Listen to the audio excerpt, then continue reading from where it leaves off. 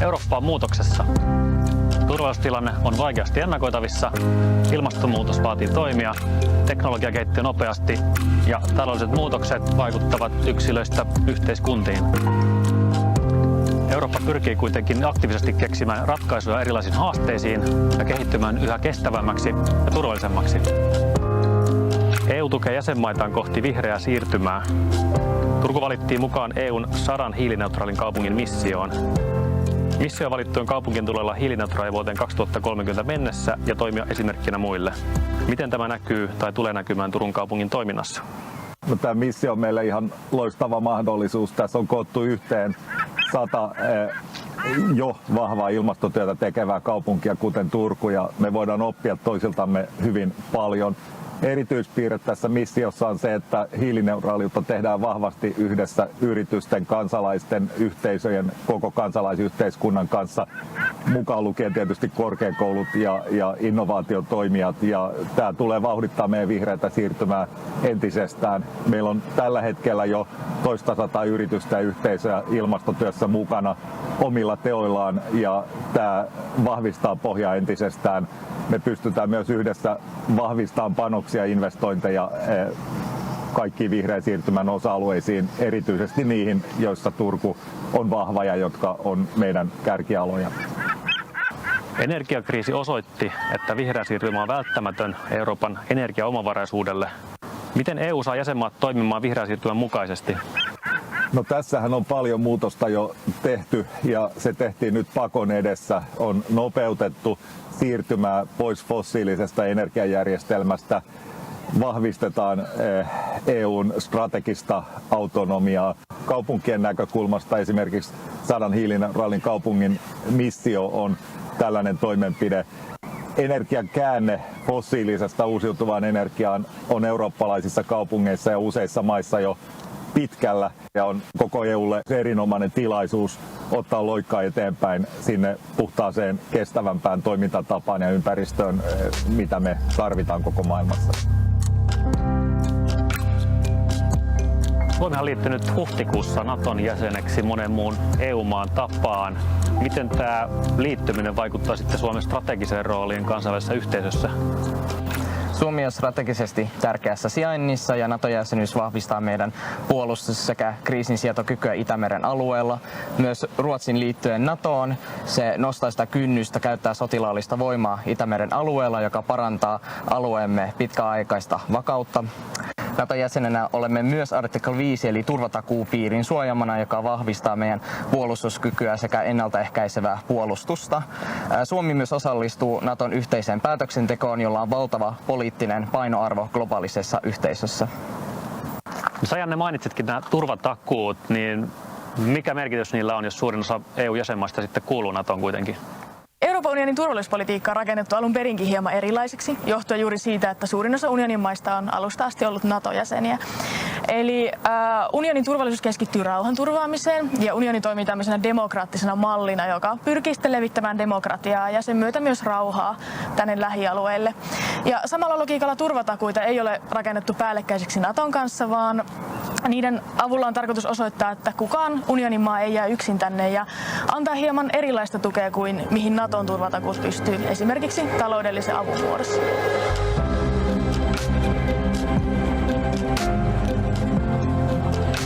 Morjes, mä oon Jalmari, ketä sä oot? Moi, mä oon Emma. On muuten tosi hyvää jäätelöä täällä Turussa. No, tämä vuosi on Euroopan osaamisen teemavuosi, ja erityisesti digitaalisten taitojen kehittäminen korostuu nykyyhteiskunnassa, niin miten me voidaan taata sitten eurooppalaisten jatkuva oppiminen tässä alati kehittyvässä digimaailmassa? Niin, meillä on lähivuosina sellainen tavoite, että 80% eurooppalaisista olisi hallussa tällaiset perusdigitaidot. Ja EU vaatiikin nyt merkittäviä investointeja näihin digitaitojen kouluttamiseen, mutta sen lisäksi esimerkiksi toimiviin verkkoyhteyksiin, laitteisiin ja alustoihin, jotta tämä oppiminen olisi mahdollisimman helposti lähestyttävää ja sujuvaa. Sen lisäksi EU:ssa halutaan luoda turvallista digimaailmaa, esimerkiksi EU-lainsäädännöllä ja direktiiveillä. Ja EU tukee jäsenmaita myös jäsenmaiden välissä yhteistyössä, esimerkiksi liittyen koulutushankkeisiin. Ja Suomikin tekee tosi paljon yhteistyötä muun muassa muiden Pohjoismaiden kanssa sekä Baltian maiden kanssa liittyen digitalisaatioon. No samanaikaistahan vihreätä siirtymää ja digitalisaatiota kutsutaan kaksoissiirtymäksi ja Suomella on varmaan ihan hyvät edellytykset kumpaankin ja uusia investointeja tehdään koko ajan. Tulisiko Suomi sitten toimia esimerkkinä muille EU-maille ja miten se käytännössä tapahtuisi sun mielestä? Joo, ehdottomasti Suomella on tässä suunnannäyttäjän paikka. Meillä on tosi paljon asiantuntijaosaamista ja todella teknologiamyönteinen yhteiskunta. Mutta meillä on tiedossa datatalouteen liittyvää EU-lainsäädäntöä ja direktiiviä aika paljon tulevina vuosina. Ja jos me halutaan olla edelläkävijöitä, niin Suomen täytyy osata ennakoida näitä aloitteita sekä olla mukana määrittelemässä niiden sisältöä. Ja Suomella onkin käytössä nyt tällainen kansallinen digikompassi, jolla luodaan sit visiota EU-digikompassin mukaisesti. Ja yhtenä tavoitteena on esimerkiksi viedä tämä datatalous sinne Euroopan kärkeen, ja se vaatii todella paljon investointeja sekä esimerkiksi eri toimialan rajoja ylittäviä käytänteitä. Tule mukaan keskustelemaan ja kuuntelemaan näitä aiheita Eurooppa-foorumiin tänne Turkuun joko paikan päälle tai sitten virtuaaliselle tapahtuma-alustalle elo-syyskuun vaihteessa.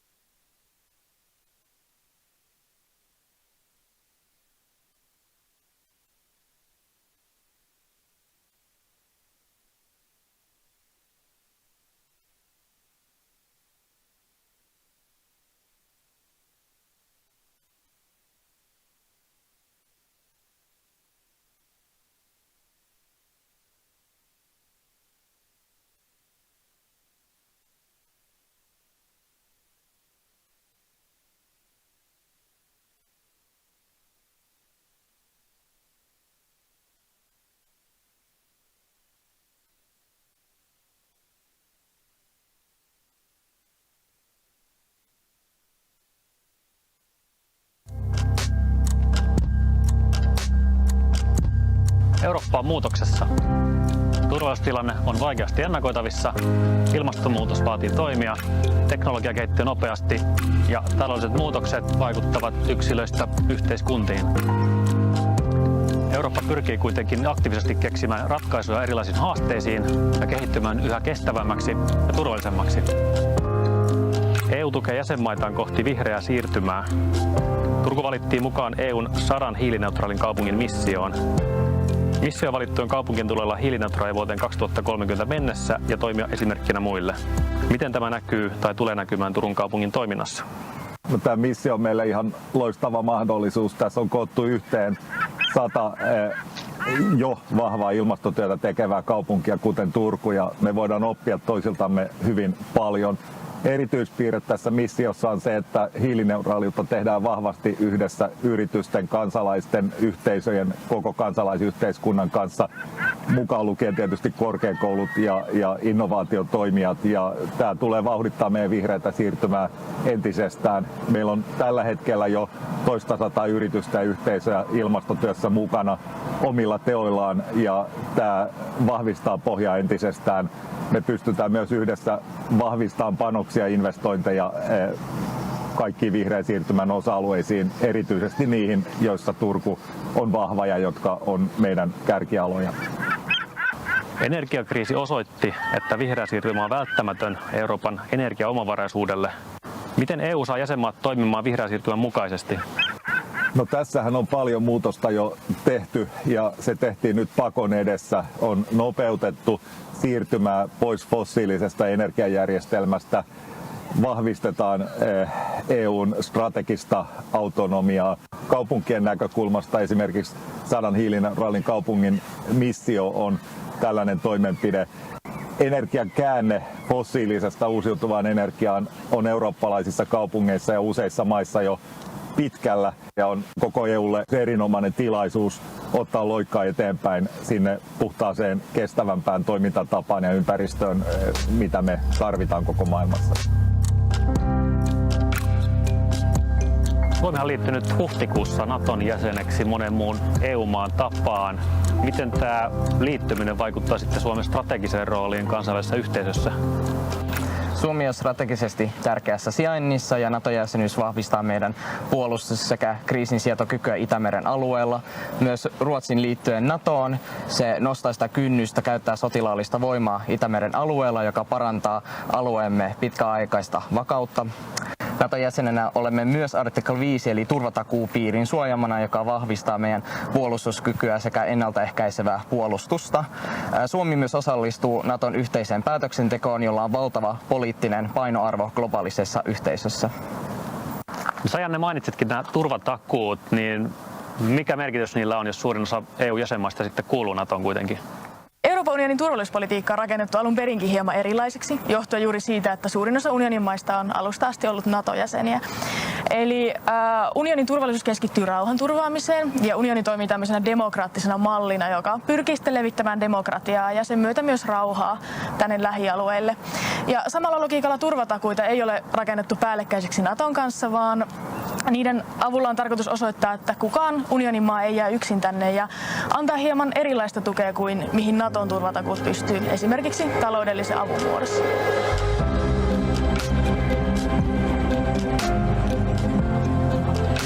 Morjes, mä oon Jalmari, ketä sä oot? Moi, mä oon Emma. On muuten tosi hyvää jäätelöä täällä Turussa.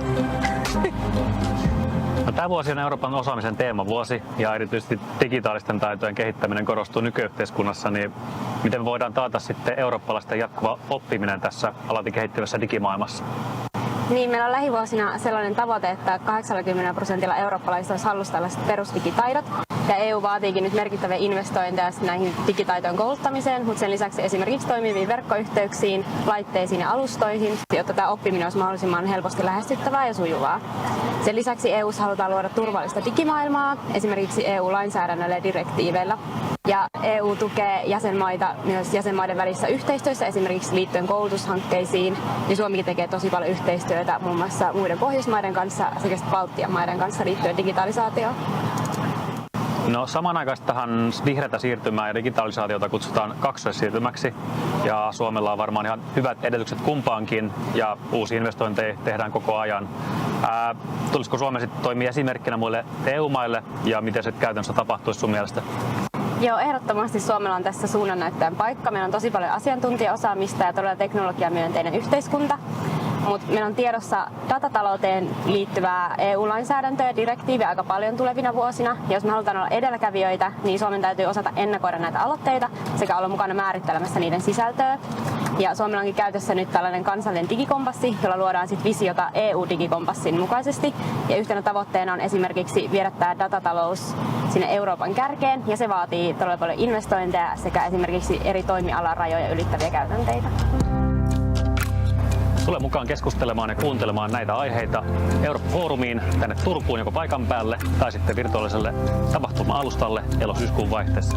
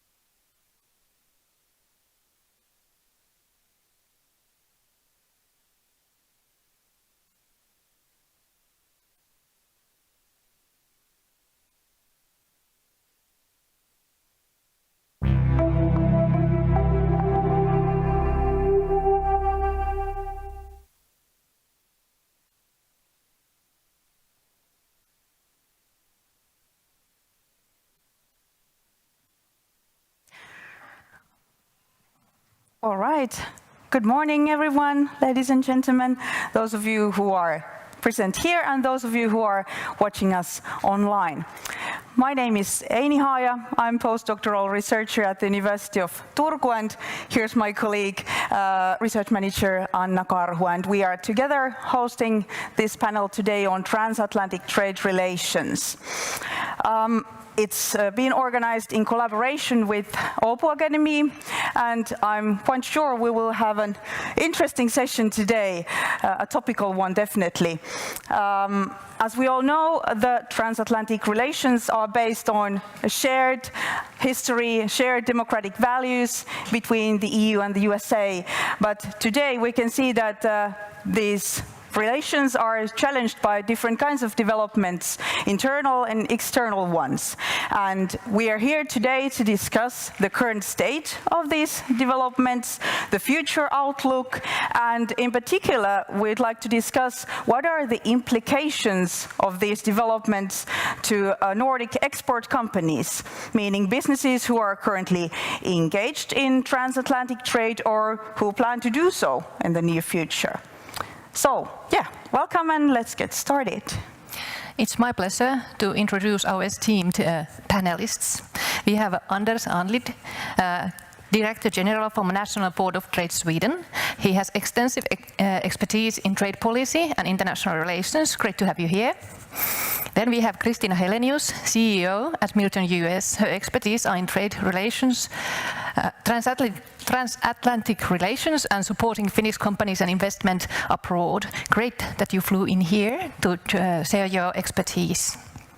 We have Edvard Johansson, Professor of Economics at School of Business and Economics at Åbo Akademi University. He has broad experience in economics from investment bank to private research institutes to university. Warmly welcome.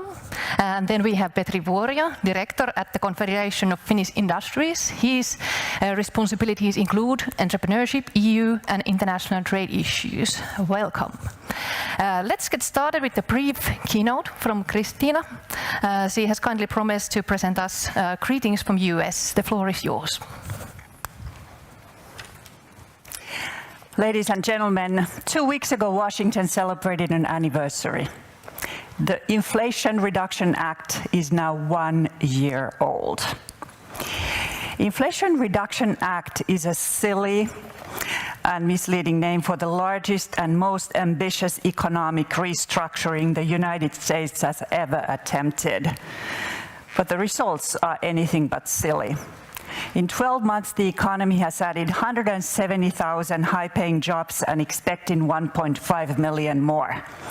In the second quarter this year, the US economy grew by 2.4%, and there are 1.6 jobs available for every unemployed worker.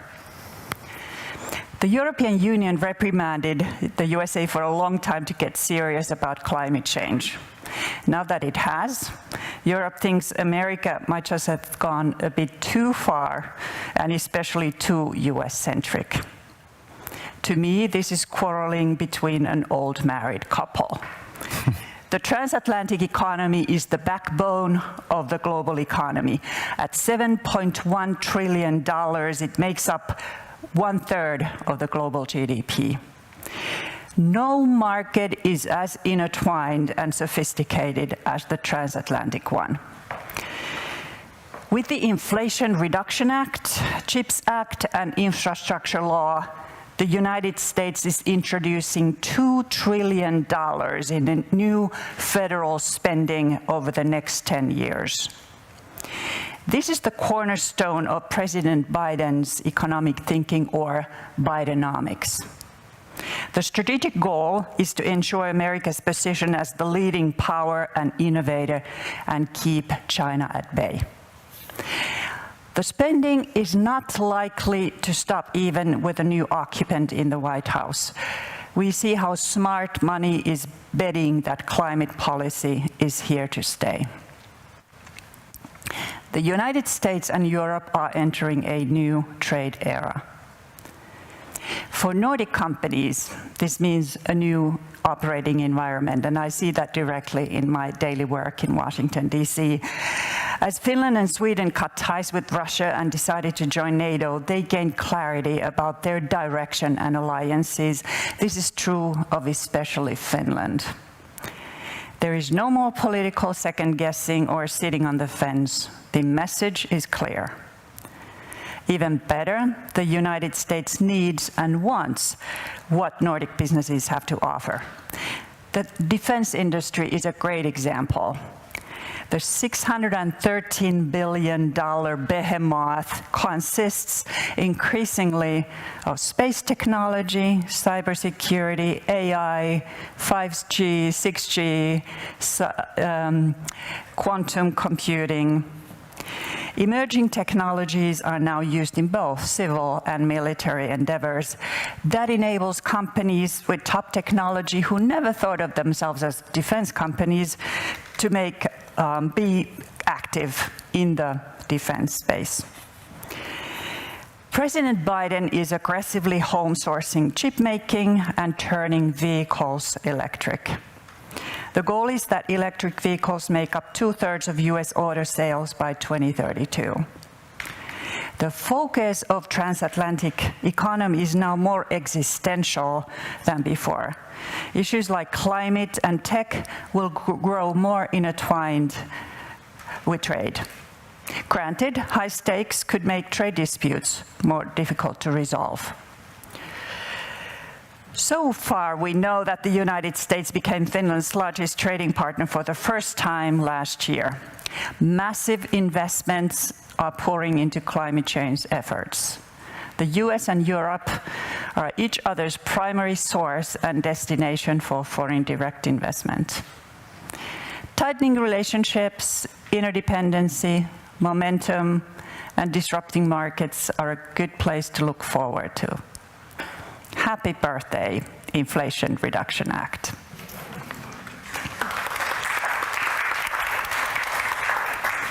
Thank you, Christina, for this introduction.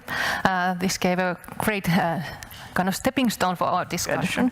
We will start with the opportunities. What type of opportunities these transatlantic relations, and they kind of now strengthening, and they are coming into kind of a core of the policy making also. So what kind of opportunities Nordic companies gain from this? Please. Well, thank you, and thank you, Christina, for this excellent introduction. Opportunities are huge, as you said. I would start, though, by referring to another kind of outlook on the American situation. You celebrated 1 year anniversary of the IRA, and there was an old American baseball player, I don't know how many of you who know him, Yogi Berra, who was a specialist in one-liners that were quite witty. And one of his was that the future ain't what it used to be. And I think that's very true, and it also kind of resonates with what you said when it comes to American trade. For companies, evidently, a lot of opportunities in the green transition and digitalization, but also, and we see that in Sweden, I guess in Finland as well, that there are now companies in our countries that are planning to invest in America, not due to normal competitive terms, but due to the incentives that the IRA sets up. And I think that is a danger that I would like to come back to later on in the discussion. I would also add to these sectors that is, of course, not only goods. The services area is huge, and here for our companies as well, there are many, many new opportunities that will be very important to our societies, I'm sure. Thank you. Yeah, also from my part, thank you for this excellent introduction. There were so many things that we could pick up on. It's called the Inflation Reduction Act, but from what you say, you would almost call it the Inflation Increasing Act, because the sheer size of this fiscal expansion that is happening in the United States is enormous, and we already know that the unemployment rate in the United States is really low, and so just a really quick comment on that we are likely to see that this will continue. There will be an enormous need for labor and everything, because also you said that, okay, they are trying to make more cars in the United States. Is that so clever when they have a shortage of basically labor and everything? You know, it might go too far from a macroeconomic perspective. Yeah. Petri. Okay, thank you for good introductions, and well, exactly like Christina said, it's first time in the history when US was #1 export market to Finland. And referring to Anders, it's not only about goods, it's services make the difference. I mean, even if, inflation reduction is a challenge, I think we talk more about that, but still last year also our goods exports to the US were over 60% more than previous year. And a lot of that is green investment, clean tech. It's the major driver. I was in the US West Coast last year with 15 Finnish SMEs, technology companies, and I asked from 15 US companies there, large companies, mid-sized companies, that what are the major drivers when you select your suppliers in the future? And two things. It's a supply chain disruption and sustainability, ESG. I mean, supply chain disruption, every company is searching for more suppliers nowadays because of supply chain disruption. And it's about this de-risking from China, of course. We talk about friend-shoring, ally-shoring, and NATO membership. I mean, it opens door really in the US right now. And the second issue is the sustainability, ESG regulation. It's coming also to the US. I mean, all the international financiers need to monitor their ESG measures. And this reflects directly to the companies who they lend money.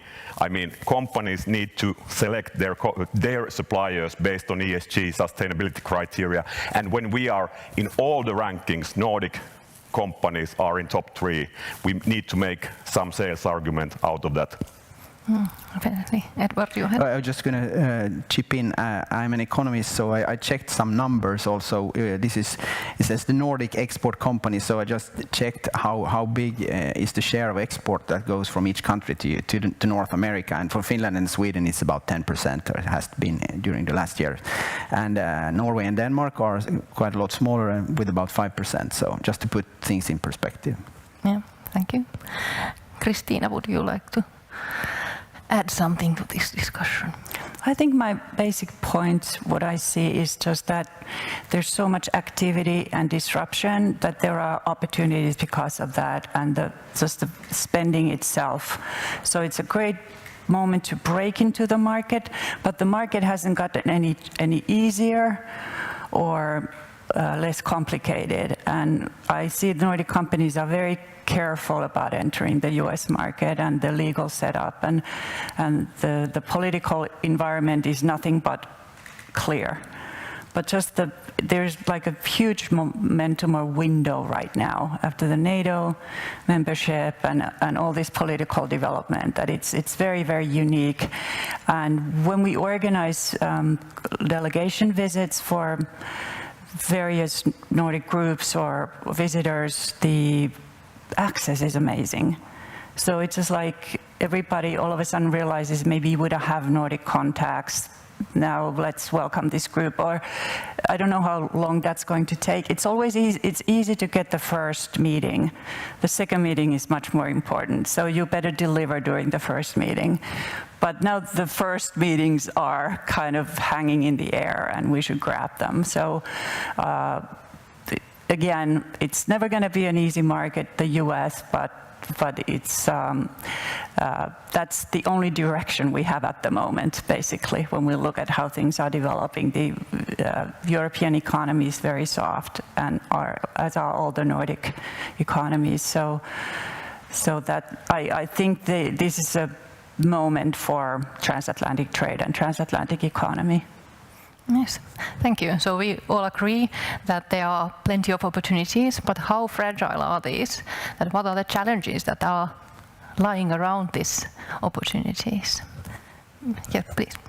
Well, I think the major challenge for the EU and the United States is that there is no debate on a market access agenda transatlantically presently, basically. How did America create the world trading system? By sponsoring GATT, WTO. The US was the hegemon, the US did all that.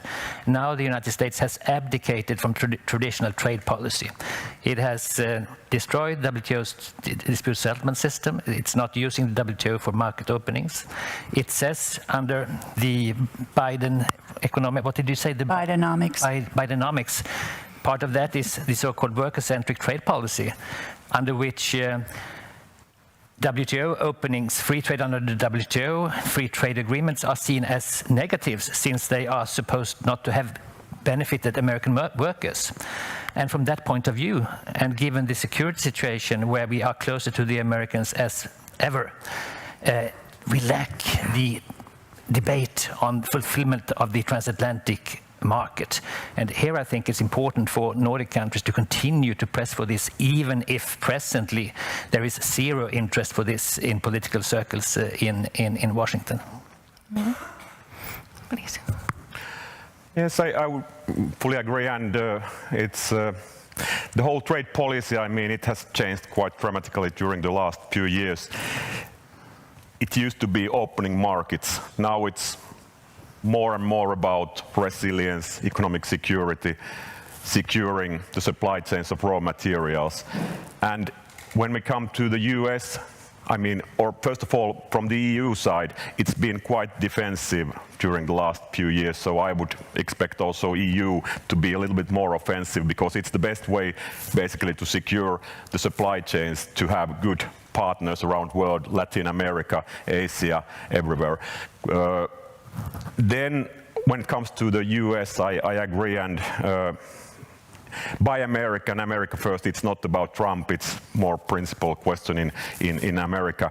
And President Biden, basically in his trade policy, he's basically Trump with better table manners, I would say.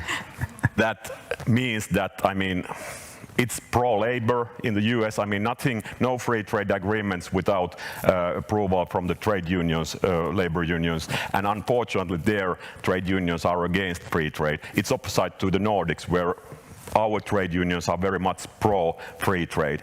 Another issue that is a great challenge is the subsidy race. And of course, we as Finland or Sweden or Norway, Nordics, we cannot win this subsidy race. And I think EU cannot win the subsidy race globally. So we need to find some other ways to secure our competitiveness, definitely. I think also I agree with this, and the roots are, of course, in American politics. That both Trump and now Biden, they think that in order to win politically, they have to have these trade unions and these voters on their side. So that's why they designed these things. And of course, everybody knows that the Inflation Reduction Act is not about reducing inflation, as you said. It's about so many other things. But of course, it's also politics, that it's framed in a certain way. Yeah. When we think of who's going to succeed in the U.S. market, I've been thinking, working with some of my paperwork and work permits and things for my team. So I've been thinking about the analogy that the United States is very good at identifying talent and bringing over. I mean, the immigration policy can look like a mess, but they are excellent at kind of picking berries or picking the best and bringing them over and somehow making selections. And the same is true for technology with Buy American and all the sort of protective measures that are in place. If someone is top of the world, they have a great moment right now, because the US, after that, no rules apply. I mean, they will always grant exception to when someone is top of the world, because they just really want to have the top of the world technologies and talents. And I've been impressed by how ambitious the Biden administration is. There's very little of this leaking or playing the daily politics. That'll always be there. But their view is really in the next 50 years. And it's a very professional administration compared to any other administration I've ever seen. So they really want to have their moonshot, and they want to leave a wonderful big legacy about upending the economy and bringing it to the next century. And so it's all the visionary talk is pretty strong. So, but I think it's also as far as our stories, we need to fit that narrative. We need to be sort of like we are part of this great new future that solves these big hairy problems that we are dealing with. So I was just, this is very random, but I happened to come across the President John Quincy Adams's quote, "The best story wins." Just thought, for the record, the best story wins. That's always the case in the US when we think about it. The European Union could do a better job about telling its story as well. You, Christina, built a very nice bridge to my next question, because now we discussed sort of the present moment and the challenges, opportunities. But if we understand that these relations are not something that is happening out there, but we are creating them. And if we take a look into the future, first question is, what do you think policymakers should or could do more here in the European Union or at the governmental level, the Nordic countries, or here, basically? What would you comment? Do you have any brilliant ideas you'd like to suggest? Yeah, I don't know. These are not my own brilliant ideas. It's just the things that need to be delivered. It's clear agenda. I would say that one very important issue is to close this critical minerals agreement between the US and the EU. It means that, I mean, it's about the Inflation Reduction Act, that we would get the status of free trade agreement partner or trade partner. And this is about batteries, it's about components, minerals to the electronic vehicle production. And this is very important. The time window is unfortunately very short, because I don't believe that just before presidential elections in the US this kind of agreements will be closed. So hopefully this will be closed within the next few months. We should, by that we would get the same, we would be treated same way as the US companies under the Inflation Reduction Act. This is the main idea, and it's very important. Another issue is that we should, I mean, we have great examples of good cooperation, joint efforts, sanctions, export control. When Russia started their aggression was accelerated in the Ukraine. Also security policy cooperation, it's very close. I mean, we should expand something to the trade framework. Currently this TTC, Trade and Technology Council, it's not concrete enough. We should do something. I mean, it's also about the global competition. Almost 800 million consumers together. It's the pause. I mean, everybody knows it. We can set global standards. That's very important. And then I want to refer to Prime Minister speech today. Our government program is very good. I mean, the EU transatlantic relations, strategic priorities in the trade policy, it's all very good. We just need to deliver that. Okay.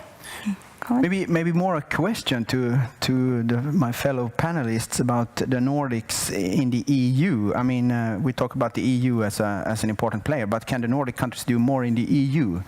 Because it's now this is called the Nordic ex-Nordic challenge or whatever, and the Nordics has been on the agenda with the NATO accession and everything. But are the Nordics, is that a lost cause to be a more powerful bloc within the EU? That would be certainly be something I would dream of, but is that just a dream? What do you say? I think it's a very important question.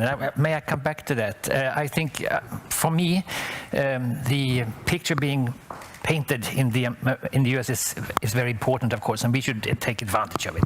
I agree completely with Petri that there are short-term things that need to be done, including on the raw materials.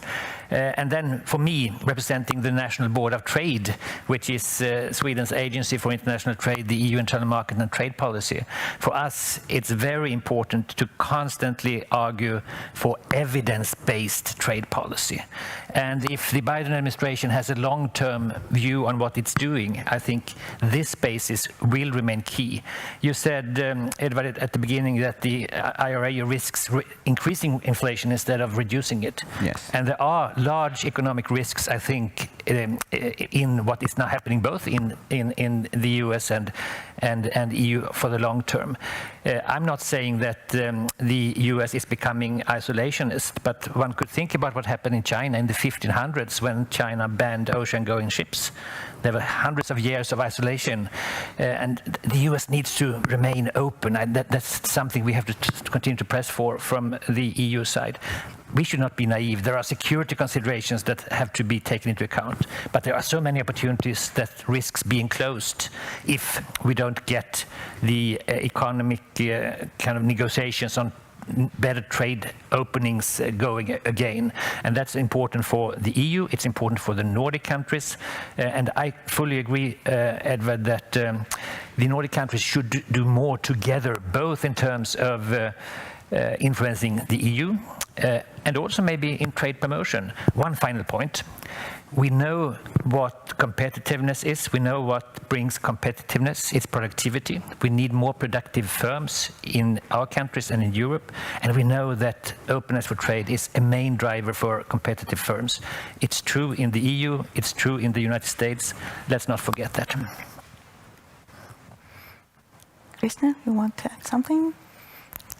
Yes, I could pick up on several things, but just I think the Nordic connection is extremely important, and that is something that we should use much more, both in Europe and the United States. But your original question about how we make it happen, or what are the ideas to promote or make this better or to fly better, again, I think presence is everything. I was listening to our Prime Minister in the other room, and he said, when you know someone, that makes all the difference. So I really just think that Nordic countries, Nordic companies should be in the capitals, probably Beijing as well, but Brussels and Washington, D.C., and work together. And these recent developments have really brought the Nordic players together. We see that in Washington, D.C., that now that we will soon be all part of NATO, and there's this alignment that makes it easier, and we are interesting as a group, and if we go as a group, we get better access, our level is higher, the meetings we get, and so on, the dialogue partners.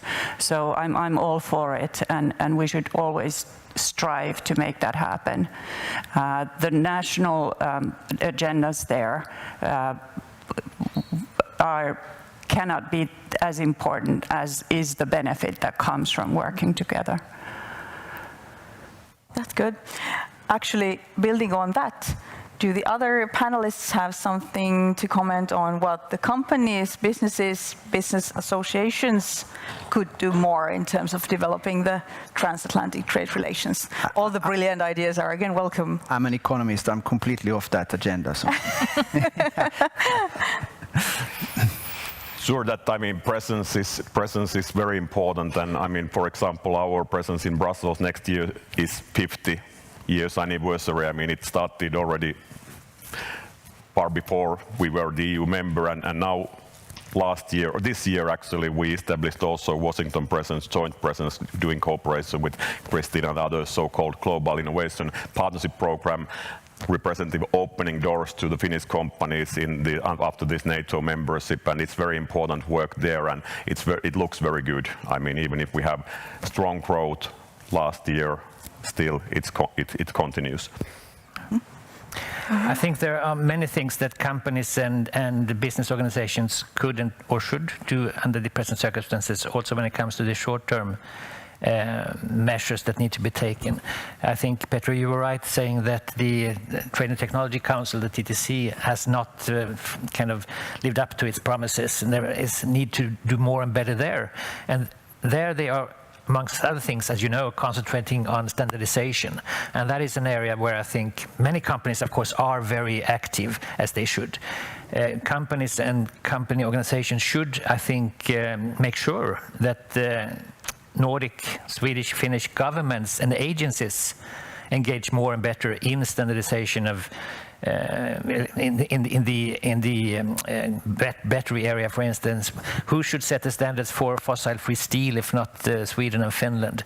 And these international processes are important, and more engagement there, I think, is key. And I think there are also other possibilities to make short-term gains that will benefit companies if we get better mutual recognition agreements with the Americans, for instance. So technical issues of this sort important. If you're interested, there are plenty of reports on this on the National Board of Trade's webpage. Visit it. Any further comments on this? If not, then I would just like to ask that your personal opinion on how does the future look like? Like, what would you like to bring up here before we open the floor for questions and comments from the audience? Is there something you'd like to highlight, or how does it look? good presidential elections are coming. Is that going to change something perhaps, or what? Is there something you'd like to point to? You want to go first? Okay. Just Feel briefly, free, so I think, I talk from the company perspective. I represent the businesses, Finnish businesses. So, the future, and these challenges, think about it. 2008, Russia was our #1 export market. Last year, it was the US. And as we have solved the big challenge with the Russia, I'm sure that we will tackle these challenges that we have in transatlantic relations that are, on the positive basis. So, but for the future, the major part of the new business, it combines digitalization and green transition. And I think that we are, not only we Finns, but also other Nordic companies, we are, let's say, world-class players there, and it looks very good from that perspective. We need to use our strengths, strengthen our strengths. I think it's very good received. And then NATO security policy cooperation, it reflects more and more to the trade as well, and to use this opportunity as well as we can. One thing that interests me is the political future of the green transition. So we should push on with the green transition, but there might be political problems with that, which I'm slightly worried about. But otherwise, I'm an optimist when it comes to this, at least. Good. We've already reached tipping point. For example, in Texas, there's the renewables produce more than the fossil fuels, which is amazing. And it happens in Texas, which is also amazing. Exactly. So, yeah. So, and as I was referring to, it's the smart money is already so heavily invested in this. Yeah. The business opportunities are so great that it's becoming from a cultural and political thing more into a business driver. And that's where there's no turning back anymore. Yeah. But who knows, you don't know what's going to happen in elections. And No. 2 quick points. The first, referring to Petri Orpo's speech this morning, he highlighted the need for a stronger internal market, and using that for European competitiveness. Make us strong is key. I think here Sweden and Finland should work strongly together and make sure that happens, because that's the best way for the EU to be prosperous in this challenging geopolitical setting. And secondly, I think from a security point of view, and I agree completely that the security situation is a priority, and it's new for us. Hopefully Sweden will also soon be a NATO member. The missing part of the security architecture between the EU and the US is a transatlantic open market. And I think even if it won't happen in the coming 5 years, it should be a long-term objective to strengthen that. That would be good for us, and it would also be a means to make sure that China is put at bay, as you mentioned, Christina. It should be called something else, though. In this political environment. A catchy name that might not. Yeah, you're right. Maybe we can have a competition, or name competition on that. Okay. Thank you. I mean, yeah, if I can, because I want to get that answered as well. I think it's a great question, and I think the world is a dangerous place. And I often think of Ambassador Barbara Barrett. She used to say, like, we are the grown-ups now. It's like it's up to us. It's our turn to take this thing forward, and I think their transatlantic economy and transatlantic relations are key to keeping the world a safe place.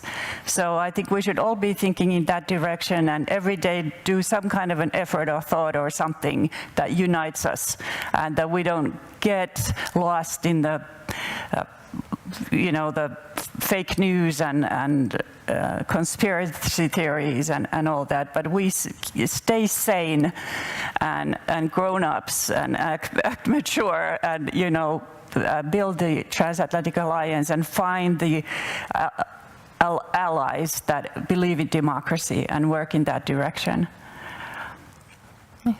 Thank you. Sure. Now we would have time still for a few questions from the audience, online or here in the room.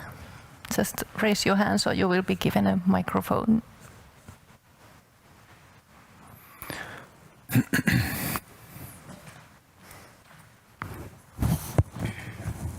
Yes, thank you, Ossi Tuusvuori. I'm from a company, Linksoft, which is a language technology company, started its origins with Microsoft in 1980s. But my background, as Anders knows well, is in multilateral trade negotiations, free trade negotiations. And of course, one question here is, how much would it be important to also get joint action to enforce the multilateral trade system? That's a big thing. I know Anders and Kommerskollegium in Sweden during the presidency were working on this. I hope there will be steps. We don't know what happens with the next presidential election again in US.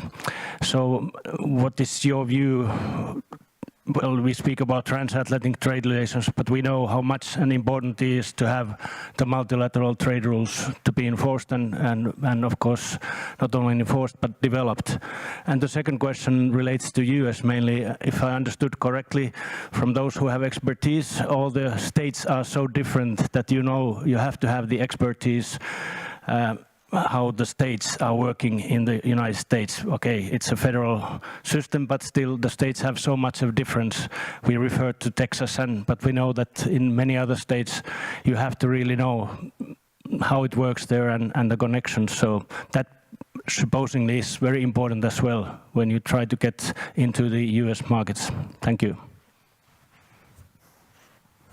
May I start on the first question? Thank you, Ossi. It's a very good question. And of course, to me, I have, as you might understand, worked on this for almost, well, more than 35 years. And it's so sad to see what the Americans have done to the WTO dispute settlement system.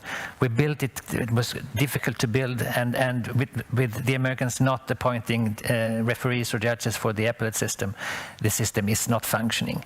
But it's evident, even if the Americans are not using the WTO anymore, for us, the rest of the world, the WTO is and remains key.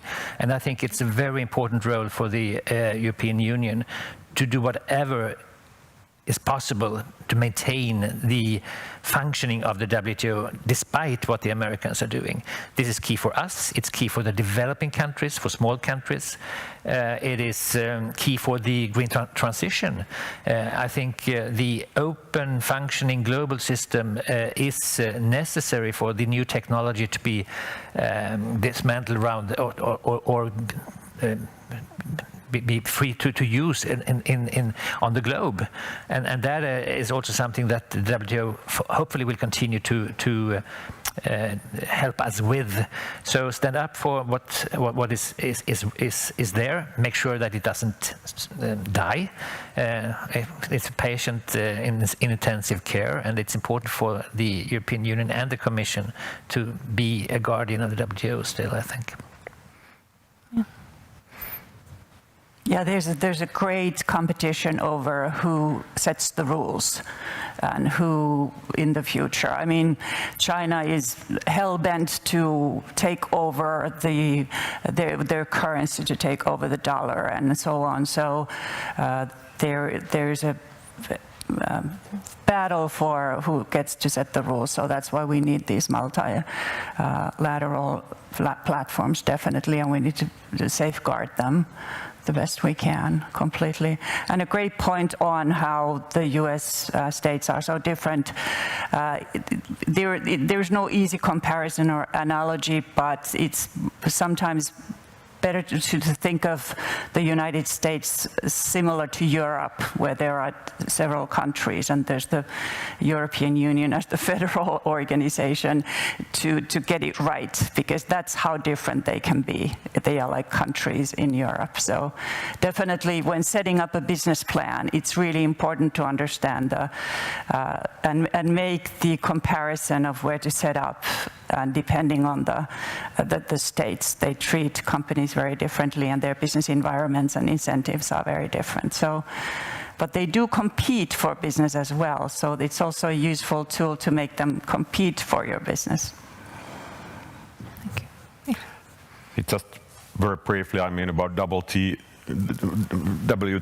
I mean, what my European colleagues say, that unfortunately in the US, I mean, nobody is talking or thinking about WTO right now, and that's sad, but we need to defend of course, the system and WTO, it's very important for us, especially as small countries. And this state-level cooperation, I would say, we just awarded last week Team Finland US as ambassador reward. I mean, they are doing great work there, Team Finland, and Finland has state-level, I think 6 state-level cooperation agreements that provide good framework to do things and business and support Finnish business on the state level. We can have one more question if we would have. Feel free to ask anything.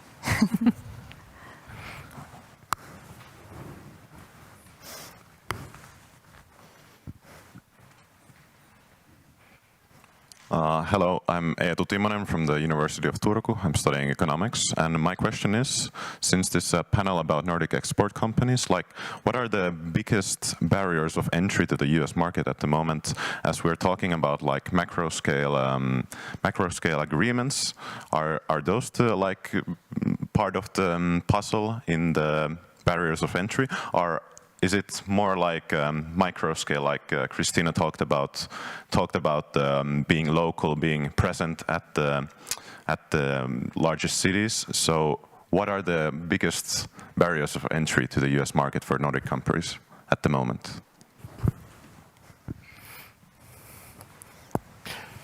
Go ahead. Okay, so one example is this IRA, Inflation Reduction Act. There is this, let's say, US content requirement, for example, to batteries, components, minerals to the EU, what we try to negotiate right now to get access. That's definitely one. And it's also attracting investment to the US because you cannot export these and get the same benefits. Then another thing is, of course, for SMEs especially, it's also this regulatory burden and its regulation in the US is challenging. I mean, you need to do your homework and be careful with that.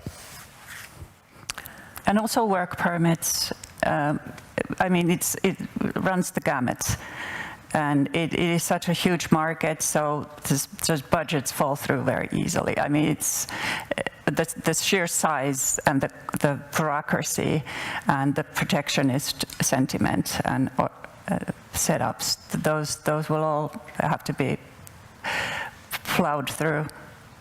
And if we're talking about barriers, I mean, Swedish, Finnish, and other countries' steel companies still face steel tariffs and barriers, aluminium tariffs and barriers that are there for national security reasons that Trump enacted a couple of years back, and there's a debate now on how to do away with this. It might be difficult, so still barriers of that sort as well for our companies. But I think the US knows that the upside is so great that they can keep them in place, because there will always be those who will push through and set up, just because the upside in the US market is tremendous. I think this is a brilliant point to end the discussion, because we are unfortunately running out of time. Thank you very much for all the panelists. Thank you to the audience, everyone here and online, and let's continue discussion on the topic in other arenas. And we'd also like to thank the Suomen Ulkomaankaupan Edistämisrahasto for funding our research on this topic. So you will also hear from us later on. But at this point, thank you very much to everyone and have a great day.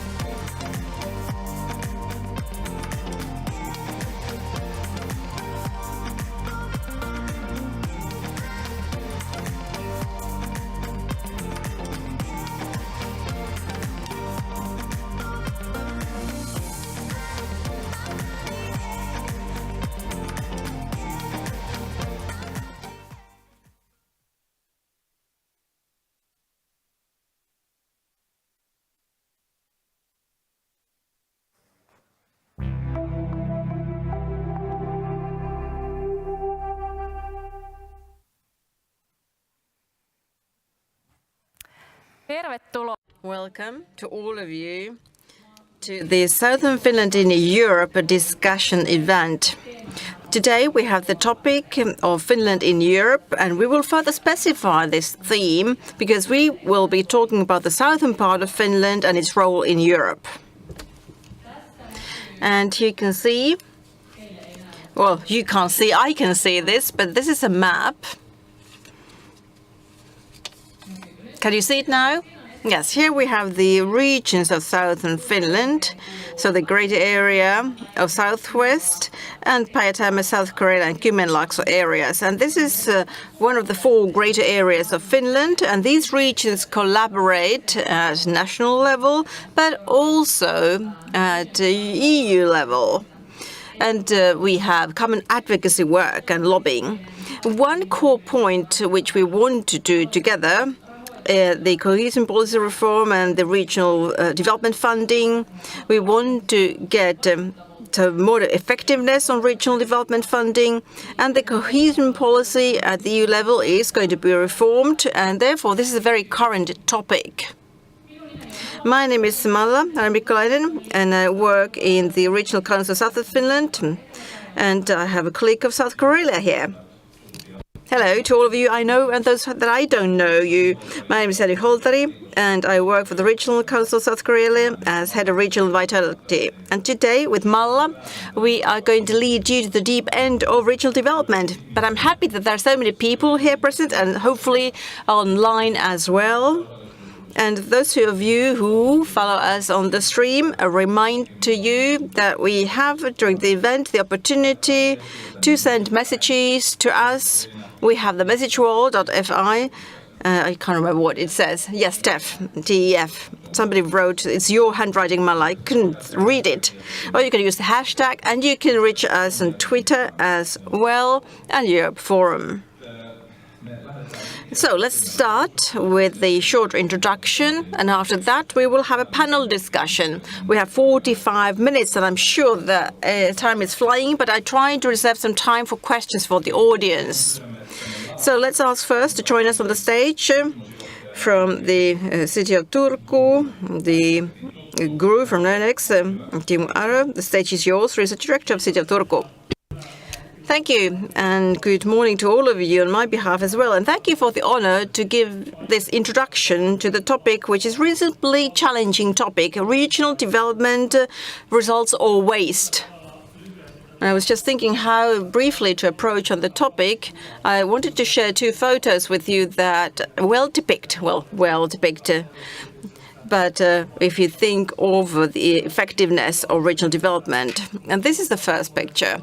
As we talk about cohesion, structural funds, and development of regions, we are entirely dependent on your approach. Which is your approach you choose, and what are to be expected from the results point of view, effectiveness point of view. And then the other picture I would like to show to you from the regional perspective is this one. If you think of the regions of Finland currently, and I'm sure some of the regions feel that they received a lot throughout the years and decades, but there are plenty of regions as well who feel that they did not get much resources. And in the future, we do, of course, wish that the asparagus would be something else, meaning from the point of view of all of the regions. If you think about the situation from the perspective of data, what can one deduce in general about the situation of the different regions? I will show a few maps to you quickly. These maps describe the situation about a year ago, because we did for South of Finland Regional Council a short study in order to see all possible regional-based subsidies, in order to be able to define the region and the money, how much money is around and what is the proportion of that vis-a-vis the number of population, and what is the total amount. And we got data from 14 different forms of subsidies, including national funding and EU funding. And then we divided these different forms into different types of subsidies. So the state share per region, we reviewed furthermore the regional-based, and that means agricultural subsidy, development or agricultural leader funding, structural funds and related forms of subsidies, and innovation-based and knowledge-based funds and in subsidies as well. Innovation meaning Business Finland data, and for skill-based funding, reviewing the Academy of Finland's funding and higher education institutes funding R&D activities. We furthermore reviewed the timeline 2014 to 2021, how the resources were allocated between the regions. I will not go to the details of the outcome, but the message I want to share is actually the symbolics here. The colors mean the lighter the color, the less there is per capita, and the darker, the more there is funding per capita. And all of them, of course, include a lot of history, justification, sets of criteria, which I will not open up right now. As I said, state allocations, that's one thing. But then the regional, meaning agricultural funding and leader projects, structural funds, you see that there are great differences here.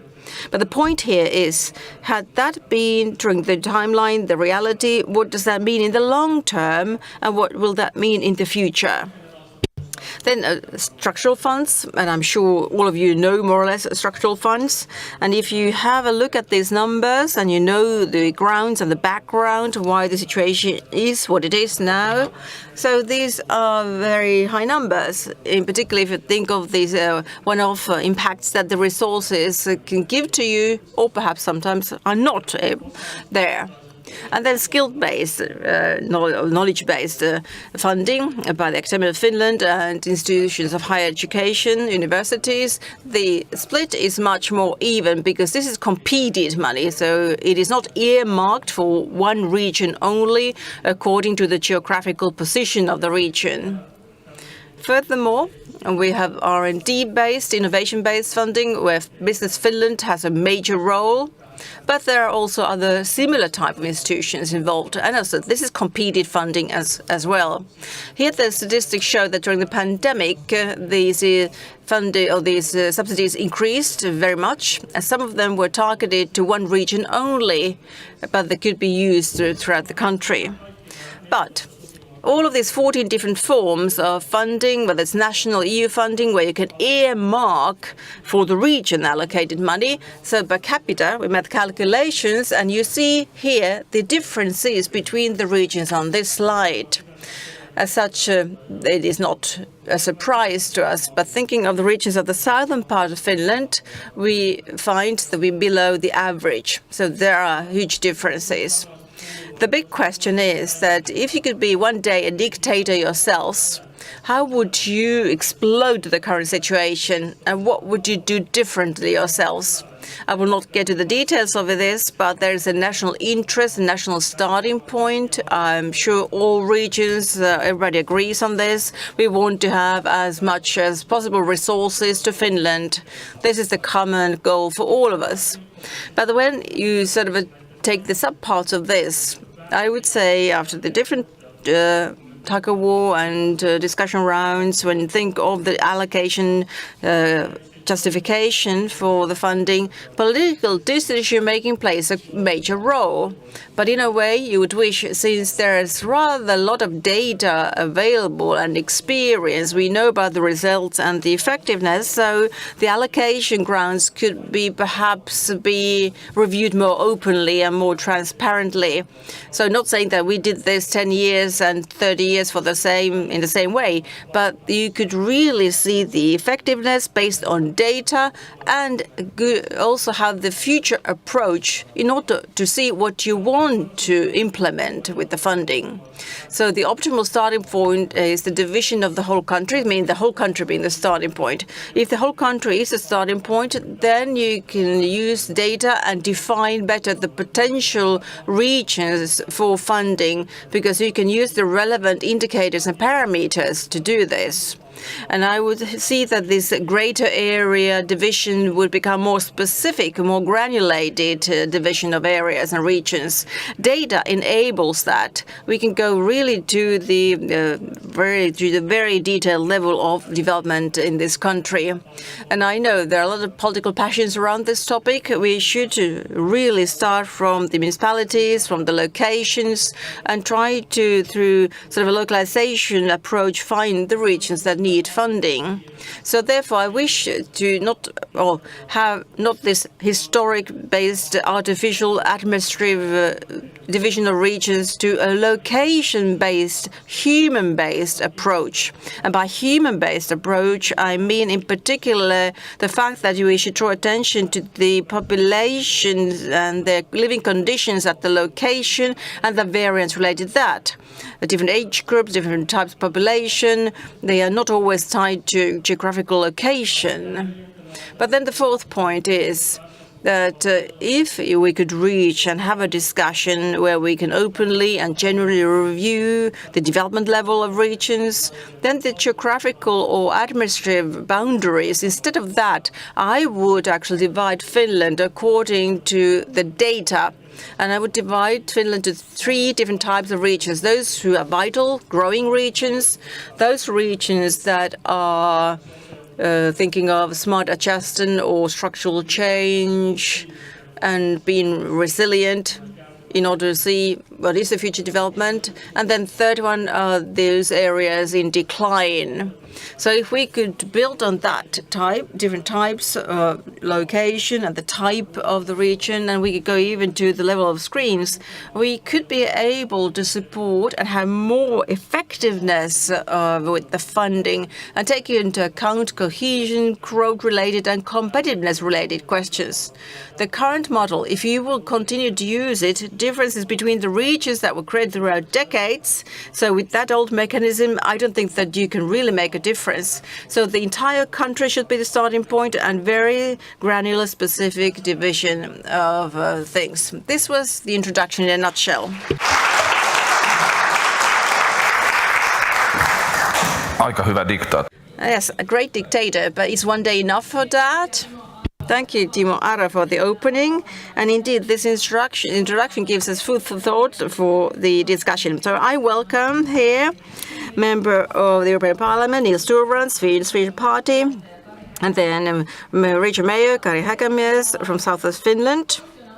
So, and as for the working group, Cohesion Policy Development, Sari Rautio, and the Ministry of Economic Affairs and Employment, Regional Development Unit, Director Johanna Osselius. Welcome to all of you.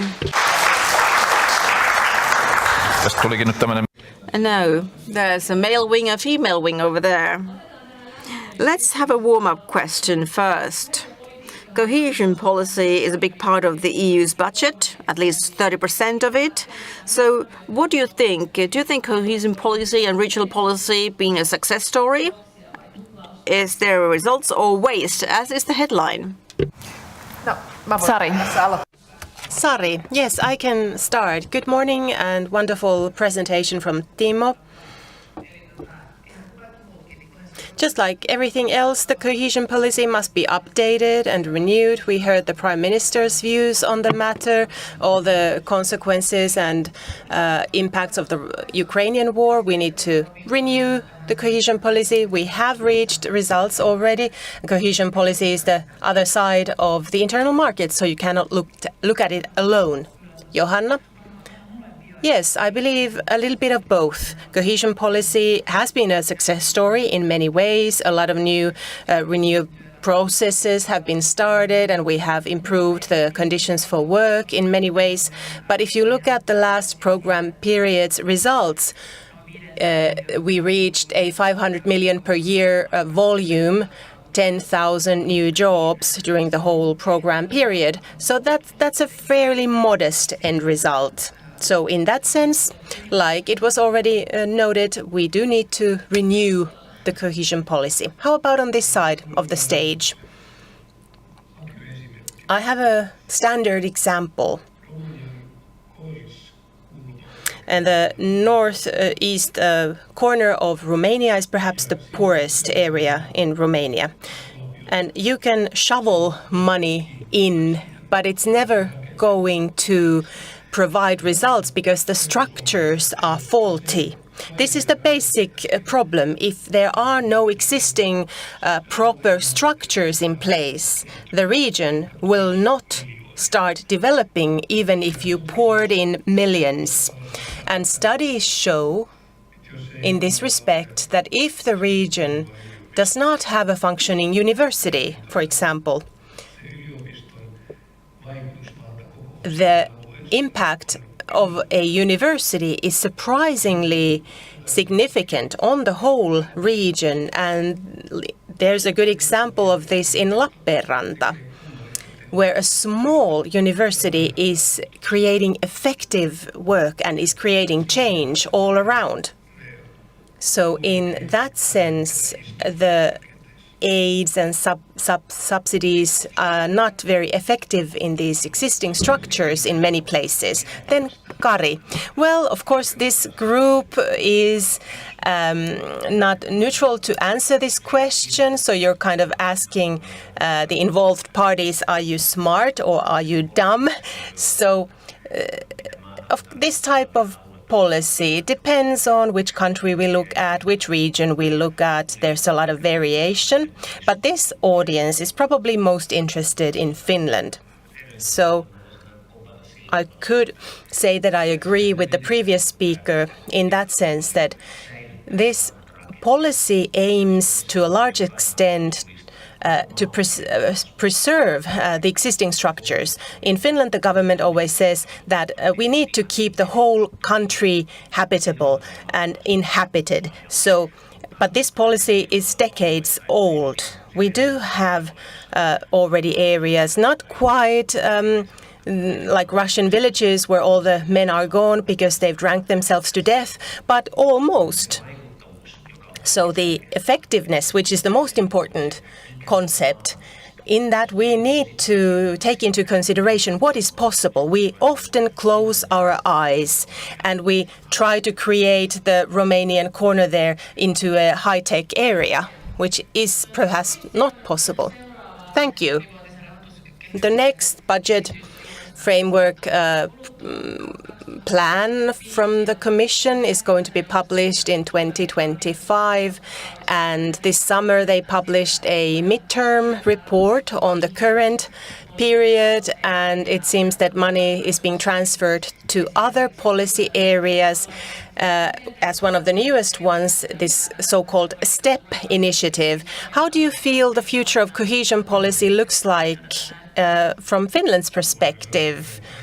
Niels, if you start from the Brussels perspective, well, I can say that it looks bad for two reasons. First of all,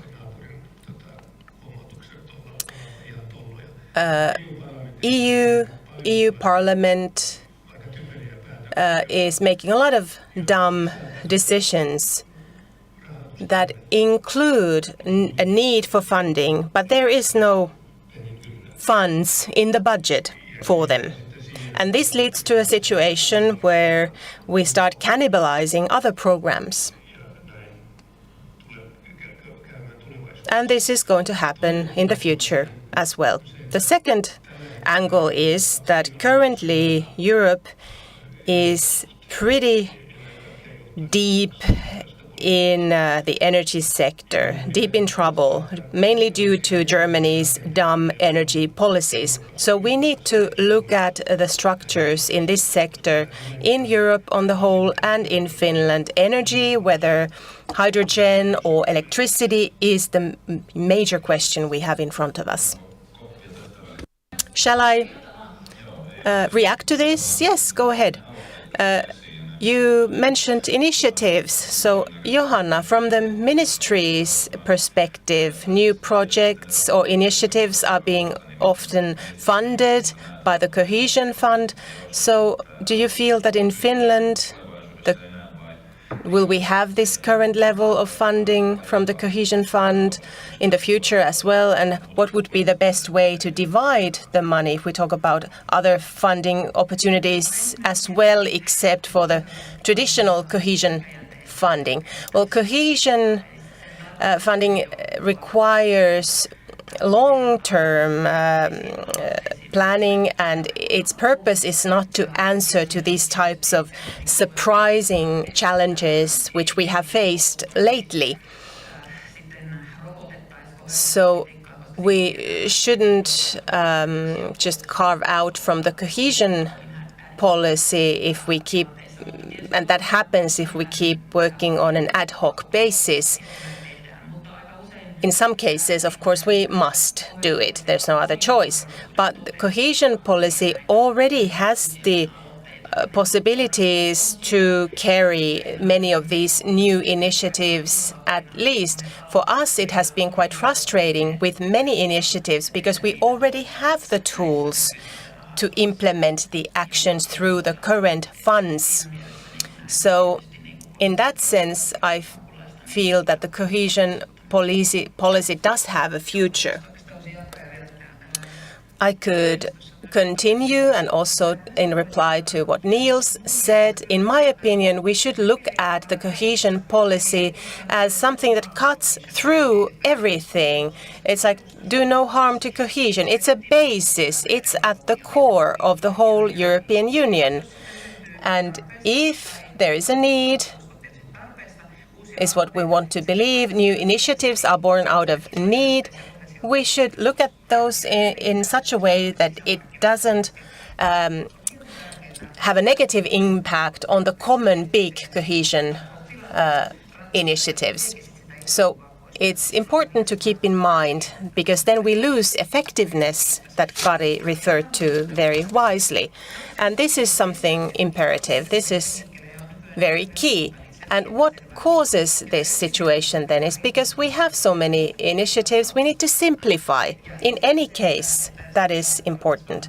And instead of starting to react to cohesion policy being under threat, we have to react and we have to show what has been reached through cohesion policy. And I understand that in Finland we like to talk about Finland, but then we talk about a very narrow slice of cohesion policy, because cohesion policy's basis is that we are part of unified Europe. And in that case, we also need to consider the corner in Romania that was referred to, because that's how Finnish companies can expand their markets.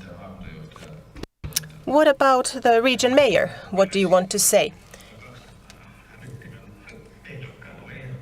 I've also been a candidate for the Swedish party at some point. I've even been elected a couple of times. How many Finns know what cohesion policy means? How about our audience? Please raise your hands if you feel that 30% of people know what we're talking about when we say cohesion policy. Not a single hand was raised. Well, this is sort of an example of the elitism in EU. It's an organization where there are people who have not their background in regional or national politics, which may cause some interesting phenomenon. But the main question is, how are we forced to support the Ukraine? We must support the Ukraine. What about climate change? So in that sense, I do emphasize Finland, because now suddenly we're in a situation where a rich country like Finland, Finland is so rich suddenly that we are not eligible for any type of support. So this is sort of the development I see happening. Whether that is a political reality is something that the Swedish People's Party not yet is able to solve.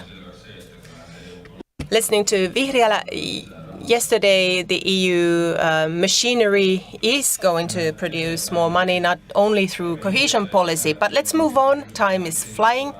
So we also want to look at this from the perspective of something that von der Leyen said in the summer. that some funds have the projects but not the money, and cohesion have the money but not the projects. Quite harsh criticism also from her side on the success of these measures on the European level. How do you feel? Do you feel that money has been divided in some areas more so than there are targets, actually, like we saw from Timo's presentation? And should we direct funds more effectively in a dictatorship style? Who would like to start? Kari. Well, yes, Timo once again did prove and did show. This is like an old attorney giving advice to the younger one. You know, if nothing else works, then try the truth at the end. So these are region-based divisions, and we do need to have some respect for other regions, you know, dare to say how things really are. In Finland, we have fairly large regions that are fairly well off, and then there's one that receives a lot of funds. They don't go to the grandmas in that tiny village in that region, or the professors. And then we have Kymenlaakso and Southern Karelia, which belong to the southern Finland area. So there the funding is on the same level as elsewhere in southern Finland. So we could look at this by having a starting point of the reality. What is the current state of the funding and how is it directed? And that's a route to actually being more effective with the divided funding. Sorry. Yes, I did have a thought that escaped and another one came. But Kari, the EU jargon that we mentioned, this is something very clear. We have to talk about this more with normal people in mind, humans in mind. And then how to divide the funds. In the Cohesion Policy Group, we have discussed a lot that this current division is problematic for many reasons, not just because the central city is pulling in all the resources. Niels referred to a university, then of course it can spread well-being to a larger area as well. We have some cities and areas that are in an extremely difficult situation. So like Timo said very well, the new type of division should be considered. And here in Finland, we should discuss more with each other and look at the whole country and not compete against each other even before the EU money is even in the country. So somehow we need to understand the system and realize that it's not away from me if Turku is doing well. Well, sometimes it is. Well, no, I don't think so. And we need to also let go of some things. It feels it's so difficult to move forward. And myself, as a politician, I need to give good reasons to the voters that even if we let go of something, it's sometimes for the better. I do feel that honesty and openness is the key. Niels, how do you feel as a second politician looking at this from Brussels? Well, speaking is particularly difficult for politicians, of course, and sometimes you need to just try it. But in my opinion, the problem still is that we need to see and recognize what type of structures do we want to have and what type of structures we want to have in 10, 15 years. And that is why I started my part of the discussion by describing and talking about energy, because that is so elemental. Finland and Sweden are in a good position compared to many other parts in Europe, and Germany is in an extremely difficult and bad situation. So we have the preconditions to build the kind of energy and hydrogen future that others do not have. The problem is with that it will be divided very unequally. If you go to the shoreline of the Ostrobothnian coast, you have windmills, more than you can count. And then you turn your gaze to the eastern border, where there are none. And that is going to cause political problems, and we need solutions for that. Thank you, Niels, for introducing this topic. This is something we see clearly in Kymenlaakso and Southern Karelia area in the last 1.5 years. The biggest shock after the COVID pandemic is how Finland has restricted our regional development in many ways, and there are no solutions available. So do you have some views on what to do after such upheavals? Can we have some national room to maneuver that, or should we ask the EU for help? No, jos vähän. Well, if we go back to the last theme a bit, I would like to say on that distribution of funds nationally is like striking a balance. And if you think of cohesion perspectives, but then innovative potential on the other hand, and why this is the way it is because we have scarce population. This is a specific question to Finland, and this is very important for the country, of course, because this is a small country, point of view population, because elsewhere the population number is the main criterion for funding. So therefore, scarcely populated country is the key that we use. And that is true for the whole country, because everywhere in Finland, wherever you go, it is scarce population. It's not just eastern part of Finland or the northern part of Finland, but the entire country. Therefore, we have to nationally take this into account, because we have the possibility to do so. Sari, would you like to continue on what I said? Yes, of course. As you said, the scarcely populated country, that's the starting point.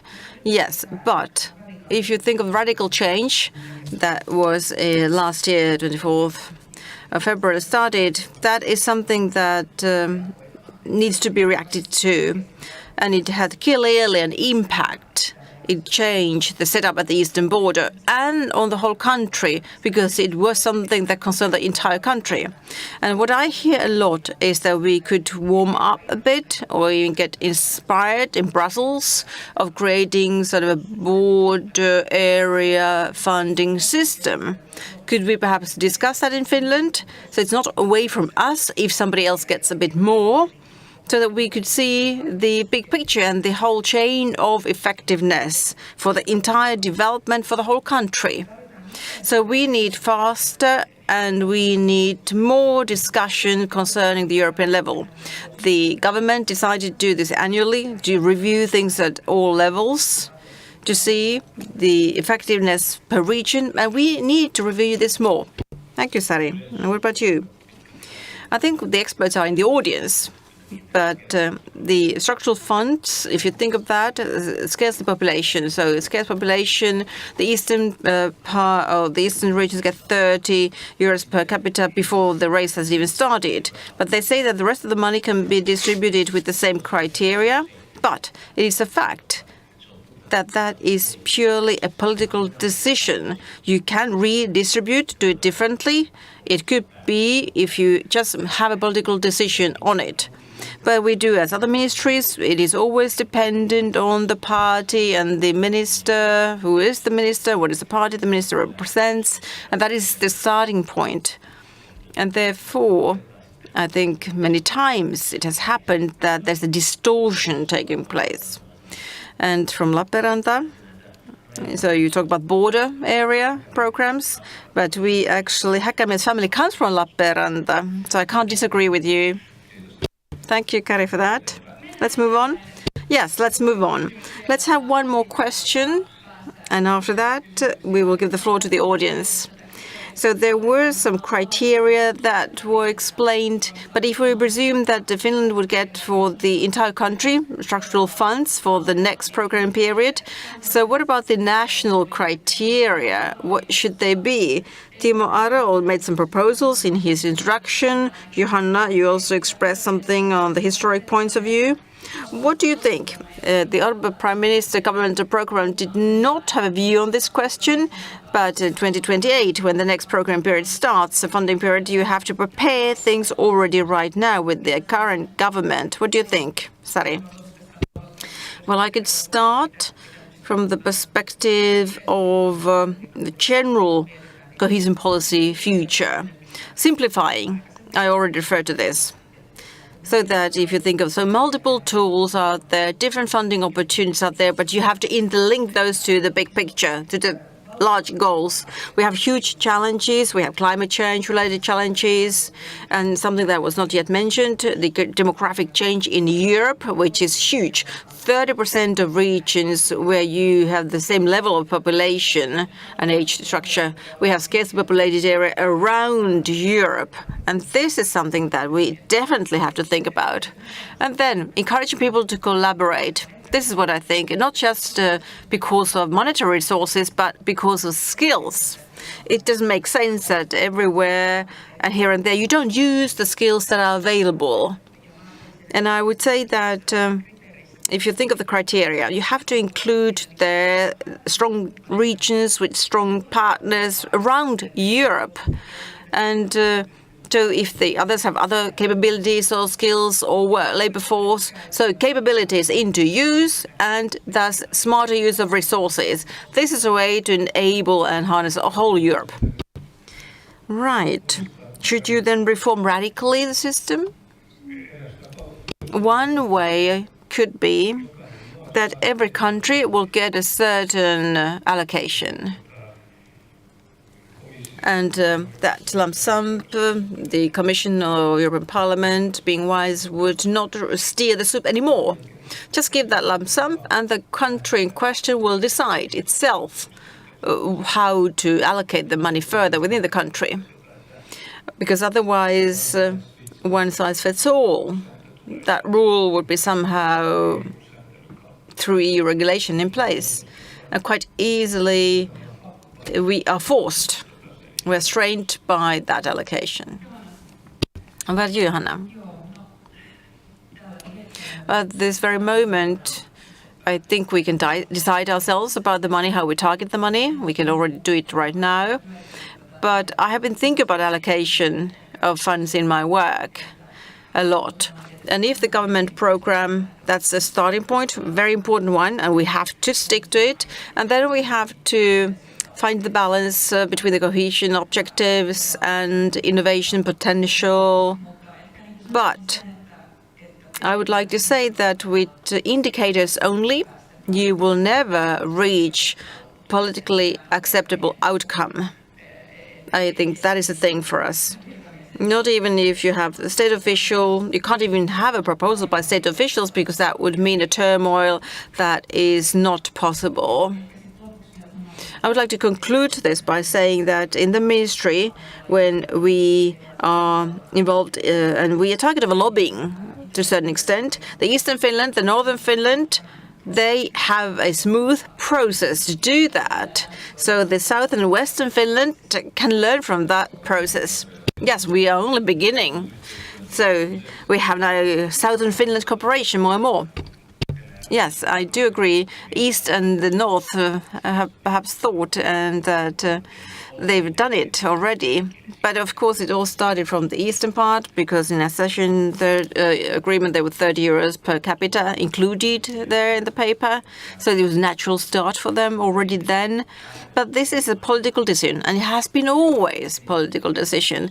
But progress would be in place if the state officials' views would be stronger and present, I mean, more visible in the outcomes. But as said, the minister is the political leader of the ministry who decides in the last resort at the end of the day. And for political decision makers, it's very hard to sort of not to have their own interest involved. We should have Ville Rudman here to discuss about that. We are almost running out of time, so now I give the floor to the audience. Questions from the audience. Do we have a microphone for the audience? Go ahead, please. Hanna Räikkönen, and EU leader in Tampere-Pirkka area. Thank you for the interesting discussion. In particular, Timo, thank you. You really gave some food for thought in your introduction on the reform. Very smart when I was listening to you. First of all, 70-30 allocation of money, and that is the eastern part of Finland and the rest of Finland. It's not really up to date at all. We can review, if you think of Pirkanmaa region now, we can see development discrepancy within the region, which are much greater than between those large areas and regions. So therefore, the system doesn't work. We have to review the system. No matter how political that question is, we have to be reviewing the question anyway. Maybe I could say that we also need to do some self-criticism as southern Finland. As for lobbying work, we do now the eastern part, and North has been doing this systematic for years. And I don't know if it's a habit, but we all have that in the background that, okay, that's the business they do in the eastern and northern part, but that's not the case in real life. So we could, in the western, southern part of Finland, do things better, have better communication on why the allocation of the money should be reviewed again. I want to make one highlight quickly. Did anyone draw attention to during the spring, where there was a Mannheim University and Berlin Jacques Delors centers and Aarhus University, a very extensive study published on cohesion policy effectiveness, and it was quite concerning to see the outcome of the report. It was an extensive study, as said, and at worst, the cohesion policy is something that increases gaps between income levels, not narrowing the gap, enlarging the gap. Therefore, the question is, where does the money go to whom, and to what kind of projects? If I think of Pirkanmaa locally, we, of course, consider who implement the projects and what type of projects there are. So perhaps there is some possibility to reallocate, as said, border areas could be one option, or marginal areas, as we call them, or peripheral areas, how we could reallocate the money. If somebody's into this, I can share with you the study. It's worth really looking at, and we could reflect together what type of projects and how the money is being allocated. Thank you. I think if you think of regional funds, universities, that you say, universities also take the money, and then after that, the regions, we are perhaps in the margin. But Hannele, any comments on that? Sari? Yes, Hannele, thank you for that. Good point. I don't remember having seen it. Could you please send it to me? Thank you. Well, yes, any data-based development. And if I think of political life and life in general, it's emotional thing, it is database thing, you need to have balance between the two. And you talk about development traps, indeed, and then rapid changes in Europe. If we have a status quo in place, and we've had in certain questions already, so we can see that there's data, seeing that there have been changes taking place, and we need to have a look at those changes and then make major reforms based on that. But then this human approach as well. If you think about European values and why we are all together in the EU, it means that everywhere in Europe, every young person in Europe has the opportunity to go forward in life. And perhaps I'm an idealist, but I think cohesion policy should be serving this purpose. Then take into account the future of Europe, otherwise it's no good. Thank you, Sari. The time is running, and we have 2 minutes left. So I saw had 2 hands actually from the audience. Let's have both of them. They might actually evict us from the room, but in the back row, please, go ahead. I think it's Daria. Go ahead. They might throw us out from the room. Well, I will hold onto my microphone for that time. I'm Tarja Nuotila and South of Finland. A lot of debate on this good perspective from national or regional development funding, but if you think about discussions through the last preparatory phase of the funding period. The European Commission has a will to now interfere with the regional money that's allocated to the country and have some decision-making on the instruments and on the allocations. If you think of the centrally steered instruments. So what about you, the members of the panel? Do you think this is a good approach? Is this a right way for the Commission to take some power and decision-making power? Isn't there a danger here that the small country Finland and its region and special national needs will disappear? Or do you think they have a genuine will to have large projects, but still I'm afraid that Finland is be set aside? I think perhaps you already said something on this, but please continue. I would say the biggest error by the Commission and problematic error is that they steal power from member states. And that is due to the fact that we have, divided competencies, and the European Commission always interprets the division of competence saying it's our deal, it's our thing. I have written a lengthy article that will be published in the next number of publication Kanava. And I would say this is a huge structural problem, and this will create justified hate against Europe. Any other thoughts on this, or shall we take one more question from back row in the audience? Do you have a microphone? Thank you. I'm Elisa Newby, the Bank of Finland.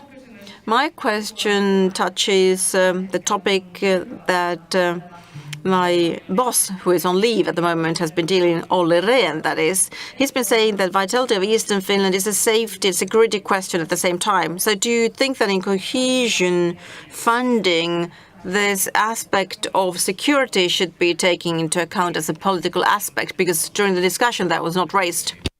Almost. I think Sari said something about that. Go ahead. Excellent point. Yes, is the answer. Absolutely. And I referred to this a bit earlier. Well, if you think no matter where Europeans live, they need to have the chance to live their own lives. And that is a question of security, of course. And the eastern border, it's a case of its own. So yes, absolutely. I think security it's not a separate question. No, it is definitely included in everything. And the eastern border has to be taken into account, yes. And if you think of presidential candidates going around the country, if they go to Mikkeli, they say one thing, and they go to the city of Vaasa, they say another thing. So this group of people, I'm sure, understands that it's perhaps not the most objective source of information. Kiitos, Elisa. Thank you, Elisa, for the question anyway.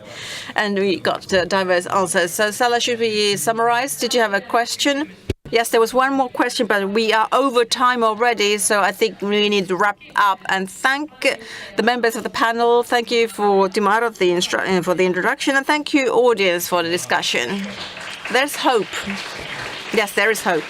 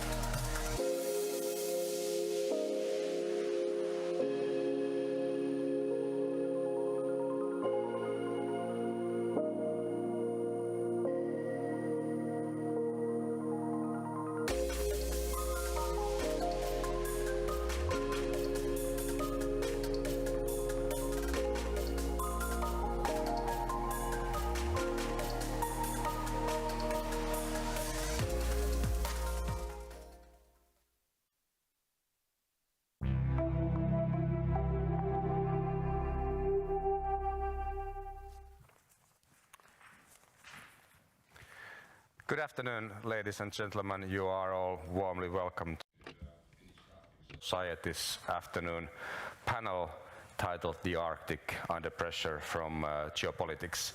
My name is Tero Vauraste. I'm a member of the board of the Finnish Arctic Society and a senior business development advisor with the Finnish satellite company ISI. Today we have a great panel set up with us. We have 3 panelists, and I'll briefly introduce you. Our panelists, Henna Virkkunen here. He's been a member of the European Parliament since 2014, and she's a member of the Committee on Industry, Research and Energy, and the Committee on Transport and Tourism. Henna has been known for his advocacy on digitalization, and she's working on the European Parliament for smarter use of energy. And as we're all aware, he's also a previous minister of Finland. She's been a minister of transportation and within the local governments and public administration. So warmly welcome, Henna. Thank you. Then it's my pleasure to introduce you Mrs. Kari Silde. Kari is the Chief of Staff and Head of Transition Team for Diana from NATO. And Diana is the Defense Innovation Accelerator for the North Atlantic. And Kari has been working there since July 22.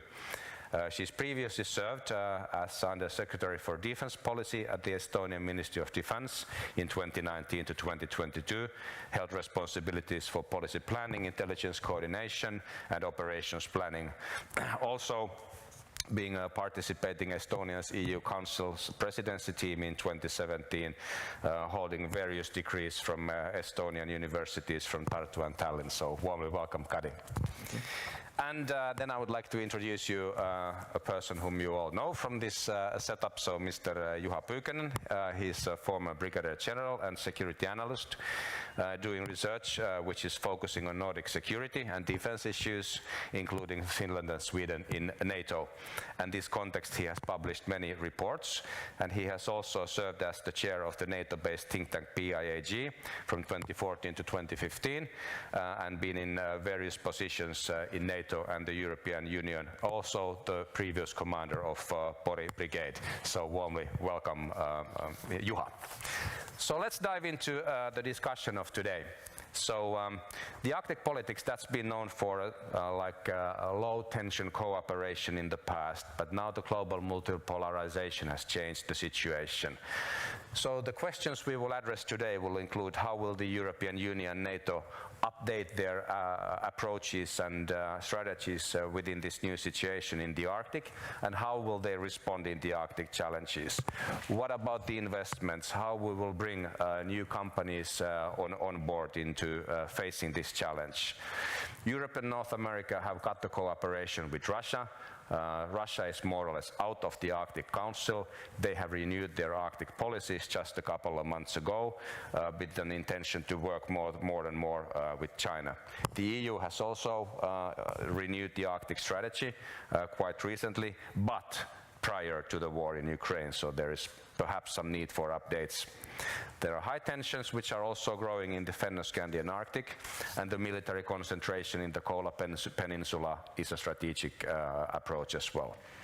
So we'll start with the keynote from Henna, and we will start addressing this from the European Union perspective. So Henna, welcome, and the floor is yours. Yes, thank you so much, Tero, and good afternoon, good morning, everybody, the audience. It's a great pleasure to be here today and discuss about this very important topic about Arctic policy. And I'm going to speak more from the not maybe behalf of European Union, but telling a little bit what European Union has been doing in the Arctic region. As we know, EU has developed its Arctic policy over the years, and European Union made its first Arctic policy paper in 2008. But after that, it has been 3 times already updated. In 2012, 2016 and 2021. But like Tero said, it was before Russia's large-scale attack to Ukraine. But anyway, this is the latest version we have now, and it's 2 years old. In the beginning, EU was focusing very much in its Arctic policy to environmental aspects, and especially on the security effects of climate change and how it could work as a responsible actor and influence in this region as the European Union. But now later, EU has turned its attention more to rights, its rights, European Union's rights and obligations in the Arctic region. But now it was this latest update from 2021 that attention was also first time paid more to military security in this region. And according in the latest strategy, the Arctic region has seen increased military activity, as we know, and drawing attention and growing interest also, for example, in its rare resources and transport routes. International cooperation has been always a very important part and cornerstone of the European Union's Arctic policy. The EU has demonstrated its commitment to the Arctic region, for example, through visible actions such as funding programs, also research and innovation initiatives, different stakeholder consultation dialogues, and also recognition of the crucial role of indigenous peoples. These programs were the EU's key tools to guide development in the Arctic region during last years. Now, following Russia's brutal attack on Ukraine in February 2022, Arctic cooperation has also changed very significantly, like Tero already said. And it is fair to say that the new Iron Curtain has descended over the Arctic. Finland is now a member in NATO, and Sweden is also in the membership process. And trade, innovation and other cooperation has collapsed between Russia and other countries in the Arctic region, as we know. But however, of course, the importance of the Arctic region has not decreased. The area is very significant for the European Union. Of course, when we look now at the security perspective, but also in relation to the critical raw materials and other resources it contains, as part of the Green Deal and fighting climate change. The EU and Finland now have to navigate also here in very challenging and also changing field, which emphasizes the importance of flexibility and also adaptability. The need for new update of the Arctic strategy must be considered now in the European Union in very quick time frame due to the changed world situation. And I think that, of course, European Union should pay much more attention now to security challenges, because when we look over the years how European Union has been looking at the Arctic, it has been really mostly about environmental policy, especially the climate change also. But now I think the security challenges, they are a very important topic to where we have to pay more attention as the European Union. And of course, now we are also very much underlining the role of critical raw materials, different resources, transport roads, whole the logistic chain in Europe, and the Arctic, of course, is playing a very important role. The EU's defense relies very much in NATO. We will hear soon more about these developments. But this, especially after now, the membership of Finland and Sweden includes also the vast majority of EU countries also in the Arctic region. But however, EU countries must also strengthen their own security and defense together. And the EU's own preparedness and strategic autonomy is even more important when the situation in the USA, for example, is still partly open due to the upcoming presidential election. And anyway, I think it's very important also to develop our common European defense capacity and invest also to our critical infrastructure and also in the Arctic. So, dear listeners, while the Arctic states hold the primary responsibility for tackling issues within their own territories, many of these issues, they do not respect borders, and regional and multilateral cooperation is needed here. A safe, stable and sustainable and prosperous Arctic is also important not for the Arctic itself and for Finland, but it's also for the European Union and, as we know, for the whole world. Thank you very much, Henna, for these keynote remarks. Maybe just one short follow-up question and then we go for Kari. What's your expectation on the potential of renewing the EU's Arctic strategy? Is that something that is going to happen, or are we happy with what's been written in 21?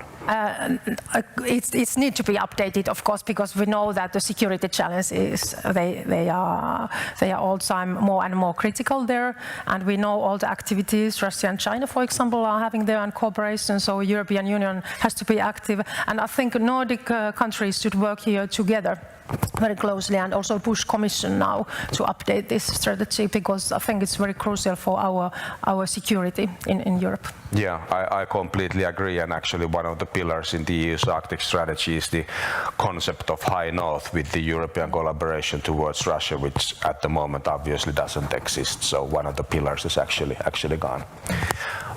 There is, by the way, an opportunity for interpretation, so if you want to have interpretation in Finnish, jos haluatte käännöksen suomeksi, niin tuolta löytyy kuulokkeita sitä varten, olkaa hyvä. And there is also an opportunity for do the questioning through the walls, which is available through the website of the conference, so, and I can read your questions, so please feel free to come up with those. Kari, then we'll go over to your special remarks. So NATO and the Diana. So what is this Diana, and what is NATO going to do now in the Arctic? So we're keen to hear your views, please. Thank you so much, and thank you to the Arctic Society for inviting me. It's a real pleasure to be here. Let me first start with an extremely warm welcome to Finland, both as someone who works in NATO as well as your southern neighbor. Your dedication to defense, your dedication to societal resilience, and your excellence in science and technology makes us better off in NATO, clearly. Again, warm welcome.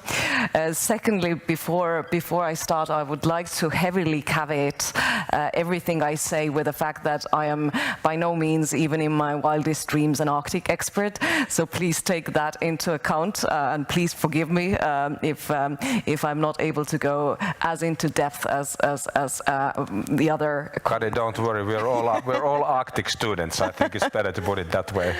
Good. But then. Having said all that, let me talk first a little bit about NATO and the Arctic, and then Diana, and presumably the reason I'm sitting here on this panel. Now, NATO and the Arctic.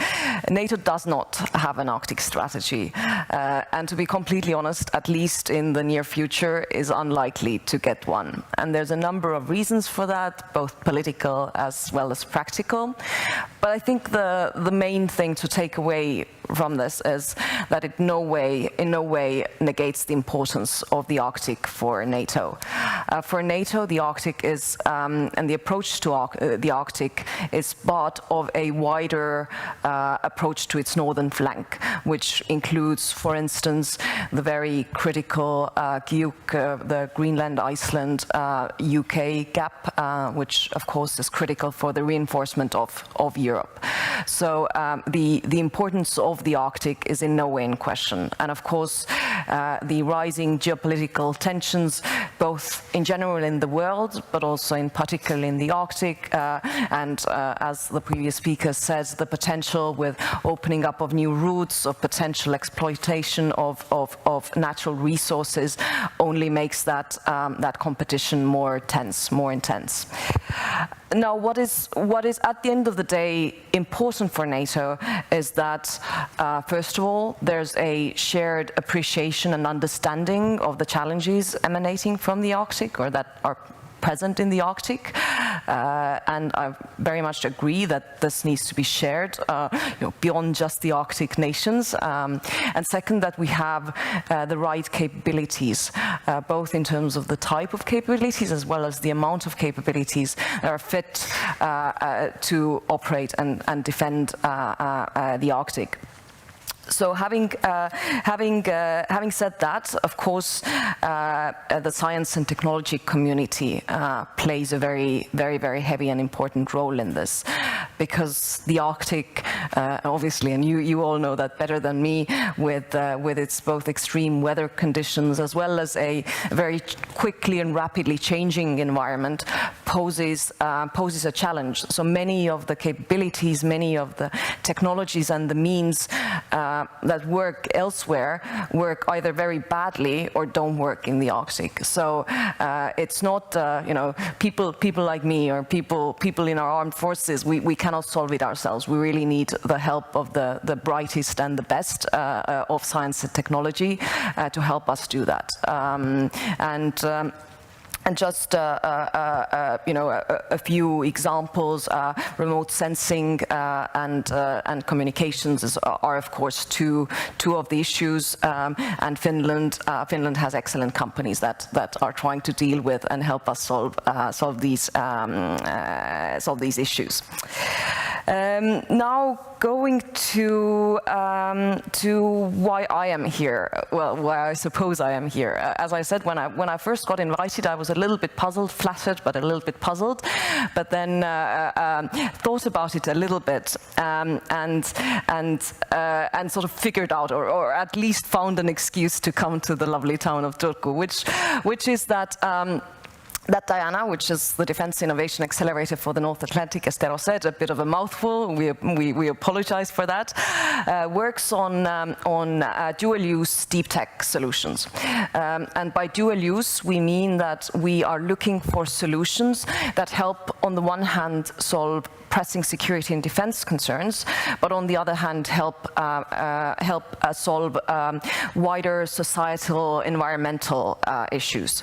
And you can understand why there's a bit of a, why Arctic fits in pretty nicely there. The second bit, deep tech, is that the solutions we are looking are range from say AI and autonomy to hypersonics to quantum technologies to innovative communication technologies, but at the heart of it, or at the core of it, is that we're looking for technological solutions that entail some sort of a scientific or technological breakthrough. So we are not looking for the next app or the next software as a service solution, but really something that takes the boundaries much further. So having said these two things, you can probably understand why Arctic is of quite a high importance and interest for us. I mean, let's look, for instance, at information gathering. Information gathering in the Arctic is important both to have a better sense of what is going on from a geopolitical, from a military perspective, but it is equally critical to have an understanding about the environmental impact that changes in the Arctic are having, and that of course has an effect on what we can and should do on the defense side as well. And just maybe as a last bit, I'm not trying to make this panel into a information or advertising session about Diana, but since I'm here and since Finland is now part of Diana, I would just take a few minutes to talk a bit more about it and give a few examples as well. So this year we opened 3 calls where we invited companies to come and offer solutions, and we posed 3 problems: energy resilience, sensing and surveillance, undersea sensing and surveillance, and secure information sharing. And as a response, and we're trying to this year accelerate 30 companies. As a response, we got almost 1,300 companies applying for these 30 spots. So we've got a bit of a challenge now to pick the best and the brightest. But the thing I would take away from that, which I think is a great thing, if I might say, is that there's really, after the brutal attack against Ukraine last year, there's a sea change. A lot of companies that beforehand perhaps have not wanted to work in defense very much want to now. You know, as I said, exemplified by having 1,300 applicants for the 30 spots that we have available. I remember, back in 20 and 19 when we were starting Diana, I was talking to investors, for instance, and they listened to me and said, well, yes, sort of important, but we have these institutional investors and they say that we shouldn't invest in, and the list went into fur, alcohol, tobacco, porn and defense. So it was an interesting list to be on for sure, but I think this number shows that this is starting to change. Another thing, another very vivid debate is the one on ESG right now, on ESG standards, and do not get me wrong, I think it is incredibly important to follow these standards. But for me, the question arises of whether ESG is enough and whether there's not a D missing. And by D, I don't mean defense, but I mean democracy. Because at the end of the day, if we don't have the means and the technologies and the people with a willingness to defend democracy, then the other three letters will at some point be irrelevant as well. So with that, I will wrap up. Apologize for not talking about the Arctic enough, but again, as I said, I think in the future going forward, it is an incredibly important challenge for us, and hopefully one that Finland, with its Nordic neighbors, will champion and allow us to work on. Thank you very much. Thank you very much, Kari, for the excellent remarks. One follow-up question, and then we'll go over to Juha's comments. So now this NATO Diana, that's quite a new vehicle. Yep. And it's of course, challenging to get all the nations on board and have a common approach. But when you think of now the new technologies which you mentioned, so what's your expectation on the calls? You have now received a good number of suggestions from companies. So what do you really expect, and how will you support then the SMEs who are going for their first rounds of money and still empty pockets? Yep. I guess the sort of special thing about Diana is we're not looking for full solutions. So if we talk, for instance, about undersea sensing and surveillance, we're not looking for a full solution with an unmanned vehicle and all the software on it. So we're very much open and hope to get also components, tiny bits of technologies that can get us closer to solving the problem. And what we're hoping, once we put all these startups together, that there's also a technological convergence, so they don't individually work on their own technology, but they see what others are working on. They find partners, they find out how to solve these problems in cooperation. And of course, also for us, it's critical to introduce these startups and SMEs to larger industrial players who, for instance, in the defense space, desperately need disrupting, because innovation just does not come from there anymore. So we are not looking for large companies. We are mainly geared towards startups and SMEs. And I would even say, although we do not at all exclude companies that are mostly from the defense field, we expect that actually the bigger part of companies joining will be from the civilian commercial world. So companies who just have technologies that are useful for defense, but who haven't worked on defense issues before. So we're very excited. There's going to be a month and a half of heavy evaluations, but I'm sure we'll have some fantastic companies emerging. So look out.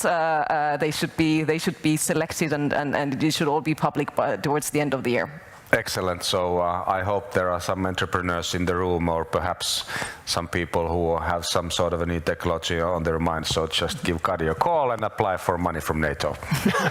Okay, Juha, please.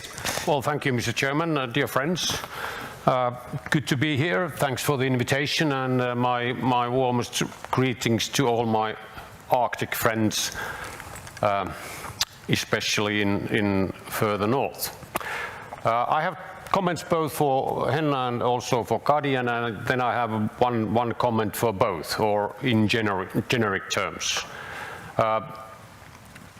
Contemporary situation in Europe and Arctic is turning from, if you ask me, turning from soft security to hard security. It's in the making. It has progressed for some time, at the latest since the enlarged full-scale attack against Ukraine last year.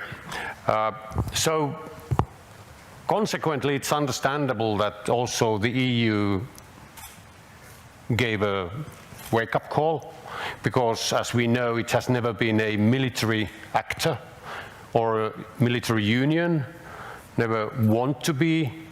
There are some other aspects from Finland primarily, France to some degree, but all the other nations are, member states are more or less happy with the situation. Now it's changing for various reasons. You referred to the US internal domestic situation, for instance. So the tools, security tools the EU used to have and still has, they were effective, efficient to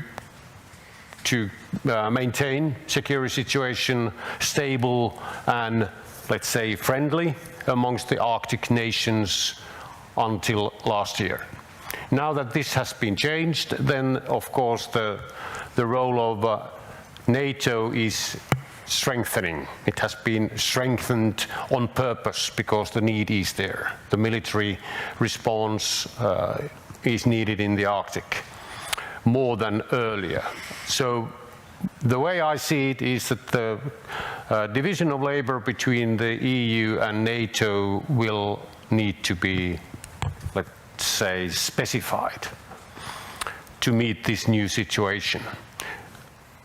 Why not strategic autonomous for the EU to solve this problem and the need for, let's say, hard security action by the EU? Well, there is no time for this.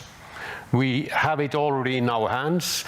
The milk has been turned over, and we need to do something. And there is no tool available for the EU to change the situation. So that's why we need NATO. And of course, NATO, that's what NATO is for. So division of labor to be specified between the two makes the situation easier.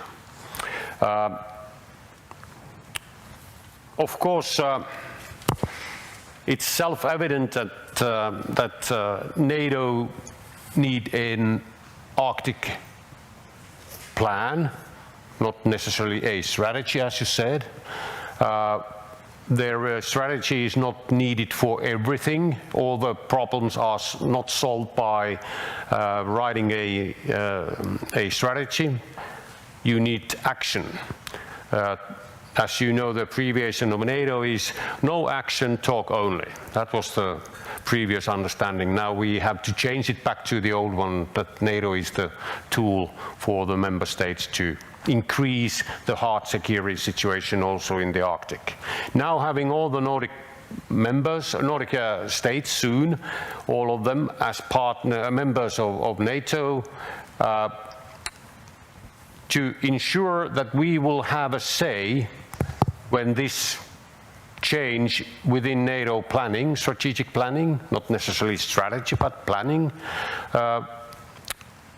we need to sit together with the Nordic states and agree upon a common message at NATO headquarters in Brussels, EVER, in order to get it through and for their consideration for the other member states.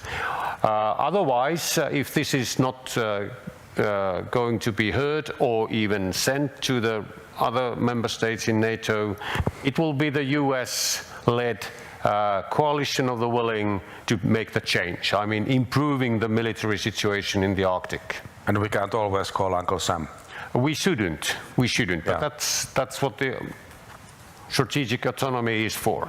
But for military security, it's way too slow motion effort. It takes about, let's say, generation, several decades. We know that. That's why we need NATO as such, as an organization where Finland and all other Nordic states are full-fledged members, having a say, not to hand it over to few member states, coalition of the willing amongst the member states. That's my comment to Henna, actually.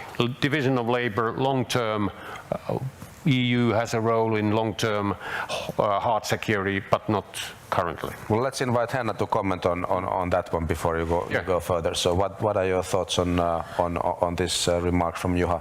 Of course, there has been, during the last 2 years, there have been a lot of discussing about different roles of NATO and then EU defense, because, like you said, Finland was very keen to also develop this EU defense part, but there wasn't many member states who were interested in that because they didn't want to have overlapping infrastructures or investments or organizations.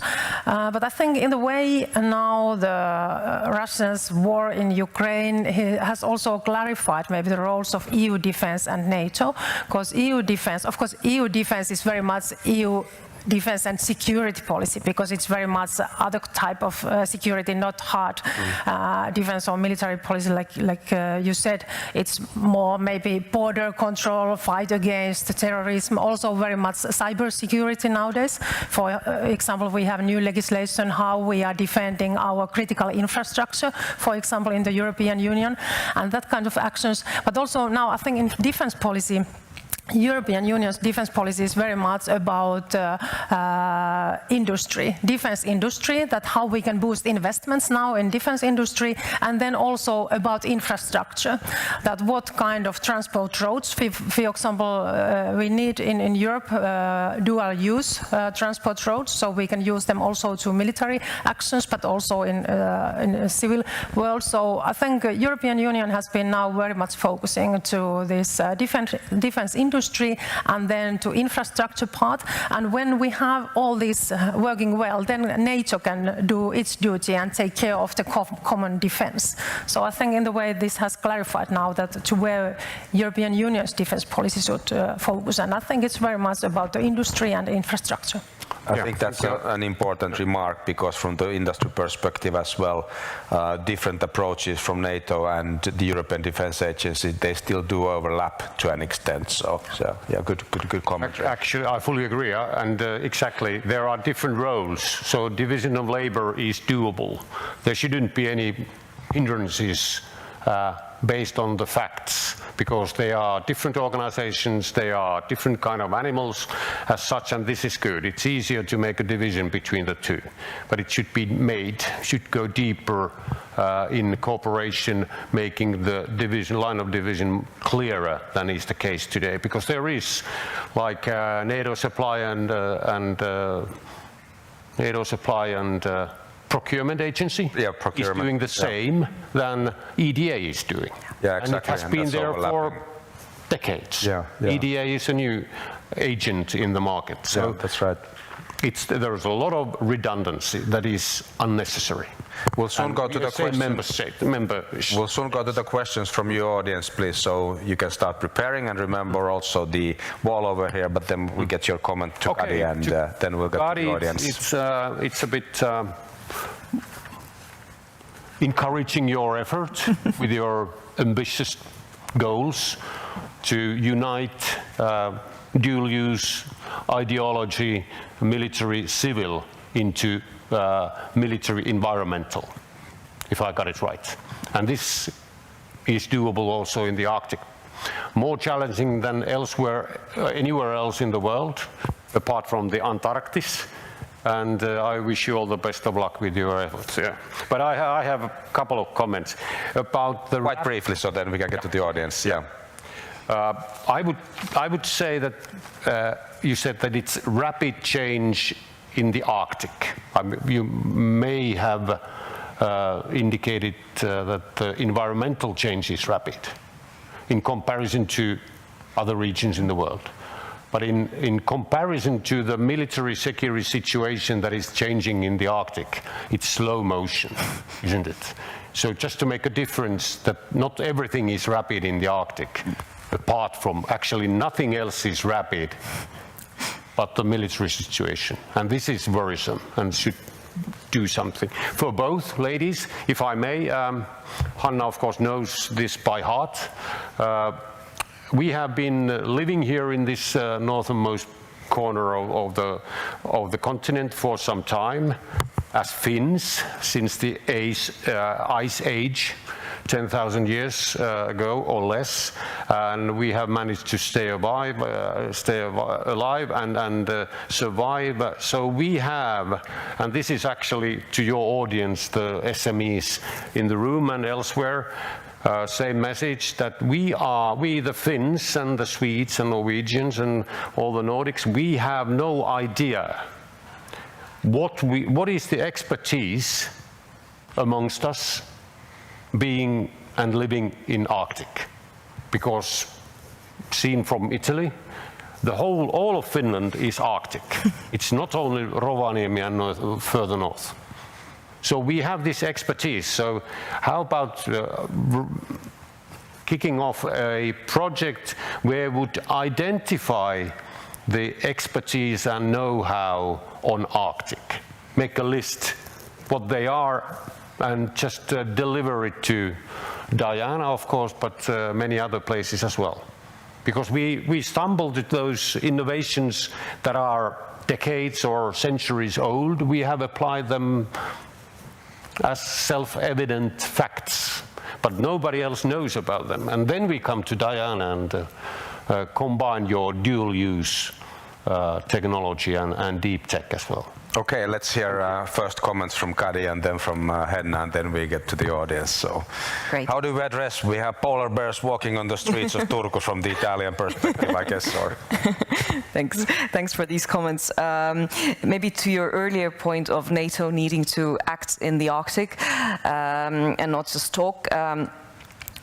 Absolutely agree, but the main thing for NATO to do right now is to make sure that we have the right capabilities, that we have the plans, that we prepare and make the necessary preparations if action is needed, and that we send the right deterrence signals. So they will do it anyway. Don't worry.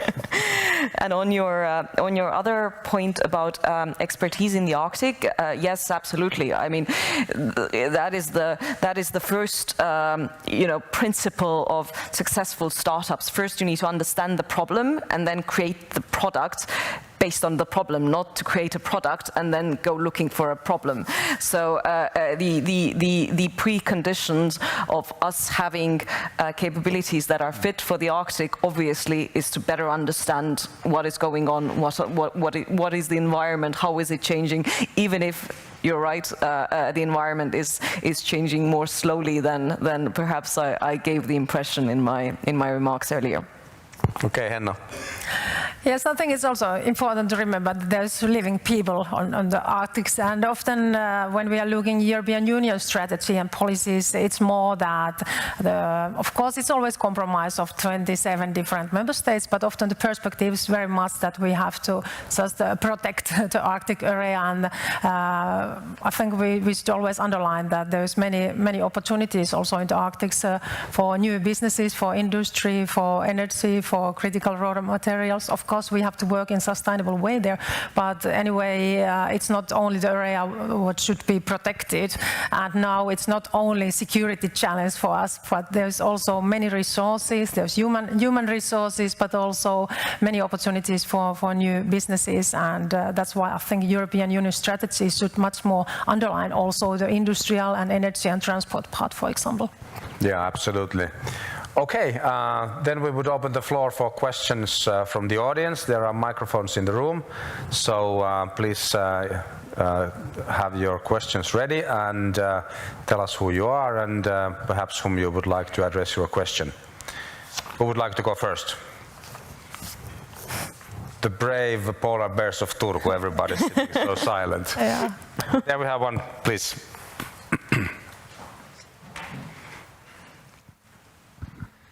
Thank you, Jere Tuunanen from the Christian Democratic Youth of Finland. I would like to ask about what do you think generally would be the EU's role in the Arctic, because we see that it's clearly not military action but rather industry, or do you see that the EU could even act physically in the Arctic in some way to make use of the resources? Thank you. That's to Henna. Of course, there is many member states which are on the Arctic, and I think here the Nordic cooperation is needed very much. Also, that we can also underline the opportunities to EU side, because all European Union countries are of course not so interested in Arctic because of the geographic situation. So I think here Finland and Sweden and also Denmark, who has Greenland there, should be very actively working together and also finding new ideas and how we could cooperate there together. And also, of course, the part of Norway is very important here, even though it's not a member of the European Union, but Norway is also playing a very important role, and especially when we look, of course, the transport part and then the security part. Yeah, but I think EU should be active also in Arctic. Yes, we go from here. Thank you. My name is Helen Honkasari. I would be interested in asking you the following question about what do you think about adding actors into the source in the Arctic? We have heard that there are already conflicting interests at times in the Arctic. Would you like to say a few words about how you view this situation? That it could be from the perspective of the green transition or indigenous rights or anything. There are several to choose from, obviously. Who from the panel would like to address that? Kari, you start. I think I'll give that to someone else. Okay, then we'll go with Henna and then to Juha. Yeah, of course, cooperation is needed here with different countries and member states, and we know that there is conflict of interests, and many countries are very interested in the possibilities there is in Arctic, and there we need cooperation, and that's of course what the European Union is always trying to work very much, that we could have discussion and we could solve things together and we could have common agreements, but we know that all the countries are not so willing now to respect the different roles there, but I think that is the role what the European Union will have also in the future, that we try to work together, we try to discuss together and have agreement between different countries. And of course the Arctic Council works closely with indigenous nations organizations, and actually also within the renewal of or reset of the Russia's Arctic strategy, there is also there's a notion about the indigenous peoples as well. Juha. Yeah, thank you. Good question. To me, I foresee that the Arctic is becoming slowly a so-called normal area. It's not, as we used to say, that it's the most peaceful and non-conflict area in the world. This is past. And Russia has seen this, they are prepared for this, they have invested heavily in the Arctic, I mean military infrastructure and the most modern capabilities that Russia has. All of them are more or less implemented and present in the Russian Arctic. And this is made on purpose, based on a plan. And the plan is that they will have an upper hand not only today, but also tomorrow and day after tomorrow. At least 10 years before this will be compensated by the US or Western nations, mainly NATO nations. Perhaps Japan could contribute, South Korea, Australia, New Zealand not. They have their own direction down there, down under. But this is how I see it, and we should take it take this approach as a starting point when talking about Arctic in the future or today. So it's a normal area, big powers, rival and competition is an everyday event, and it's progressing on a daily basis, leading to a two-pact situation also in the Arctic. Whether China will be on the Russian side remains to be seen, but I think it's unstoppable already today. It's coming, so we need to, if we want to be there in any role, we the Westerners, we need to enhance our capabilities and presence in the region, in the Arctic. Now Russia has an upper hand, and they know that, and they, when the day comes, they will use it as they have used it in Ukraine. And then Finland and of course other Nordic states and the UK, US, Canada are first online, frontline nations. Exactly, yeah. Well, thank you very much for these remarks. So summarizing, making some conclusions of the discussion, one more final question, we go from here and then we go to the conclusion. Thank you. My name is Meri-Maija Marva and I'm training manager at the Maritime School of Rauma.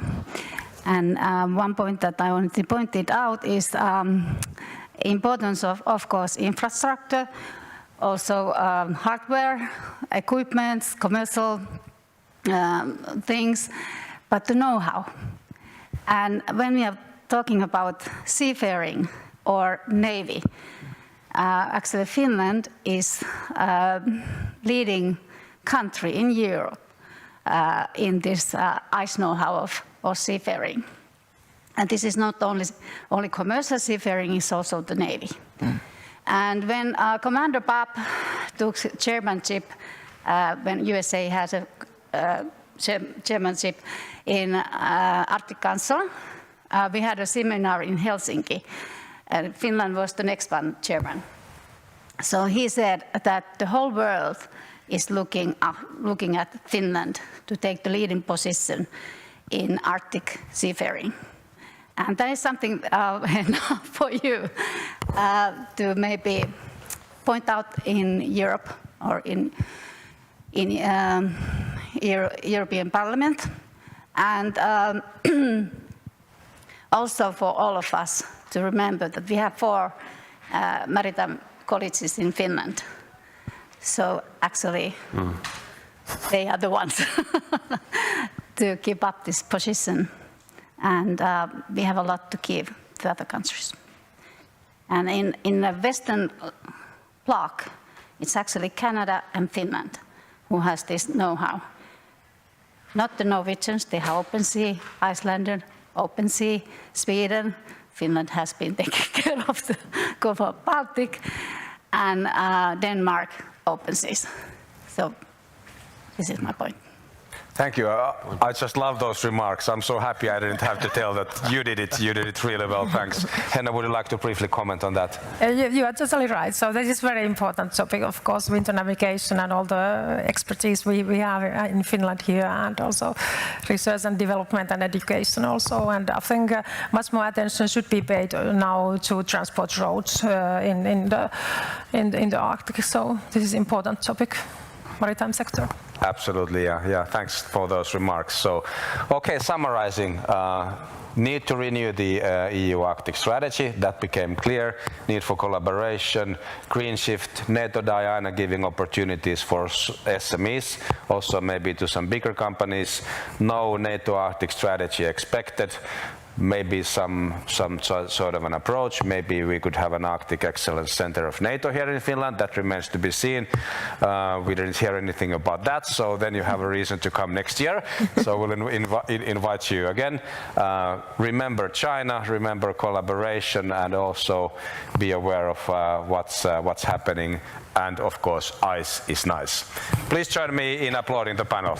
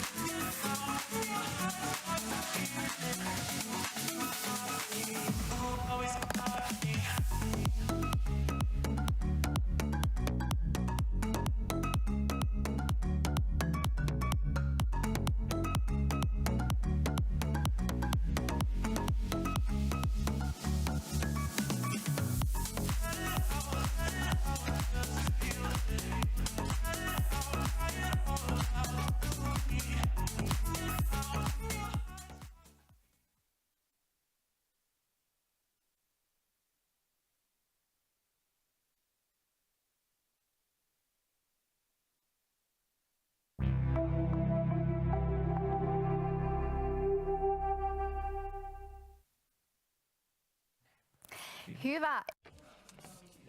Dear audience of the Europa Forum, welcome to the CMI Martti Ahtisaari Peace Foundation's company for the next 45 minutes. In the upcoming discussion, we will focus on the role of peace mediation in reinforcing European security.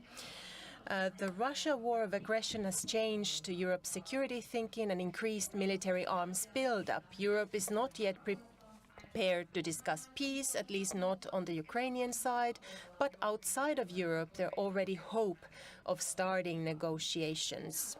What lessons will the war in Ukraine provide in terms of improving European security? We will discuss also the role of peace mediation and what kind of input is required from Europe and Finland to prevent and resolve conflicts in the future.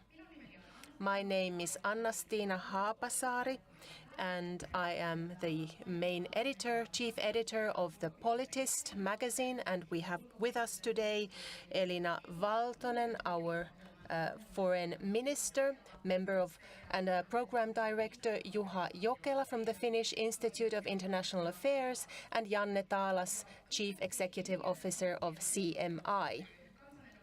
And also Antti Kaikkonen, former defense minister in the Marin's government, will join us through online connection. War or peace, peace has a different ring to it in Europe after Russia's war of aggression started, and it's not something self-evident any longer. First, I would like to hear from you whether the war in Ukraine has sort of turned Europe's and perhaps Finland's focus as we seek peace more inward. So instead of look further into different conflicts and areas that don't apply to our everyday lives as tightly, we tend to now focus on our own nearby area. Is this how it is on a sort of emotional feeling level, and then on the other hand on the decision-making level? Let's start with Foreign Minister Elina Valtonen.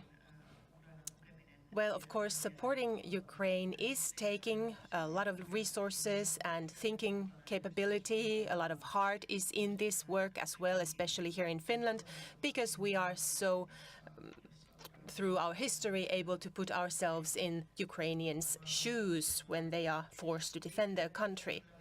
But personally, I don't see a conflict here, because we are helping Ukraine defend against an illegal war of aggression.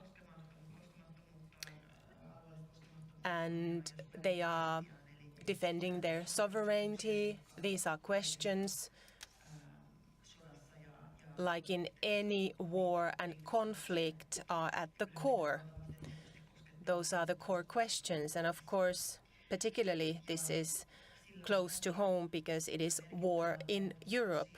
And this all impacts what happens in the world, how people around the world think about these things. And it is our goal to end the war and have an equal and fair peace in Ukraine. That is something we will invest our focus on when that becomes possible. And we need to continue our peace mediation efforts and our activities everywhere where conflicts arise. At the same time, yes, at this point, Minister Valtonen must leave us 20 past 1 due to other engagements. That is the reason for it. I just wanted to let everybody know of this. Let's continue with Parliament member Antti Kaikkonen. Can you hear us? Yes, I can. Can Turku hear me? We can. It's understandable that our attention right now is on the war in Ukraine, and our thoughts are more and more on how to end it. There hasn't been that much focus and discussion on that yet. Small Finland cannot have a major impact on that, but if we can do something, we have to do it. The war in Ukraine, of course, has a big impact in Europe, but it may also have global impacts. But I am slightly concerned about something that was sort of in between the lines in your question, that are we ignoring other crises simultaneously as we focus on Ukraine? I hope not. But if you consider what's happening in Africa lately, I think there were some news just today about the most recent military coup in Africa, so we cannot turn our backs on that development either. We need to find time to focus on those events as well. Then Juha Jokela from the Finnish Institute of Foreign Affairs. Now, unfortunately, there is no sound feed to the interpreters' ears, headphones, so no interpretation available currently.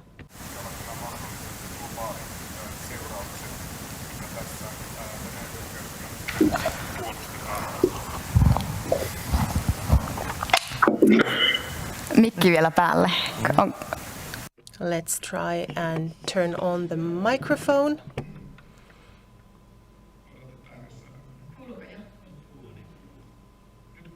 Yes, now there is sound.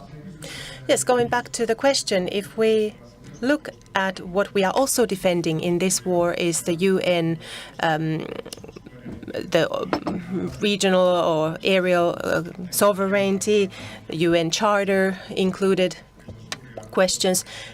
And there are also other tensions in other areas. Africa was already mentioned, but if we look at Asia Pacific area, I would say that the war has also opened up the field of the traditional international security. And in that sense, it's a good thing that we talk about these big questions. But something that is left in the sidelines is the crises that are very complex and involve actors and operators that are not states.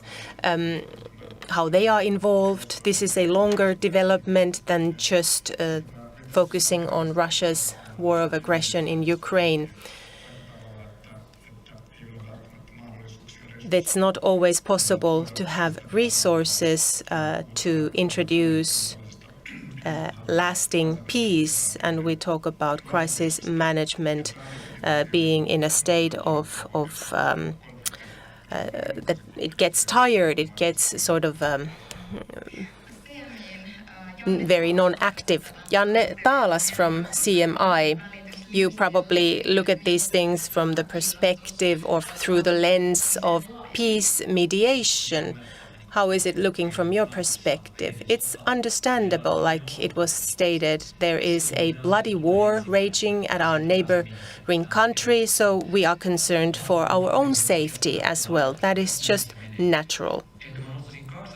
I would like to highlight 2 points. As a consequence, one negative, the other positive. I start with the negative one. The fear that I have on a state level when we have war between states, we start to see the world through the war. We have friends and we have enemies, and strong dichotomies are born. These are friends and these are our enemies. And we push states and countries into these categories sort of by force, even if it's not necessary. So that is something I want to warn against. Let's not put countries into the enemy category, countries that don't want to be there. So let's identify the ambivalence in this. So, and positively, positive development on an individual level. Us Finns, we understand how it feels when there is war in our neighboring country. We're afraid for our own safety, for the safety of our friends and family. This is a feeling we haven't had for decades. And this is what hundreds of billions of millions of people feel in the world. Now, we know now what it's like to be a neighbor of Ukraine, what it feels like to be Ukrainian. And this may be of benefit to us in the future decades. You know, when something similar happens at the Horn of Africa, this is how it feels. This is a positive development on an individual level. But that's how it is. That's correct. And let's go back to the global level. In Europe, it has been difficult to discuss peace in Europe. It's been difficult. Europe has not been prepared to make any significant concessions to Russia, neither has Ukraine.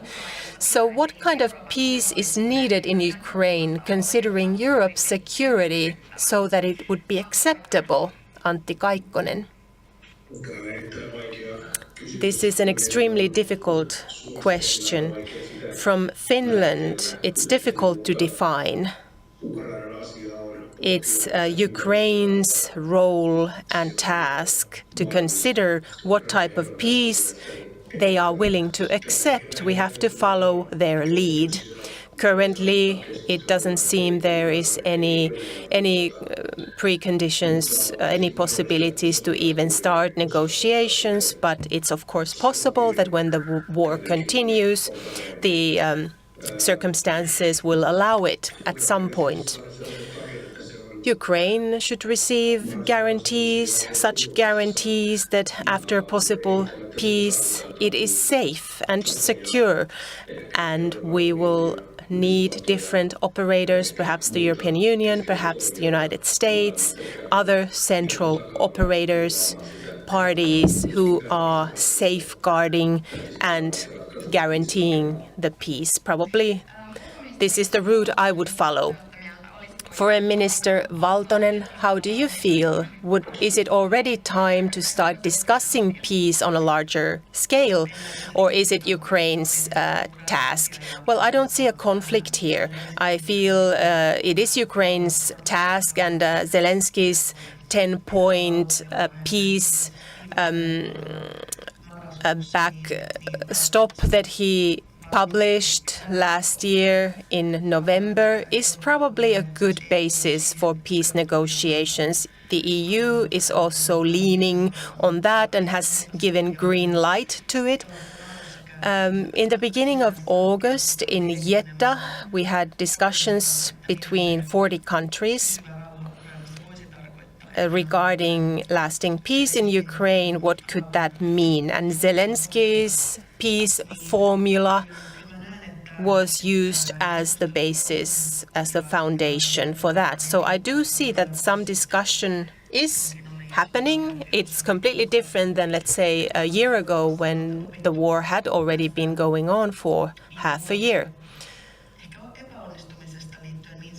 And considering the failures in regards to Minsk peace agreement, we started sort of agreeing on things without really involving Ukraine directly, and this is something we should not do. Russia has been waging war in Ukraine for almost 10 years, first 2014, invading Crimea, and now this large-scale war for the past 1.5 years. So in order to have lasting peace, peace has to be fair for Ukraine.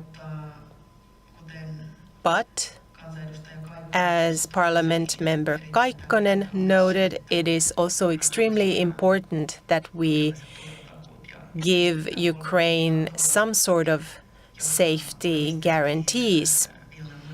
And the path to NATO that was prepared at the Vilna summit in the summertime is probably something alongside a EU membership that we would like to grant the Ukraine at some point. So Ukraine is now a EU candidate country. How much weight does that have on Ukraine's ability and will to negotiate peace? Well, it is a significant fact that Ukraine is now a member country to the EU, and in October we're already expecting to hear more whether membership negotiations could be opened with Ukraine. This is for sure one of the motivation factors that is going to have an impact in managing to conclude a peace agreement. So even before the war ends and peace is negotiated. And it is also linked strongly to rebuilding.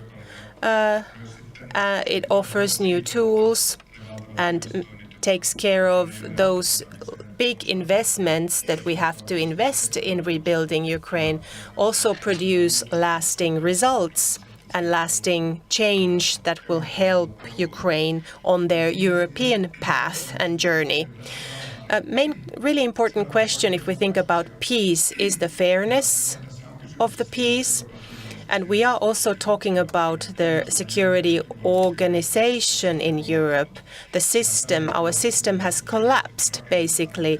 And so now we are building new security without Russia, against the threat of Russia.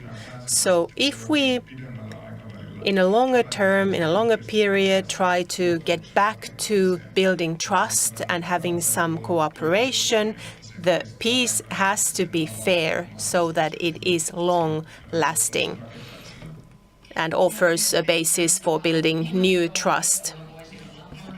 And tell us briefly about the EU's role in possible peace negotiations. I think all previous speakers, so I do agree, it's a sustainable peace, permanent peace. It's always made for a future, vis-a-vis the future. If you have no certainty of a lasting peace, then Russia will attack again, and there's no peace. Therefore, we need the guarantees in order to have a future where to have a peace in. This is the key point, I would say. And I think EU, NATO are those actors who can secure and guarantee a future for Ukraine and others never to be attacked again.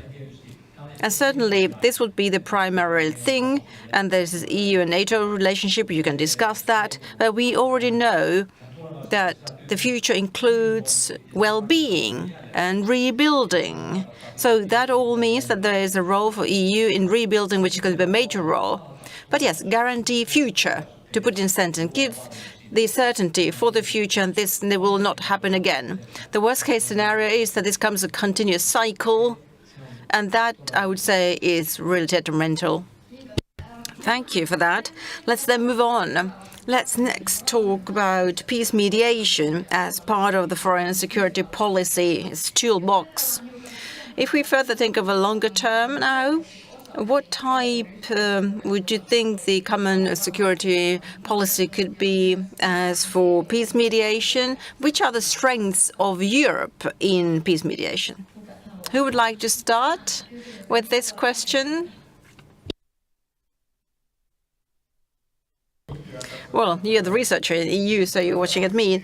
Well, perhaps I will start that peace mediation is a core part of it. You can always discuss, you can be critical to what extent EU really has invested into this, I mean, resources.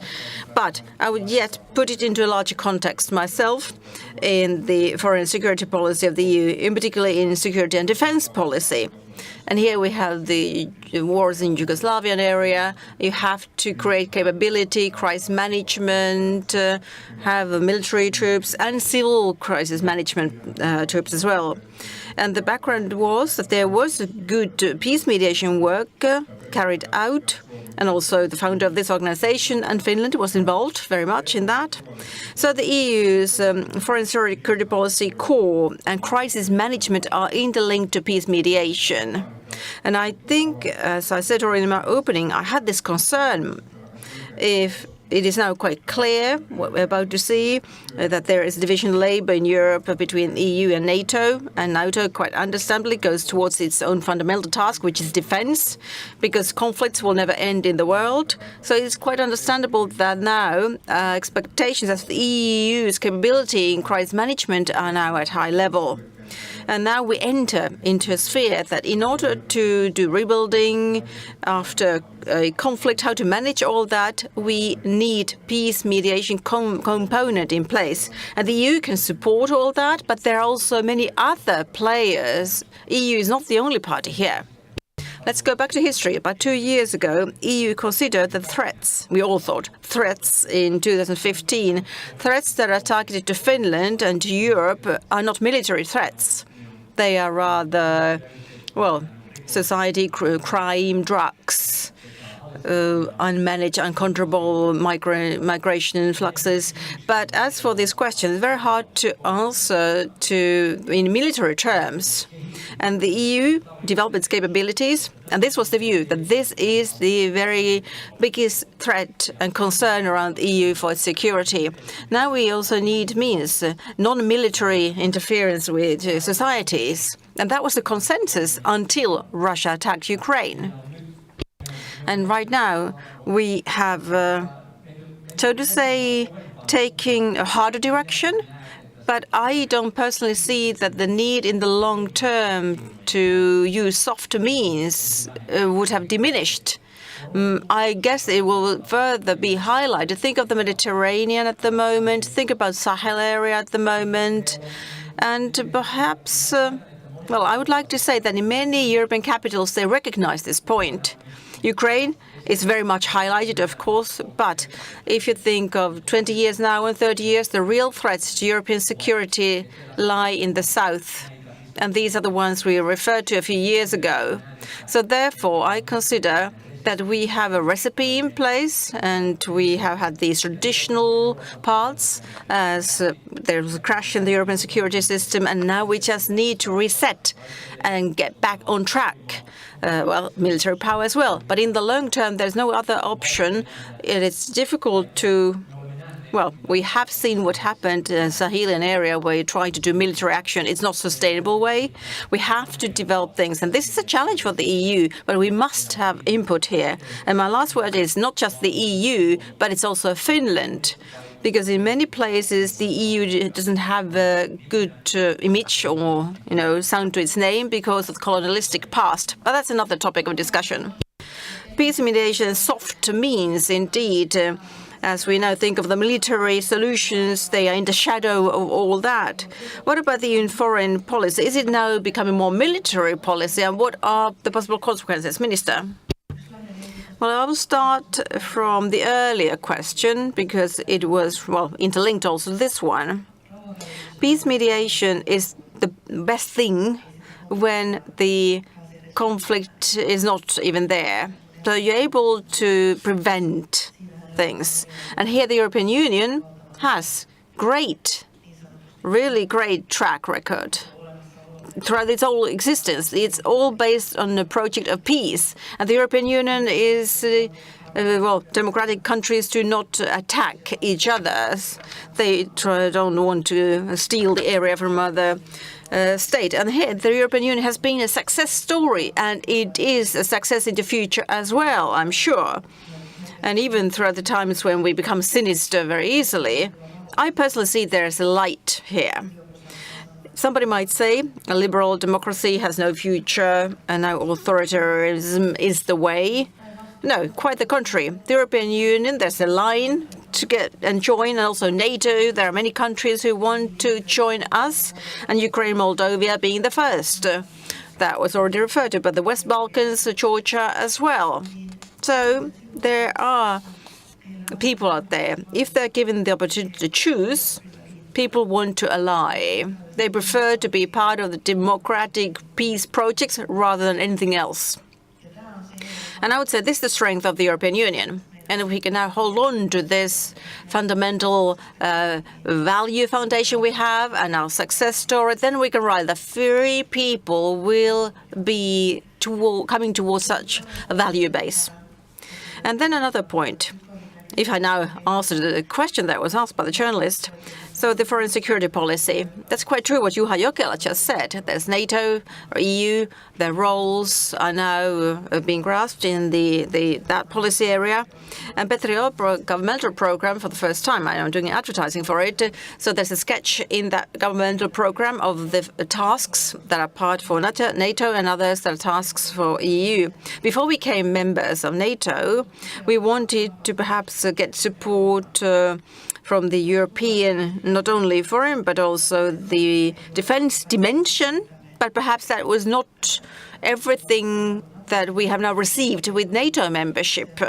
And we perhaps did not want to make a difference there that much.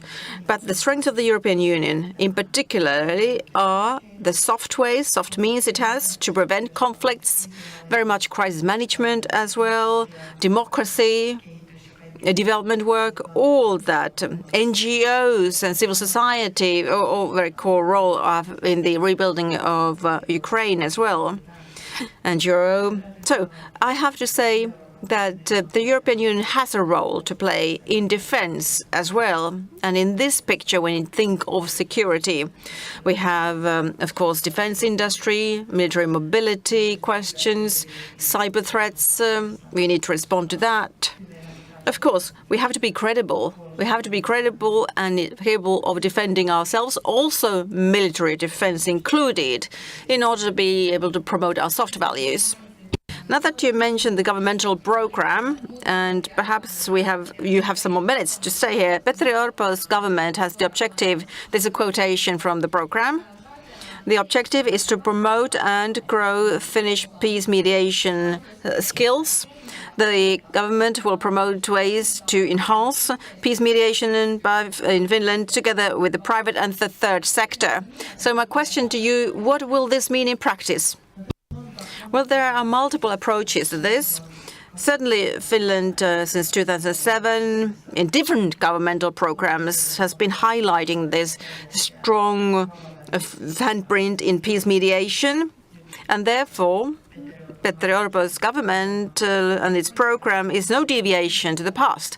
But we want to have a more extensive approach to peace mediation. We want to highlight that as part of Finnish foreign and security policy in order to get use this handprint we are known for. We are good at this, we have the skills, and we can still further grow in this.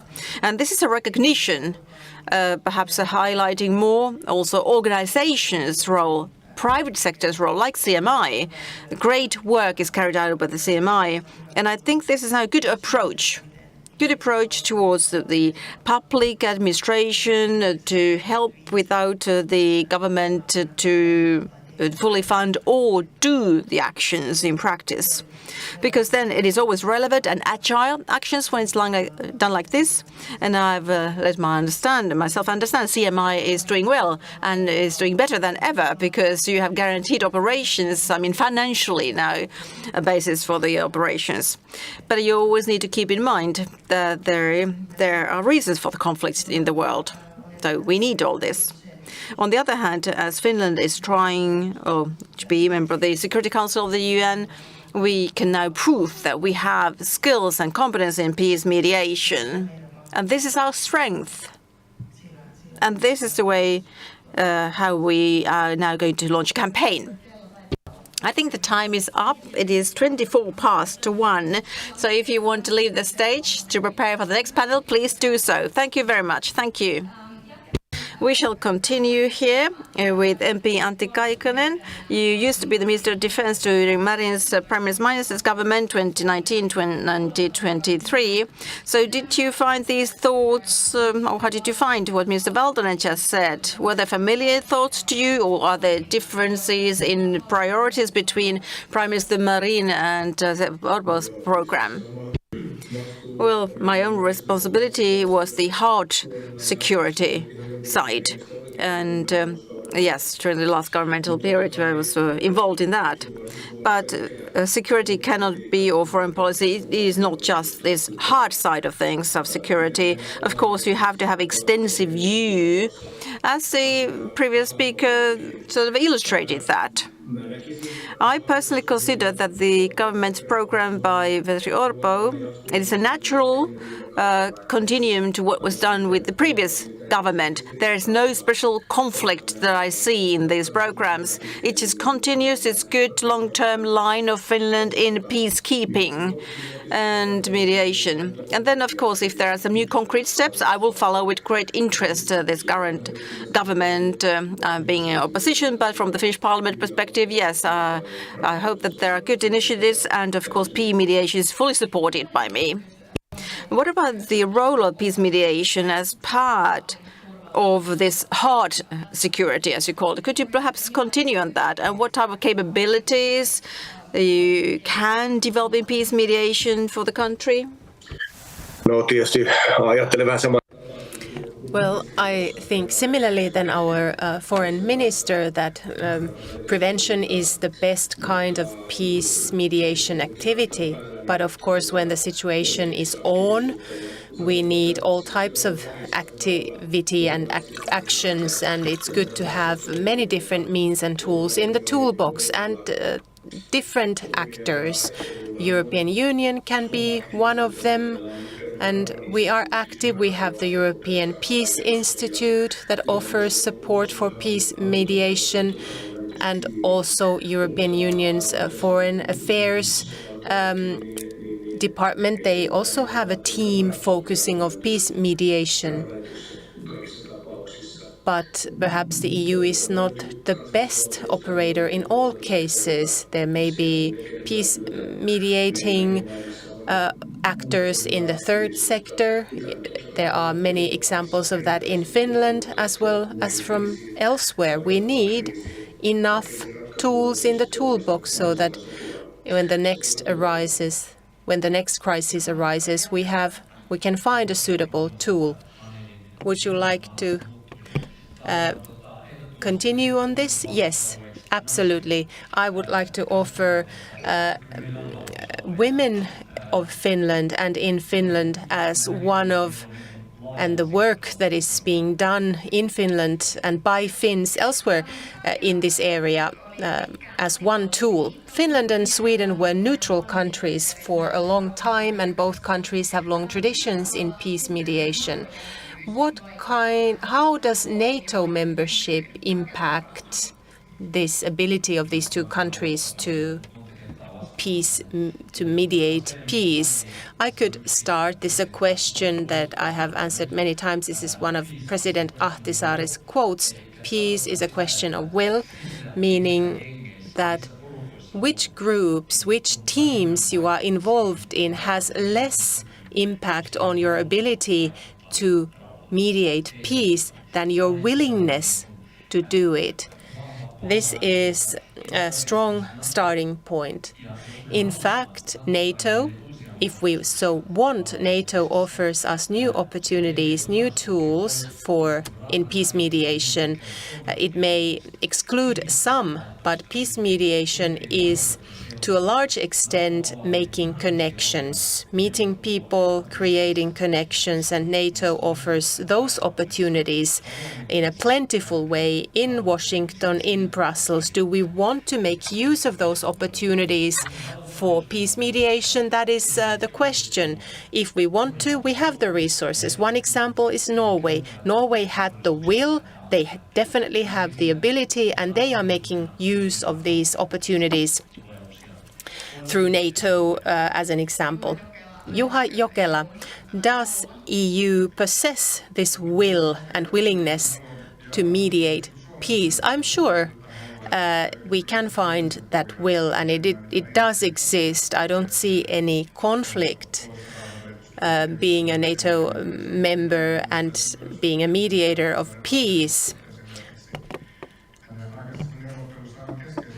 I think in Ahtisaari's negotiations, it was central that he had the understanding and support of these big actors, the United States and other big countries, support for his peace mediation efforts. Within EU, the question regarding who acts as the peace mediator is irrelevant. And within the different member countries, we can further profile ourselves or other countries as peace mediators. And Finland's efforts in the field of peace mediation is something that is visible in the European Union. People pay attention to it, and it's quite clear that there is no big competition on who gets to be the peace mediator. So many countries do look towards the Nordic countries when peace mediation is needed. Let's talk further about peace mediation as part of foreign and security policy, leaders of the BRICS countries have, for example, commented on the Western countries' continuing and wide power position in our world order. On the last day of the meeting, the 5 original BRICS countries announced that they have invited new countries as part of the alliance. The world becomes more multipolarized, and part of the global south is turning perhaps more directly against the rest of the world. How will this impact EU's ability to build peace? Well, I should actually check myself to a flight on flight to Riyadh, and I'm going to be listening information there exactly about this. So what we can say is visible now after the war in Ukraine is that peace mediation, we've talked about building societies, it's still there, but peace mediation is extremely geopolitical nowadays. That is a change. Looking at Iran and Saudi Arabia's agreement, India, China. So this is the world.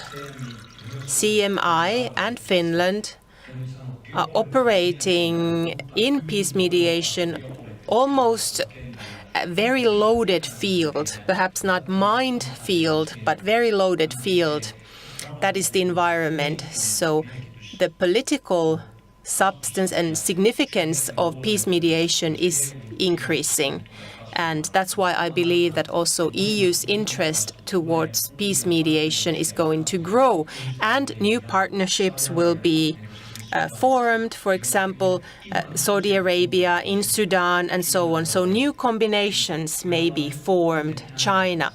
So we are in front of something completely new. Peace mediation being linked and being connected to geopolitics. Perhaps when I get back from Riyadh, I'm a bit wiser. We already discussed previously in this discussion that the war in Ukraine has changed the perception on EU. Have you noticed any double standards regarding the preconditions for peace when we talk about the war in Ukraine and other conflicts? Juha Jokela. I would say that the discussion is very active outside of European Union, and we are, of course, well informed on that. The criticism is that because EU and Europe is very committed to supporting Ukraine, why are we not as committed to supporting in other conflicts? So we do have a lot of work to do in changing this narrative and explaining what we are actually doing and defending when we're supporting Ukraine. But then this minefield and this geopolitical situation is a big, big topic that really requires an ability to understand the complex big picture in a different way. Preventing conflicts and in crisis management efforts, we do need successes, we do need results. So all the analysis that has been done lately, for example, regarding Afghanistan's story and so on, that information, that data is very important. So we need to ask ourselves from whose starting points do we actually build peace? In Europe, we have usually set the basis and the starting points, but the study shows that we should lead a more context-specific type of discussion, so and setting the starting points based on that. So if you want to be overly positive, this competitive situation may also create new type of dynamics that forces the European Union to pay better attention to the local situations in the target countries than we have done before. It is a key point in peace mediation to listen to the different parties, to be on site and listen to them. So how it's we don't go over there to explain. CMI will not start explaining what are our issues and problems. No, we ask, what are your problems? How can we help? I think the EU has a lot to learn here, and this is how Finland can, in peace mediation, really engage with these countries, because it is about offering assistance and support. Our time is running, but let's present one further question. What is the role and future of peace in this current world situation where opposite powers are pulling us in different directions and where peace is hard to uphold as a consequence of an illegal war of aggression? Antti Kaikkonen. World politics is definitely in some sort of turmoil at the moment, and the West that we also represent, there is a void for a second opposing power, BRICS. It's not a monolith, so there are many different types of countries included in that group.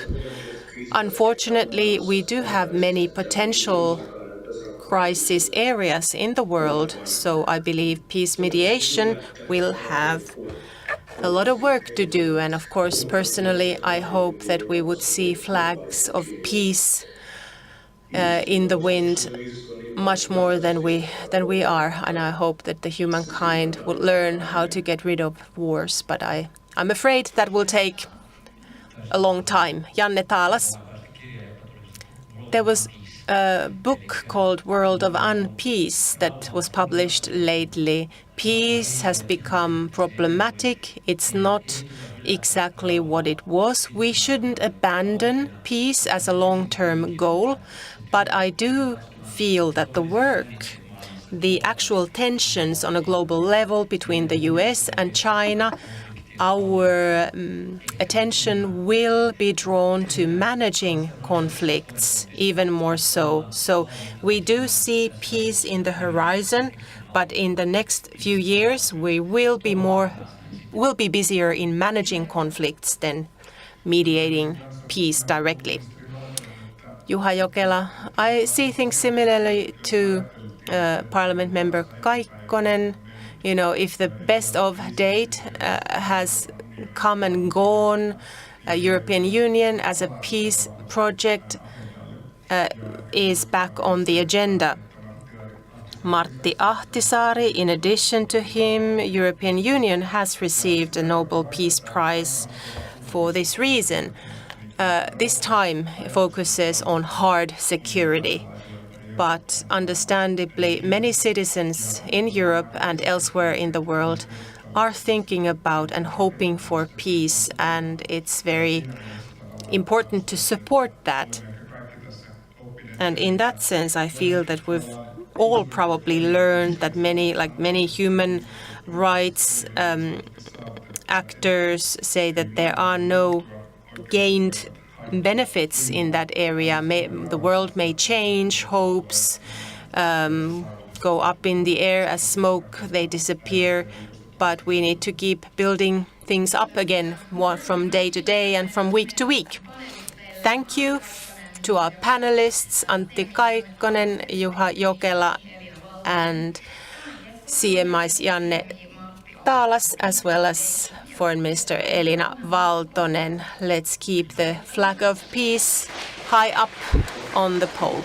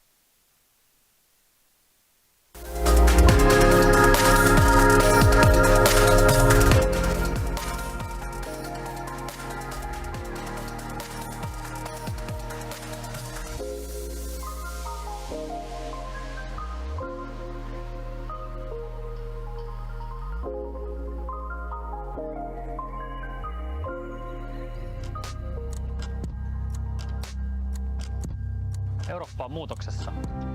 Turvallisuustilanne on vaikeasti ennakoitavissa, ilmastonmuutos vaatii toimia, teknologia kehittyy nopeasti ja taloudelliset muutokset vaikuttavat yksilöistä yhteiskuntiin. Eurooppa pyrkii kuitenkin aktiivisesti keksimään ratkaisuja erilaisiin haasteisiin ja kehittymään yhä kestävämmäksi ja turvallisemmaksi. EU tukee jäsenmaitaan kohti vihreää siirtymää. Turku valittiin mukaan EUn 100 hiilineutraalin kaupungin missioon.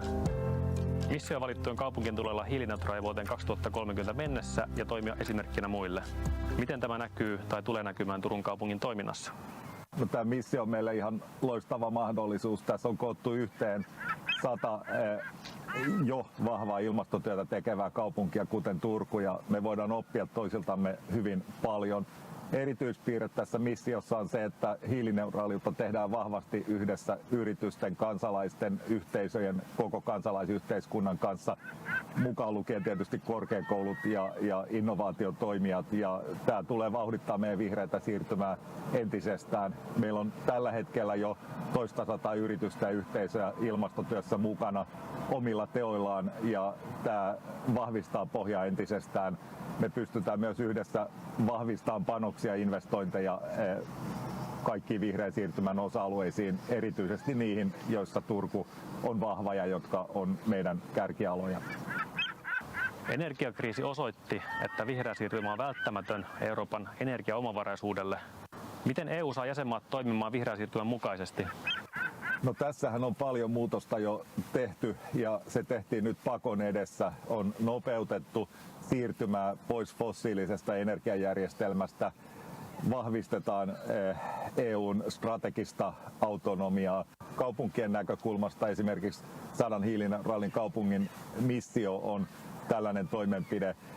Energian käänne fossiilisesta uusiutuvaan energiaan on eurooppalaisissa kaupungeissa ja useissa maissa jo pitkällä, ja on koko EUlle erinomainen tilaisuus ottaa loikkaa eteenpäin sinne puhtaaseen, kestävämpään toimintatapaan ja ympäristöön, mitä me tarvitaan koko maailmassa. Suomi on liittynyt huhtikuussa Naton jäseneksi monen muun EU-maan tapaan. Miten tämä liittyminen vaikuttaa sitten Suomen strategiseen rooliin kansainvälisessä yhteisössä? Suomi on strategisesti tärkeässä sijainnissa ja NATO-jäsenyys vahvistaa meidän puolustus- sekä kriisinsietokykyä Itämeren alueella. Myös Ruotsin liittyen NATOon se nostaa sitä kynnystä käyttää sotilaallista voimaa Itämeren alueella, joka parantaa alueemme pitkäaikaista vakautta. NATO-jäsenenä olemme myös artikla 5 eli turvatakuupiirin suojamana, joka vahvistaa meidän puolustuskykyä sekä ennaltaehkäisevää puolustusta. Suomi myös osallistuu Naton yhteiseen päätöksentekoon, jolla on valtava poliittinen painoarvo globaalisessa yhteisössä. Sä, Janne, mainitsitkin nämä turvatakuut, niin mikä merkitys niillä on, jos suurin osa EU-jäsenmaista sitten kuuluu NATOon kuitenkin? Euroopan unionin turvallisuuspolitiikka on rakennettu alun perinkin hieman erilaiseksi, johtuen juuri siitä, että suurin osa unionin maista on alusta asti ollut NATO-jäseniä. Eli unionin turvallisuus keskittyy rauhanturvaamiseen ja unioni toimii tämmöisenä demokraattisena mallina, joka pyrkii sitten levittämään demokratiaa ja sen myötä myös rauhaa tänne lähialueille. Ja samalla logiikalla turvatakuita ei ole rakennettu päällekkäiseksi NATOn kanssa, vaan niiden avulla on tarkoitus osoittaa, että kukaan unionin maa ei jää yksin tänne ja antaa hieman erilaista tukea kuin mihin NATOn turvatakuut pystyy, esimerkiksi taloudellisen avun muodossa.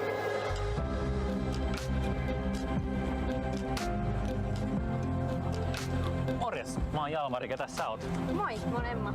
On muuten tosi hyvää jäätelöä täällä Turussa. No, tämä vuosi on Euroopan osaamisen teemavuosi ja erityisesti digitaalisten taitojen kehittäminen korostuu nykyyhteiskunnassa, niin miten me voidaan taata sitten eurooppalaisten jatkuva oppiminen tässä alati kehittyvässä digimaailmassa? Niin, meillä on lähivuosina sellainen tavoite, että 80% eurooppalaisista olisi hallussa tällaiset perusdigitaidot. Ja EU vaatiikin nyt merkittäviä investointeja näihin digitaitojen kouluttamiseen, mutta sen lisäksi esimerkiksi toimiviin verkkoyhteyksiin, laitteisiin ja alustoihin, jotta tämä oppiminen olisi mahdollisimman helposti lähestyttävää ja sujuvaa. Sen lisäksi EU:ssa halutaan luoda turvallista digimaailmaa, esimerkiksi EU-lainsäädännöllä ja direktiiveillä.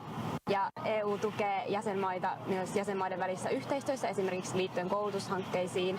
Ja Suomikin tekee tosi paljon yhteistyötä muun muassa muiden Pohjoismaiden kanssa sekä Baltian maiden kanssa liittyen digitalisaatioon. No samanaikaistahan vihreätä siirtymää ja digitalisaatiota kutsutaan kaksoissiirtymäksi ja Suomella on varmaan ihan hyvät edellytykset kumpaankin ja uusia investointeja tehdään koko ajan. Tulisiko Suomi sitten toimia esimerkkinä muille EU-maille ja miten se käytännössä tapahtuisi sun mielestä? Joo, ehdottomasti Suomella on tässä suunnannäyttäjän paikka. Meillä on tosi paljon asiantuntijaosaamista ja todella teknologiamyönteinen yhteiskunta. Mutta meillä on tiedossa datatalouteen liittyvää EU-lainsäädäntöä ja direktiiviä aika paljon tulevina vuosina. Ja jos me halutaan olla edelläkävijöitä, niin Suomen täytyy osata ennakoida näitä aloitteita sekä olla mukana määrittelemässä niiden sisältöä. Ja Suomella onkin käytössä nyt tällainen kansallinen digikompassi, jolla luodaan sit visiota EU-digikompassin mukaisesti. Ja yhtenä tavoitteena on esimerkiksi viedä tämä datatalous sinne Euroopan kärkeen, ja se vaatii todella paljon investointeja sekä esimerkiksi eri toimialan rajoja ylittäviä käytänteitä. Tule mukaan keskustelemaan ja kuuntelemaan näitä aiheita Eurooppa-foorumiin tänne Turkuun joko paikan päälle tai sitten virtuaaliselle tapahtuma-alustalle elo-syyskuun vaihteessa.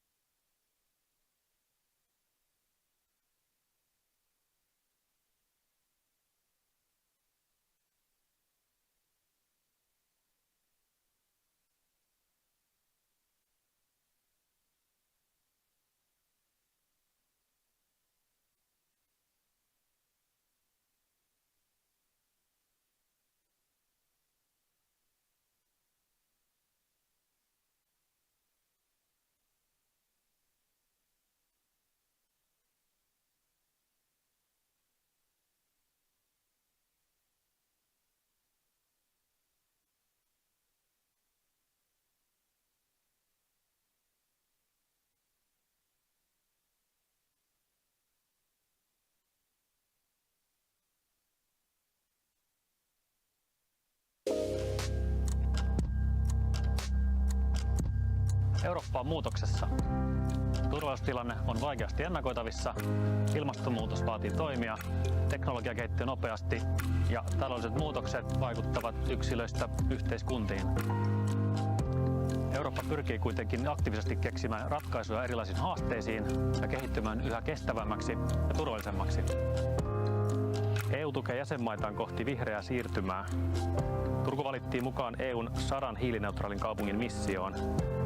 Missio valittujen kaupunkien tulee olla hiilineutraali vuoteen 2030 mennessä ja toimia esimerkkinä muille. Miten tämä näkyy tai tulee näkymään Turun kaupungin toiminnassa? No, tämä missio on meille ihan loistava mahdollisuus. Tässä on koottu yhteen 100 jo vahvaa ilmastotyötä tekevää kaupunkia, kuten Turku, ja me voidaan oppia toisiltamme hyvin paljon.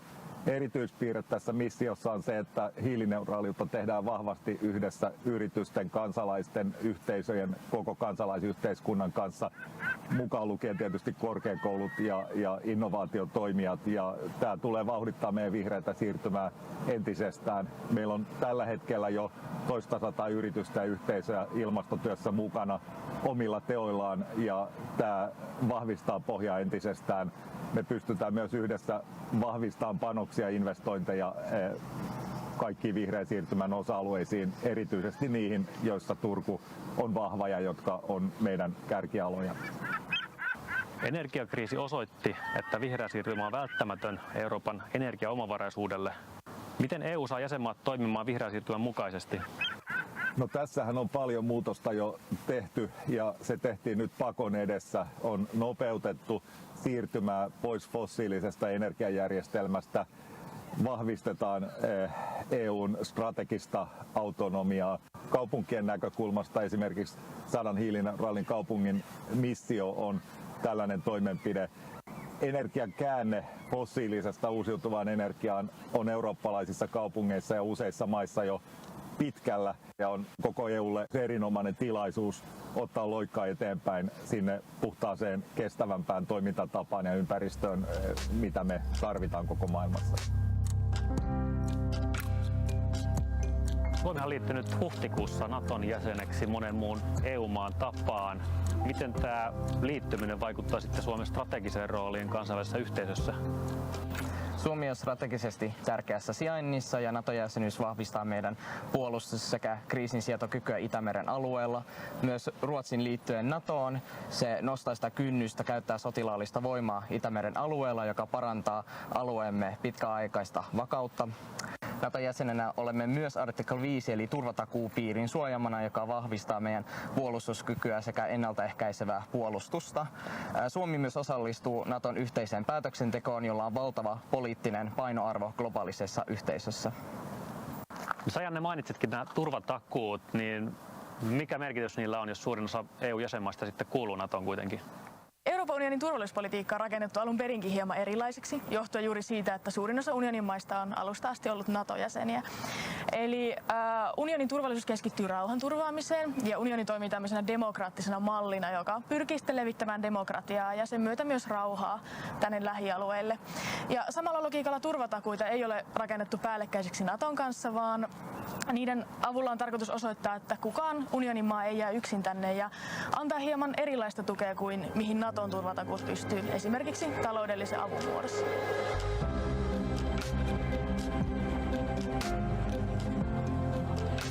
Morjes, mä oon Jalmari, ketä sä oot? Moi, mä oon Emma. On muuten tosi hyvää jäätelöä täällä Turussa. No, tämä vuosi on Euroopan osaamisen teemavuosi ja erityisesti digitaalisten taitojen kehittäminen korostuu nykyyhteiskunnassa, niin miten me voidaan taata sitten eurooppalaisten jatkuva oppiminen tässä alati kehittyvässä digimaailmassa? Niin, meillä on lähivuosina sellainen tavoite, että 80% eurooppalaisista olisi hallussa tällaiset perusdigitaidot.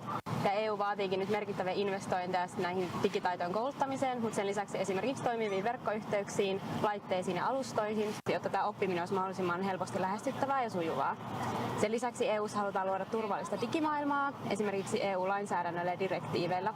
Ja EU tukee jäsenmaita myös jäsenmaiden välissä yhteistyössä, esimerkiksi liittyen koulutushankkeisiin.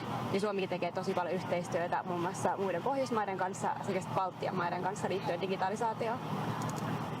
No samanaikaistahan vihreätä siirtymää ja digitalisaatiota kutsutaan kaksoissiirtymäksi ja Suomella on varmaan ihan hyvät edellytykset kumpaankin ja uusia investointeja tehdään koko ajan. Tulisiko Suomi sitten toimia esimerkkinä muille EU-maille ja miten se käytännössä tapahtuisi sun mielestä? Joo, ehdottomasti Suomella on tässä suunnannäyttäjän paikka. Meillä on tosi paljon asiantuntijaosaamista ja todella teknologiamyönteinen yhteiskunta. Mutta meillä on tiedossa datatalouteen liittyvää EU-lainsäädäntöä ja direktiiviä aika paljon tulevina vuosina. Ja jos me halutaan olla edelläkävijöitä, niin Suomen täytyy osata ennakoida näitä aloitteita sekä olla mukana määrittelemässä niiden sisältöä. Ja Suomella onkin käytössä nyt tällainen kansallinen digikompassi, jolla luodaan sit visiota EU-digikompassin mukaisesti. Ja yhtenä tavoitteena on esimerkiksi viedä tämä datatalous sinne Euroopan kärkeen. Ja se vaatii todella paljon investointeja sekä esimerkiksi eri toimialan rajoja ylittäviä käytänteitä. Tule mukaan keskustelemaan ja kuuntelemaan näitä aiheita Eurooppa-foorumiin tänne Turkuun joko paikan päälle tai sitten virtuaaliselle tapahtuma-alustalle elo-syyskuun vaihteessa.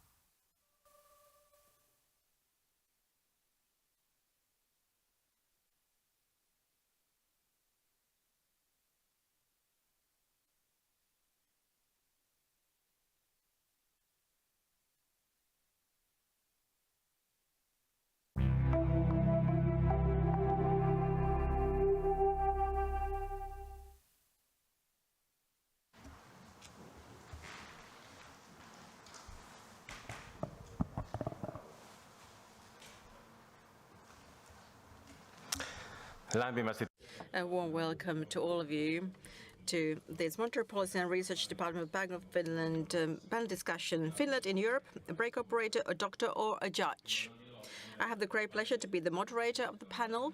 We discuss mainly financials and how Europe, as part of Europe in this world economy that has changed, is managing. Can you become equal player with USA and China? And how will Finland manage here in this geographical area? Prime Minister Orpo highlighted during the Europa Forum very much the European significance for Finland as a political and as a financial framework. And here we have panelists, so 3 persons who are into the questions, who are experts, and I will briefly present them to you. We have Maria Plasar here, who is head of European Commission representation in Finland. And she's been working in different institutions and in the Finnish administration for over 25 years and has plenty of experience of competition policy, rule of law questions and others. And the same goes also for EU coordination and preparatory work for EU questions. Second member of the panel, Pauli Kariniemi, who is head of Financial Markets Department, Ministry of Finance of Finland. And Pauli is in charge of the financial markets legislation and monetary policy questions preparation. And also head of the Financial Supervisory Agency and member of the board. Then our third member of the panel, and comes from Finnish Institute of International Affairs, Program Director of the European Union Research Program. Juha has in particular interest in EU sanction policy, Brexit, market area, and the foreign policy and Europe questions, Europe-Asia questions, and of course, Finnish European policy. My name is Juha Kelponen, and I am the head of Monetary Policy Research Department of the Bank of Finland. Welcome to all of you. And before I start the panel discussion, a few introductory notes on Europe. The war in Ukraine has changed the security of Europe and economy in many ways. Perhaps not permanently, but for a long term, that is for sure. Even before the war, trade wars have shaken up the structures of the world, deglobalization, world trade reduction. We spoke a lot about that, but there is not much reference made to that in the statistics related to economy. The amount of trade at the beginning of this year was at all-time record. But despite of the statistics, it is clear that the world economy will not go back. If you reshape the world, there are risks which are geographical, but also financial risks. We are aware of them all. If you think of the current leadership in China and their ideas on the collaboration internationally and good neighborhood relationships show how we understand these questions. In practice, USA and China are in a trade war. The world trade has strong pressure from monolateral to multilateral dependency towards globalization and towards security, which are regional, perhaps. At the same time, they want to abandon free trade principles and objectives. This equation is not easy to solve. The EU has a profile for speaker for transparency, particularly in finances and in trade, and it has been getting benefits from free trade. For instance, the share of foreign trade in GDP rose from 31% to 54% during 1999 and 2019. And at the same time, also in the USA, the trade increased only 3 percentage points up to 26%. It means that Europe as a whole is the biggest open economy. And as for the business sector in Europe, it has been integrated to global supply chains, and it means we have now more effective division of labor. Technology is there, and also increase in productivity, which can be seen in practice. But what will happen if these trends change? If you think of Europe, within Europe we have internal markets, which is a success product or story. And according to studies, when achieving the targets, we have been very successful, not perfect, but successful. And if you think of Joint European Commission and Competitive Authority, and EU countries have given a lot of authority to that EU competition authority. If you think of electricity, gas, postal services, all that were open to competition and that promoted things. And after the turn of the millennium, we have deeper internal markets, which has now slowed down. Between European countries, there's also detrimental inward trade, meaning that it's detrimental despite of the external factors. We shall now be discussing in the first part the strategic autonomy, energy and technology, and also some words on defense questions. And the first question is to you, Juha. So, perhaps an introduction to the question. In the midst of these latest crises, the political decision makers around the world want to reinforce their own financial and social strategy, and in particular competitiveness. And in the European Union, there's a reformed industrial strategy, at the core which is the open strategic autonomy. In business and trade, as far as I understand, the point is to use the size of the internal market as a leverage for international trade, and thus EU can define global standards and norms. On the other hand, there are also critical voices that have been raised. The political newspaper wrote last summer that the strategic autonomy stopped when Russia aggressed Ukraine. Therefore, Europe has no strategic union or one voice on these, the 1991 area that Ukraine could get that. There's no unanimity on that. Juha, is strategic autonomy still valid? And what about the current situation? How will EU become more equal as compared to China and the USA? Thank you. There were huge questions there to begin with. But let's start with strategic autonomy first, and about the open strategic autonomy, because that has been the very core objective for Europe. I think we should go back to what was referred to earlier. In practice, China and USA in trade war, but the EU is, according to my knowledge, in any trade war with anyone. And If you think of the USA, previous President Donald Trump, what he launched, he started these trade wars, and what were the responses to that? The EU did respond to that, and by protecting itself against the actions taken by the USA, but at the same time opening and accelerating the ongoing free trade negotiations with several countries. So they wanted to use this moment in time in their own benefit, even though USA and, as said, some countries were more inward.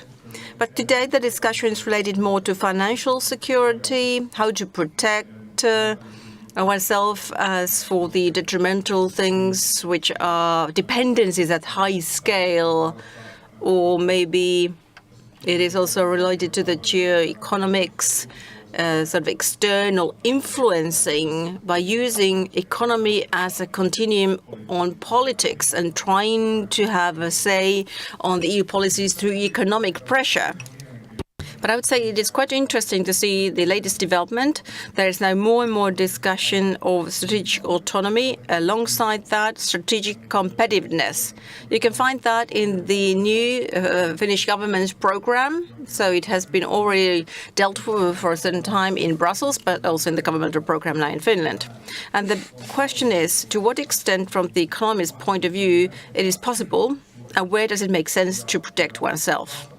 And on the other side, there's always the will in order to highlight, or you have to hold on to the EU internal markets, basic foundations of it.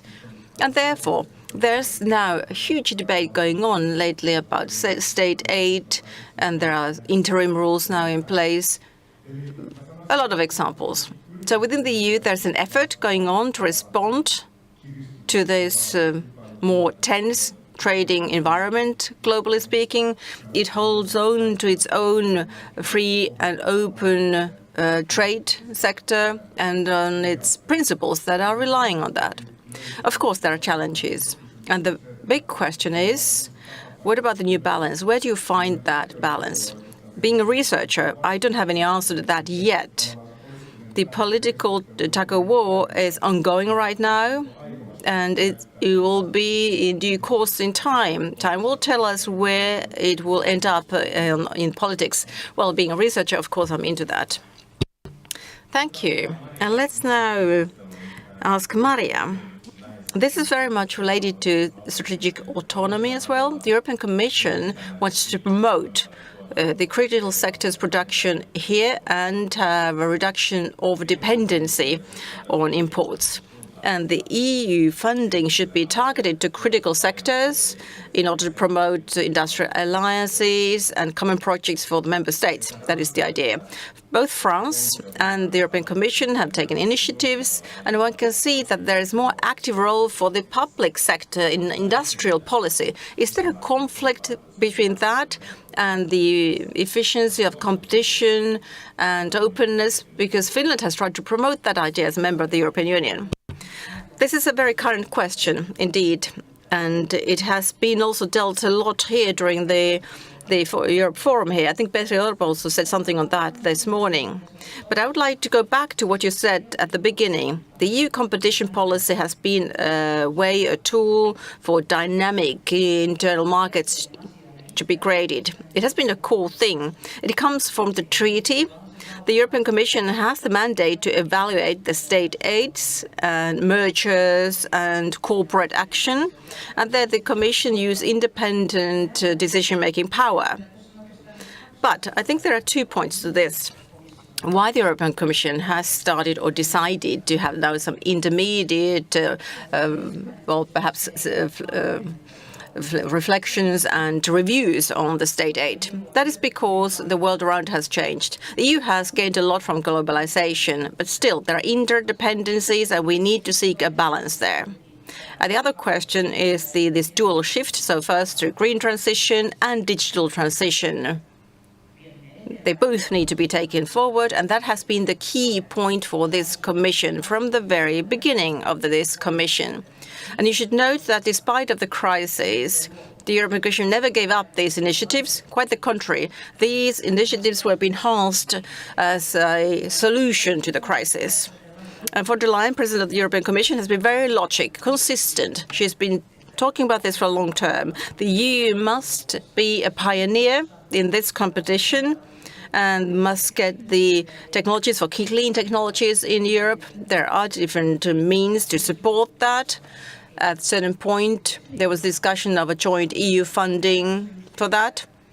So the idea is that state aid as such, you can't otherwise compete if you're a small country without it. So therefore, the idea has been how to guarantee that critical raw materials are available, that we will not be so dependent on China, and so forth. So this is an important point. And this discussion continues. If you think of the relevance of the internal markets, you forget quite often how important that is in our everyday lives. I can give you a concrete example. If you think about Finland, the second presidency of Finland, 2006, there was an adoption of legislation.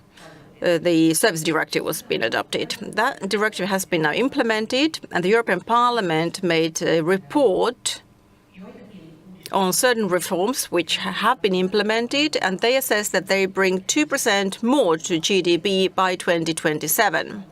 But if you would fully be able to implement all of it up to 2027, you would double the benefits. It is good to remember we cannot give up our basic principles, and then you can find the balance that you have mentioned. Thank you, Maria, for that. And now Pauli, join the discussion. The same topic, perhaps a slightly different approach now.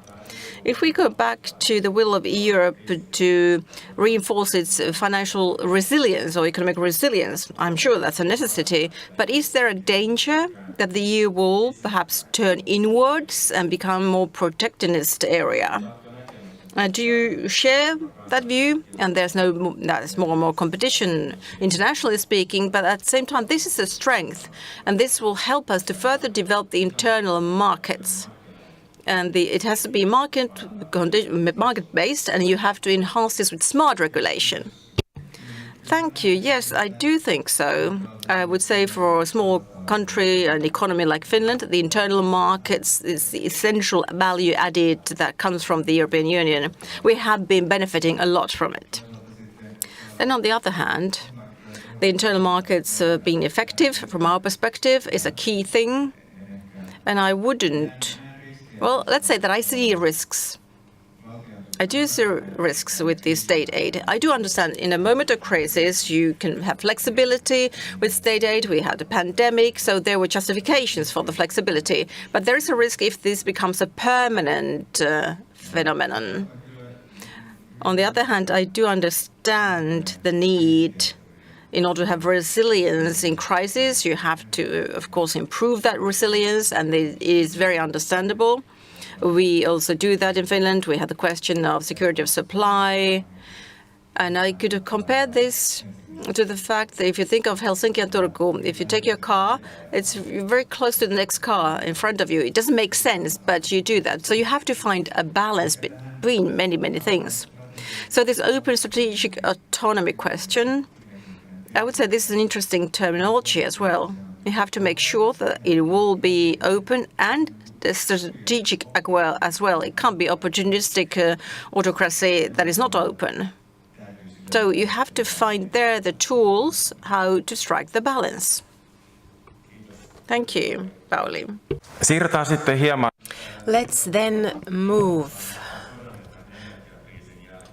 to discussing Europe after this war and energy crisis. Perhaps as a background to this, I could mention that after the early 2000s fast growth, EU internal goods trade decreased significantly after the financial crisis in 2007. We saw some recovery after that, but in the last 10 years, there hasn't been any significant deepening that we can recognize, at least not in the statistics. And currently, the internal goods trade from the EU gross national product is on average 21%.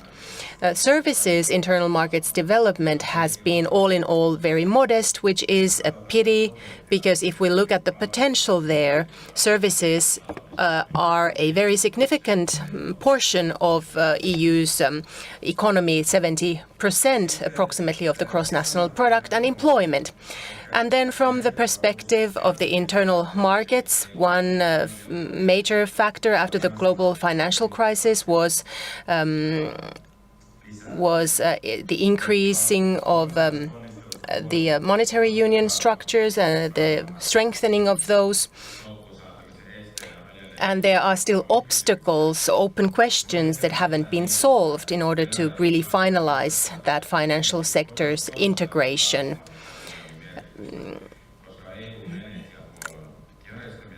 Organizing the EU's energy supply without fossil-based fuels from Russia still require common investments. So a question to Pauli.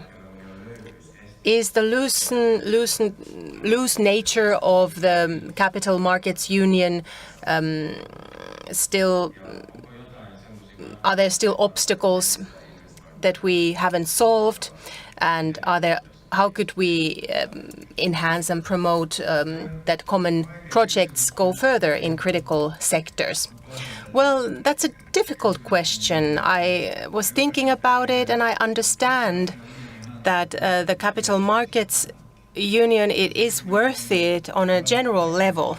But then the difficult questions, as I've understood them, are linked to national insolvency legislation harmonization that has been built over the years, and many countries feel they have the best model, and there are differences between the countries. Also, this is linked to taxation, and usually taxation has been kept in national decision-making and national hands.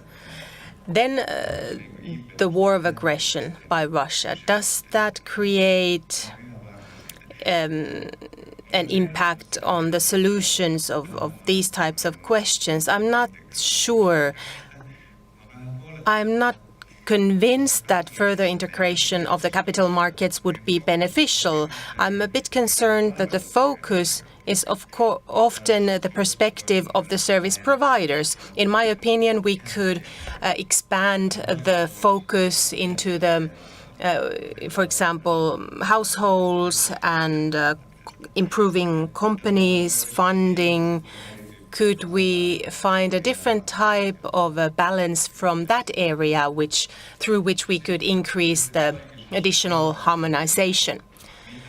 A second question is, what could we do about the strategic investments based on the markets?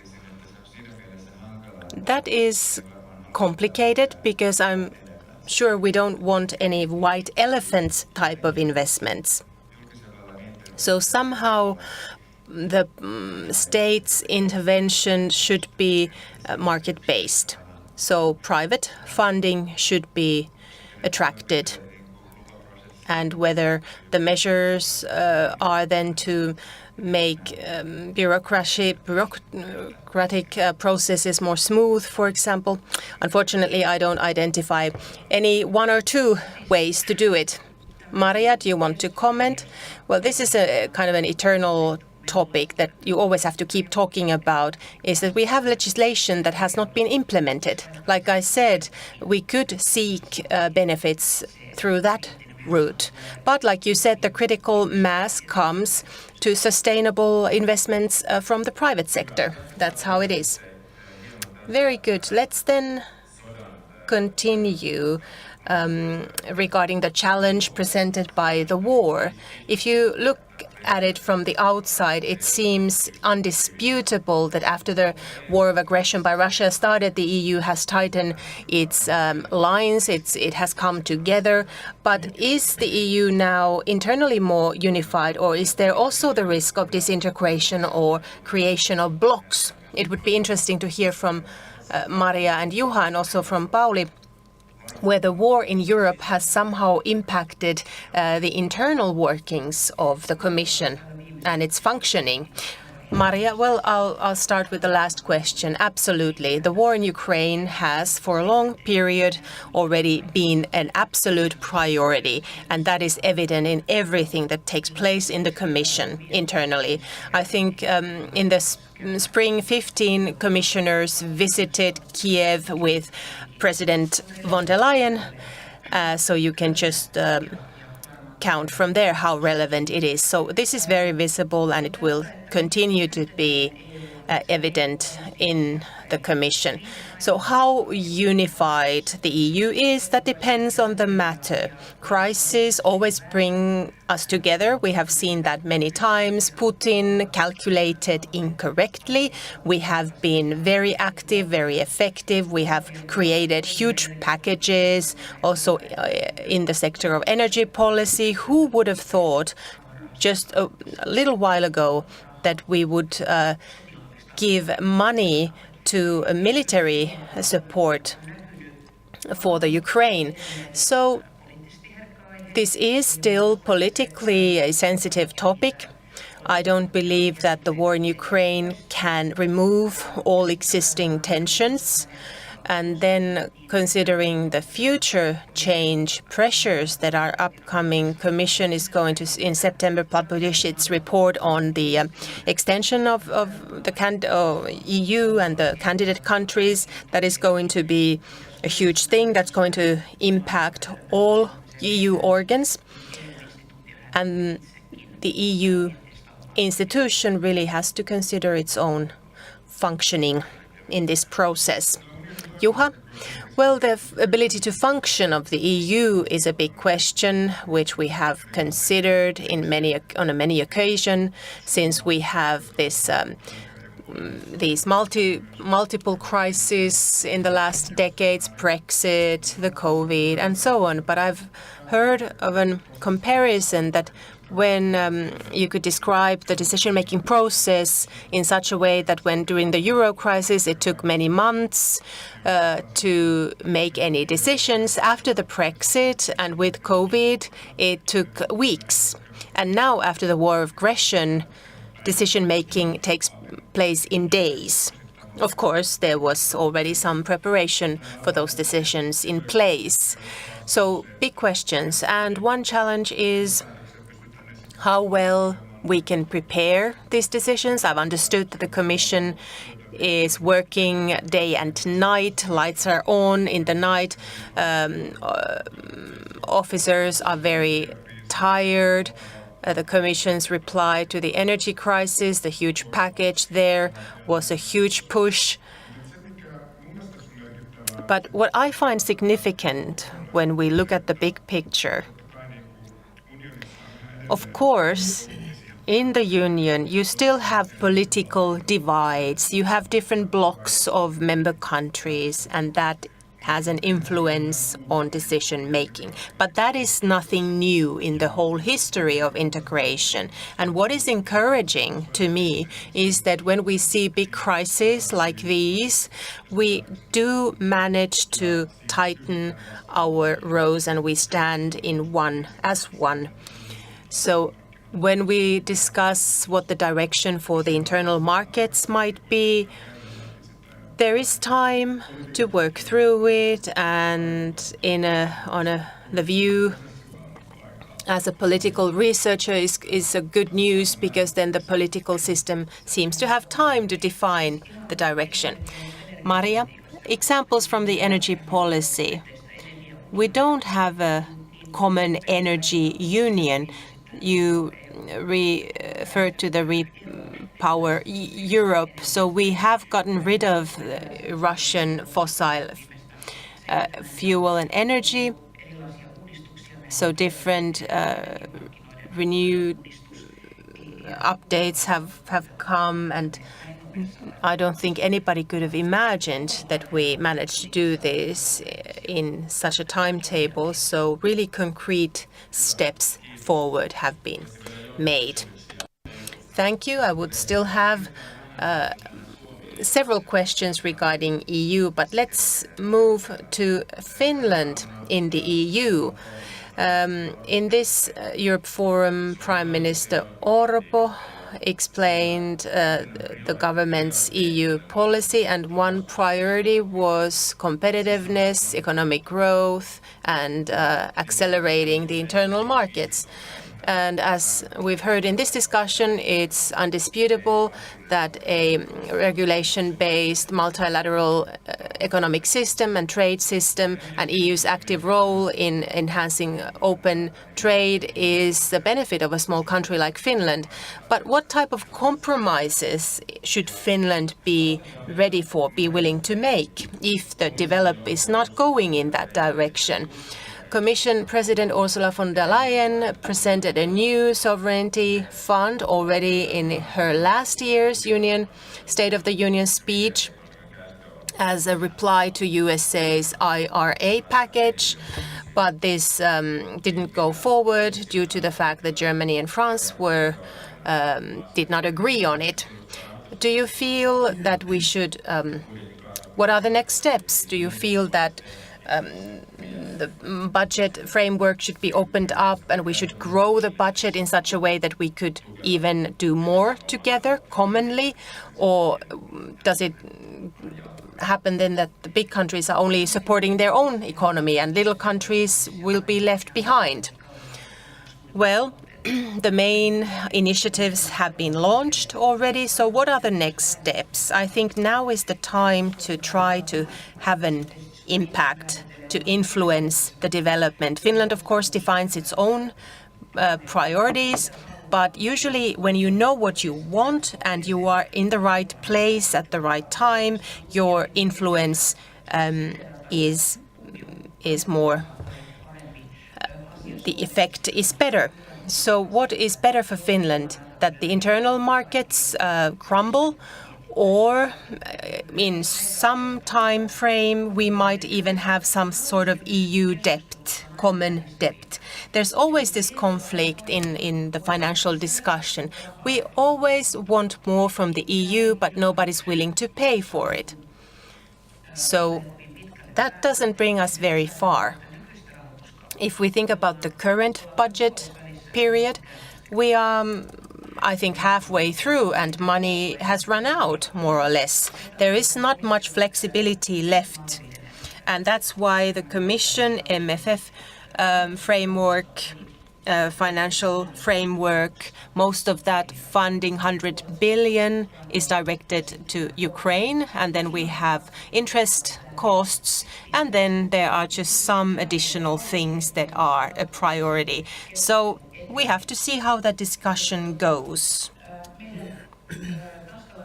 Our Danish commissioner, Margareta Vestager, has noted quite well. She has said that when we work as a EU, as together as one, we are a good player, otherwise we will be made into a playing field. So these pressures, there are pressures that France would like to have a permanent system in place to fund nuclear energy, and the meeting in June, they want to provide Prime Minister Enrico Letta, a report on the internal market. So we really have to communicate these loosenings of the regulation should not become permanent. That is the message that we have to be very clear about. Market policy should be at the core. Katson Pauli. And now I'm looking at you, Pauli, and you have both of you. You raised this sort of a joint debt and joint objectives to be reached that way. Pauli, what do you see? How in the ministry you see this question? Well, I think that as for the political aspect, the political decision makers can answer to that question. But my view is that we should be now thinking, and I'm sure people do think about this, but we could perhaps just crystallize this. So do a SWOT analysis as an EU member. So my view is at the EU level, you should carry out things that are related to cross-border aspects, such as regional public products, And sometimes I don't think that that has not been made crystal clear. What are the areas where EU gives us value added? And then on a personal note, we could think of the cross-border public goods where we have vulnerabilities. And you can try to lobby Commission and others that, okay, these are the topics that you should be very much given the priority in the EU. What about you, Juha? Defense, cooperation, NATO, is this a core public good or product? Security, can you finance that within the EU with a joint debt? The situation is that Finland, and I hope very soon Sweden as well, will join NATO, and then the European defense policy division of labor is made more clear. And certainly in the background, you have the fact that NATO has come back from international operations to its fundamental task, which is defending the area of Europe. And this war of aggression has in many ways underlined this fundamental task. And that division of labor has been now highlighted, in particular if you think of the hard part, hard security, in particular how the European Union and dynamics of integration could better support European defense industry and capability-related problems and challenges and shortcomings that we have currently. In this regard, this is a major question, because defense procurement is done with taxpayers' money. So in particular in large member states, they think that because of the tax funds, they should be supporting European industry. And there is a major question in the background, that the role of the European Union is quite clear, or it is about to become more clear.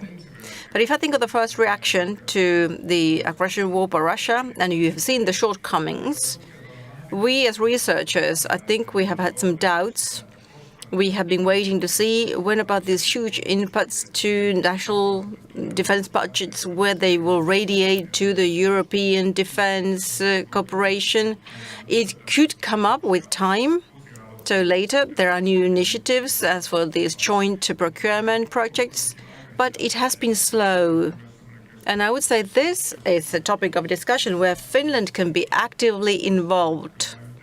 I'm sure the joint European projects, they could be, from the geopolitical point of view, very important, but it's also cost-effective at the same time. But I want to go back to the state aid question and the objectives set by Finland within the EU. If you further think of the strategic competition, it is globally becoming more severe. And state aid policy, which you have seen, that is in the USA, also other competitive countries have it. So this is a huge question after all. How will the EU and big member countries survive without state aids? Will they survive in the competition? This is for political decision makers a very tough question. Until to the voters, why a big battery factory that was planned to be in Germany or in Finland around Hamina area, why is it built elsewhere in the world, such as USA? And because of this, I would say the state aid discussion will perhaps even be accelerated. And as the European Commission has made some decisions which is very accurate, well, they have been limited in time and in scope. The idea is to define a bit the target of the subsidies. But still, a discussion. If you want to get end responses into global competition, it is that you have to support companies in the European Union.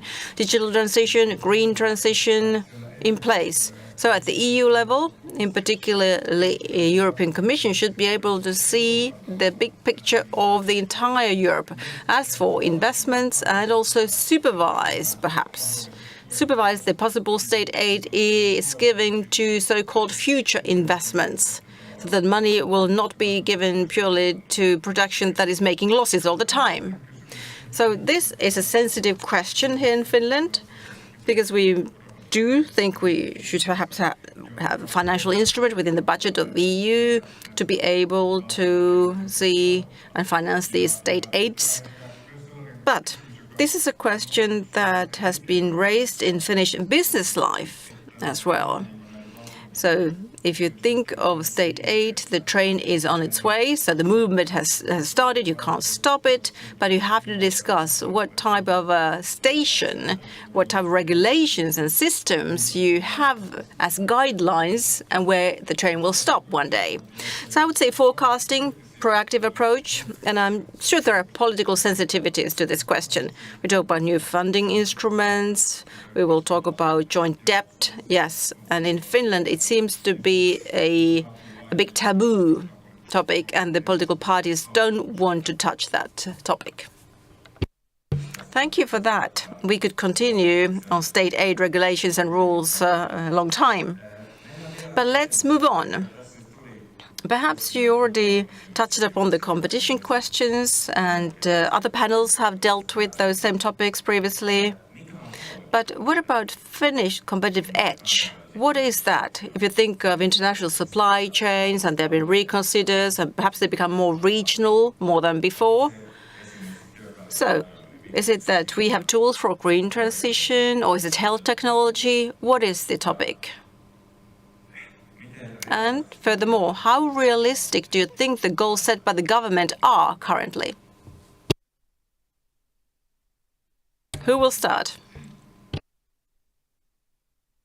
Well, I can start. Of course, I want to say first that this is more of a Finnish question, so to Finns to evaluate it. But I would like to go back to something.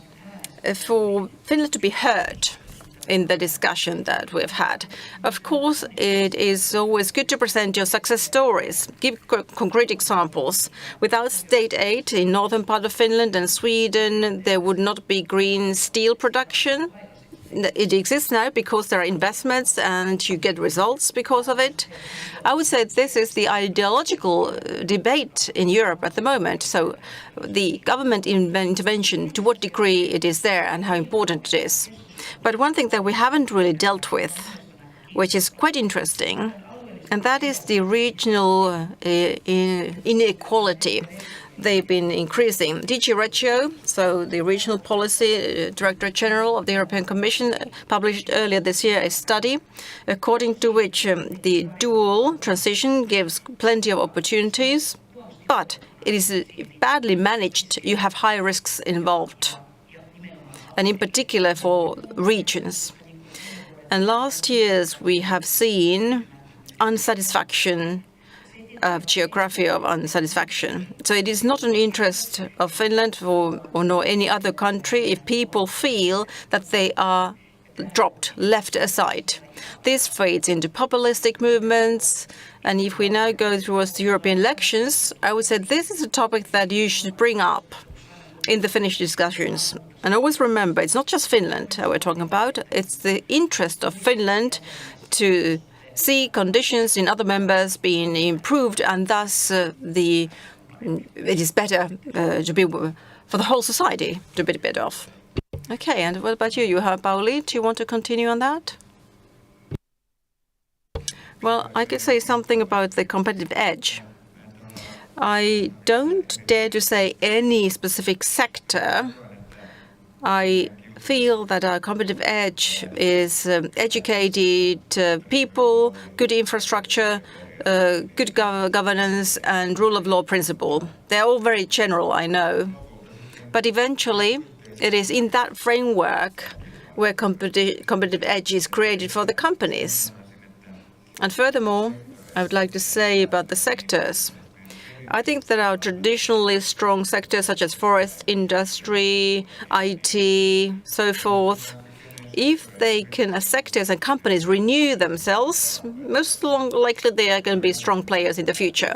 We don't have to reinvent the wheel. It doesn't have to be trendy. For instance, company Kone is a very interesting company. It is a lift company, but I think it's a service company nowadays. Back to basics. What about the EU policy and its direction? According to this governmental program, their objectives are related to internal markets, and they want to deepen these. The approach that it's market-led and it's open economy. And I think there is an approach that has been adopted that you can have certain precautionary measures in order to manage risks. And you are forced to protect yourself because of the tough strategic competition around you to a certain extent. And quite often, if you think of external relations, which are economic external relations in EU, so perhaps in the political jigsaw puzzle in Europe, you could have these northern countries that believe in open market economy.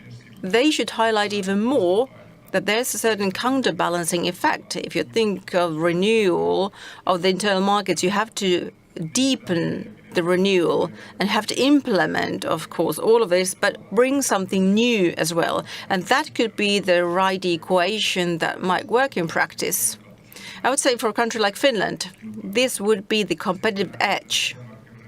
And as for sort of having deeper internal markets, there's also more extensive, broader internal markets. That is important as well because there's more and more competition. And we go back to these big questions like enlargement of the European Union. We talked a lot about that during the forum.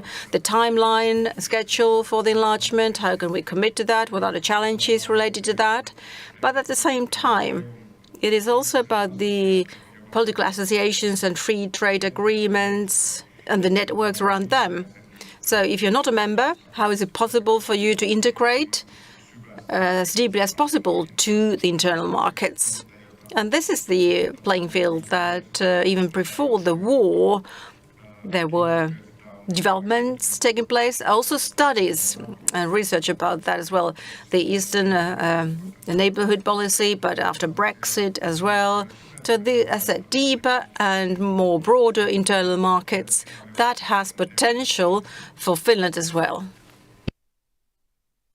Thank you. And I see time is running. I didn't see the clock. We only have 1 minute left. We can go a bit over time, I think. Any questions from the general public? I don't see anything on the wall, but anybody from the room. Do you have any questions?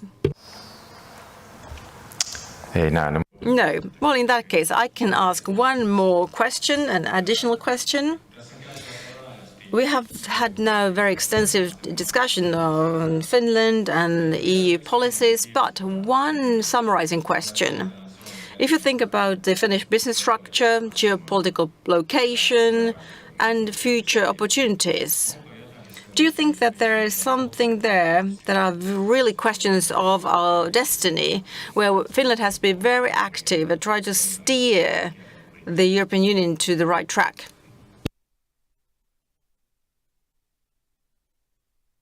Can I start? Go ahead, Maria.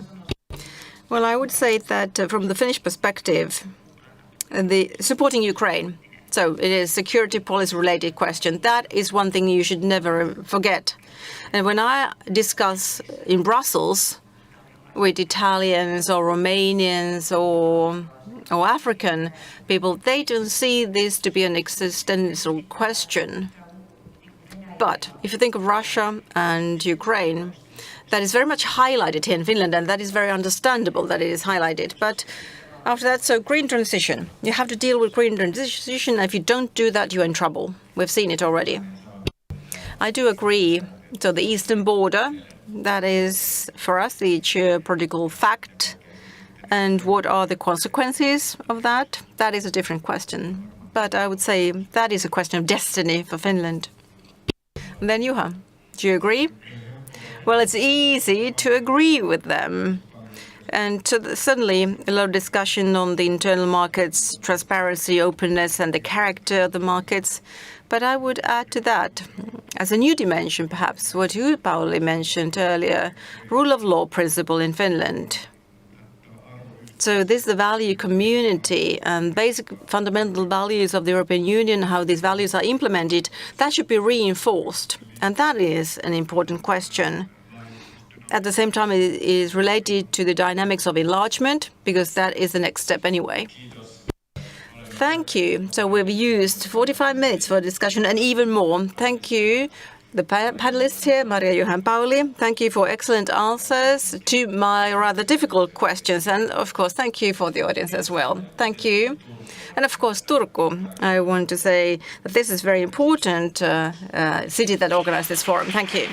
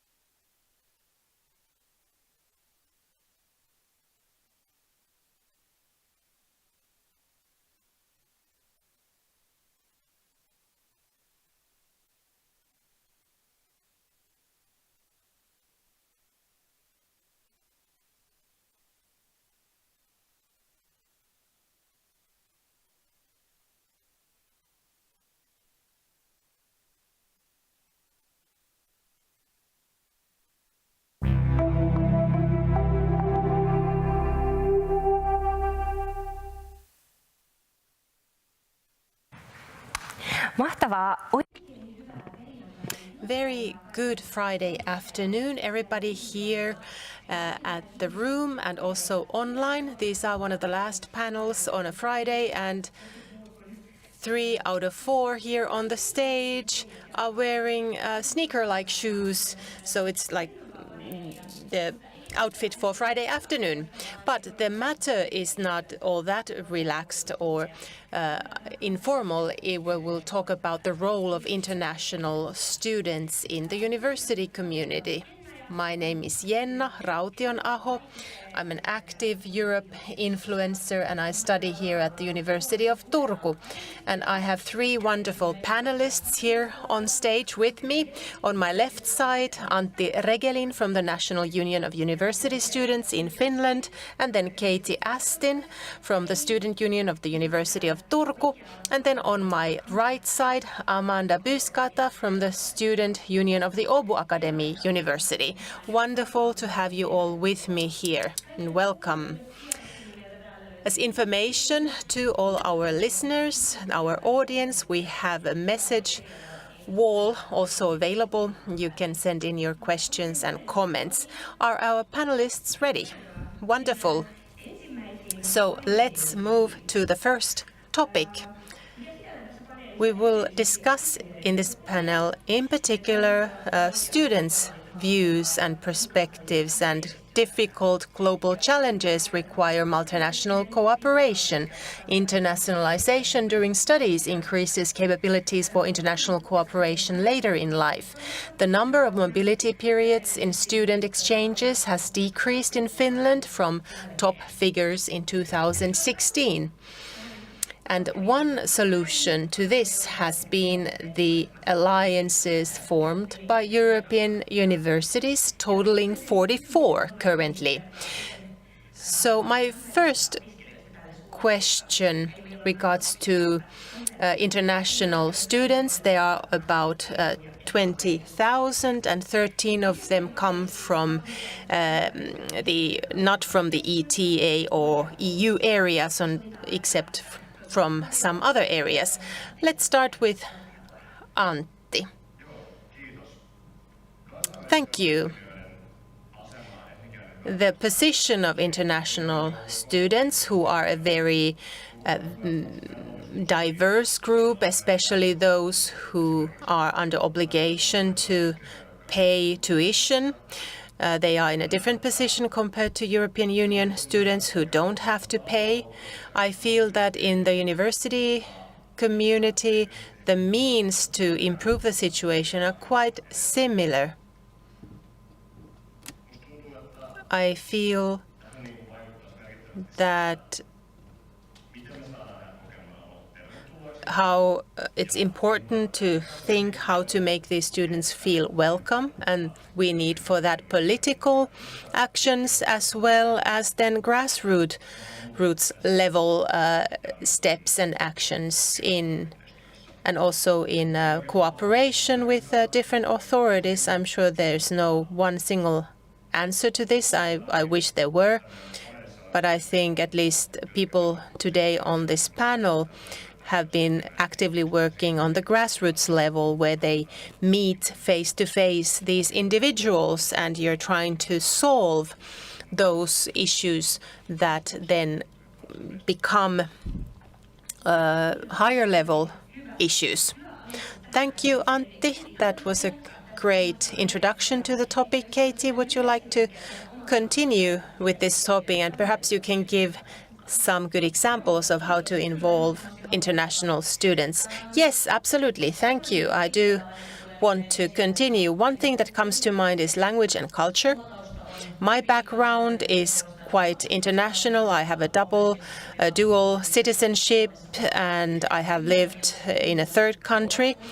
So I understand how it feels to be a foreigner in a country. I did actually speak the local language, but if you don't, it's even harder to find a common understanding with other people around you. So at the University of Turku, the student union tries to encourage people, Finnish students, to approach international students and attend events where international students attend. So let's go together, let's go to parties together, and then let's study together.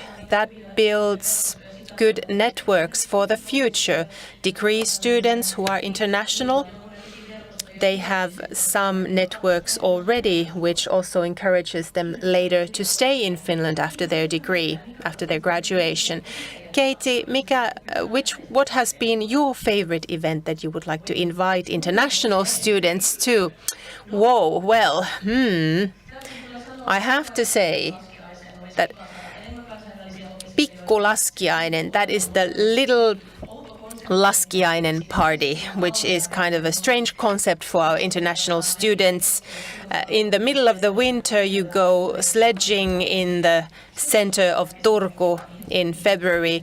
That would be fun to invite more international students too. As someone originally from Naantali, but nowadays I feel myself like a citizen of Turku, that would be one event I would like to introduce international students to. What about Amanda? Which event?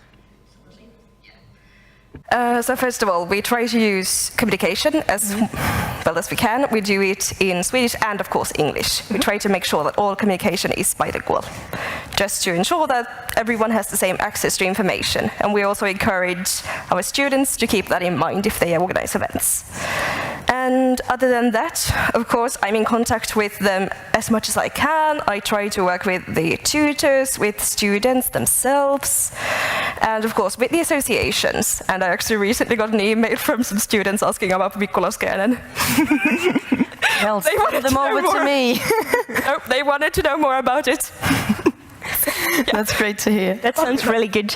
Do you have some favorite student event? Oh God, there's so many to choose from.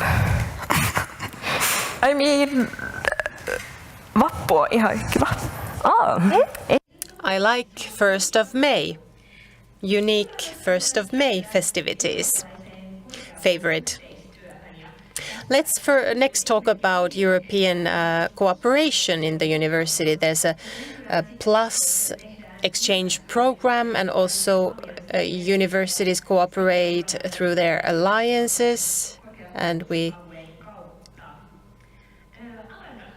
want to promote that further. Amanda, would you like to start? What do we need to do so that the European university cooperation is more approachable to students? They're part of it from day one. You can't just bring them in at the end and expect that everything will be fine. It's much easier to bring them in as soon as possible to make sure that everyone's voice is actually heard. Because after all, the university is made for students to study. It's not just for research and science, it's also for the students.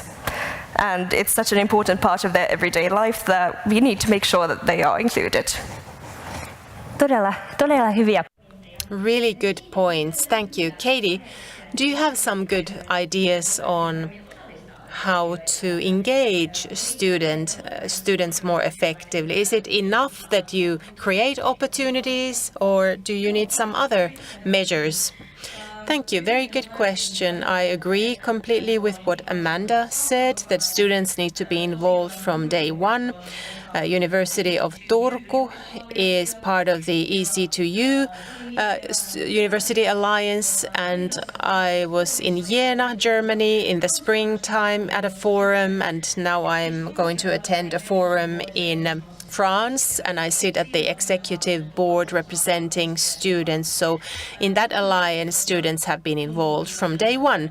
At the University of Turku, I feel that students are really counted in. They sit in the executive boards, in the decision-making bodies, and the university also really wants to actively listen to the students. They ask, the rectorate and the administration of the universities really ask actively from the students their opinions. So that is a strength of ours.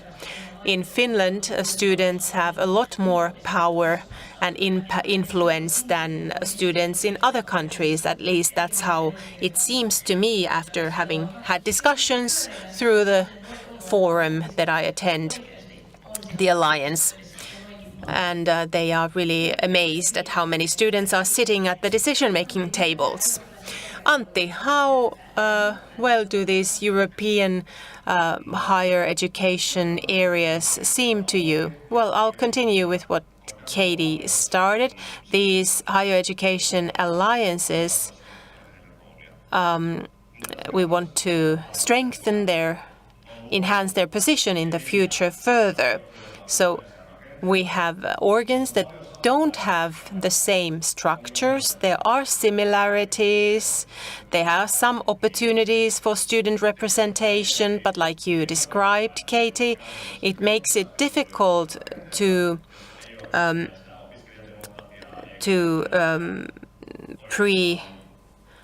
prevent or act preventively. There is no administrative structures in place necessarily.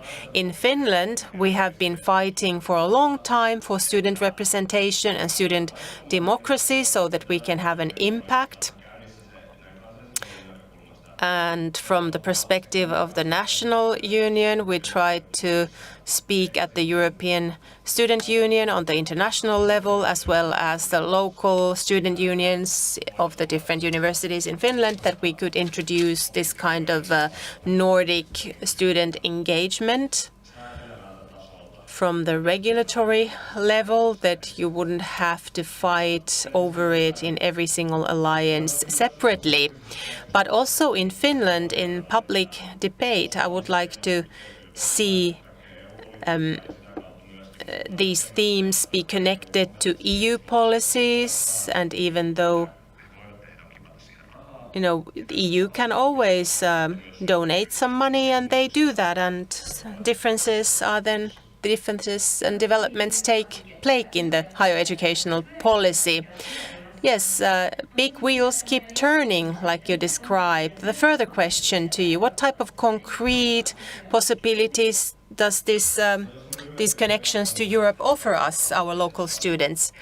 Well, it's good to remember that we have already received so much from these connections to Europe. We have this European higher educational area, and this ECTS study credits is a result of the Bologna process, also already part of the European higher educational policy. We have fairly harmonized degree structures, doctoral degree, and so on. It wasn't self-evident a couple of decades ago in Europe that we have these harmonized structures. So we have already gained a lot through cooperation on the area of higher education in Europe without having to touch actual competency questions.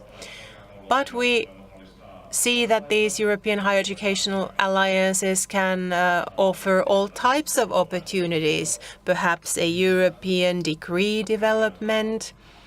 We can have new perspectives, approaches to mobility. And I feel that these alliances, it's too early to say really what comes out of it, but on a general level, we have a need for tighter cooperation and sort of also be able to understand these different administrative structures that the universities have, so that information flows better the speed is quite high, and it's I can't say much more before we've gone further. Katie? Thank you. I'd like to continue with the concrete benefits, something that easy to use, the benefits that we've seen, that you can actually do an exchange period in several different universities, so students get to know different cultures, different countries and universities, and that is something like to remind people of that even though Europe is a fairly unified area, there are big differences in cultures, so exchange students seem to experience just huge culture shocks. I've had to explain, for example, to German students why Finns behave in a certain way, think in a certain way. So that may create some sticky situations sometimes, but you just then need to communicate and openly discuss things that are different. I think that this is also something to keep in mind. That's quite true. And we've seen that we have now, with COVID-19, sort of a frozen situation. We had peak in 2016. But Amanda, what do you think? How can we encourage students to have the exchange programs? Is it enough to have alliances? We could do. It's difficult to say because our alliance is so new that I don't really know too much about it. We just recently got our student council formation finished. Luckily enough, it's close to the Finnish model. Nice. Yeah. But of course, there's always things you can do to ease traveling, visas, things like that. Because we have several international students who can't come to Finland yet, even though the freshman week has started, because their visas haven't been approved yet. That's too bad to hear. So, yeah, that process could be made a lot easier. Yeah. Right. And Antti actually referred to that how much we focus on the administrative cooperation, but there's a clear need for many other types of development of the processes. What about the contents, the courses, the teaching in the current programs? How can we include more international touch to them? Because it doesn't mean that you have to be international and leave the campus, but you can be in the campus. Katie? Right, thank you. One thing that came to my mind is that if ever I recall correctly, I'm not quite sure about this, but I think the Business School of Turku has a course, or did have last spring, innovation camp, and they were both from Singapore and from Finland, some students there. So the Singapore students came to Finland and they jointly had a project that they worked on. And that stimulated, well, work life and workplace where you have international people and trying to create a project on a certain topic together and promote all that. And this would be a great concrete example. What about you, Antti and Amanda? Can you give some examples yourselves? Well, very briefly, I could mention one. I think it is important to what many universities have already in place is that you have exchange students and that you can widely recognize what you have studied abroad as part of a diploma degree, but there's still room for improvement. Not all universities can give you the right to have a sort of minor subject. You might have to make a huge effort so that your exchange courses will be part of your own degree. And if you don't want to perhaps do something, but there's a bureaucratic reason why things are not okay, so I think there should be something that encourages them to leave. So structural incentives. Of course, we can do a lot, and we can change the structures. But still, the students' livelihood, subsistence, and their social life, how they feel, it is all related to whether they can really have an exchange program and go abroad. We know that you can really have international contacts without leaving the country as well. But yet, I would say this is about the fact that the more we get our campuses becoming more international, that promotes the fact that everybody has the possibility to become international within the framework of their studies because they meet new people and then they can exchange views on different cultures. That is quite true. What about you, Amanda? Anything else you want to add to this? Well, I can only say that we are very much encouraged to go on exchanges, and we also very much encourage students to come to us. And it's worked quite well overall. There are, of course, some subjects that are more difficult, but overall it's been functioning pretty well. But of course it's also a bit difficult because the different programs are built differently, so you can't necessarily go whenever you would want to, unfortunately.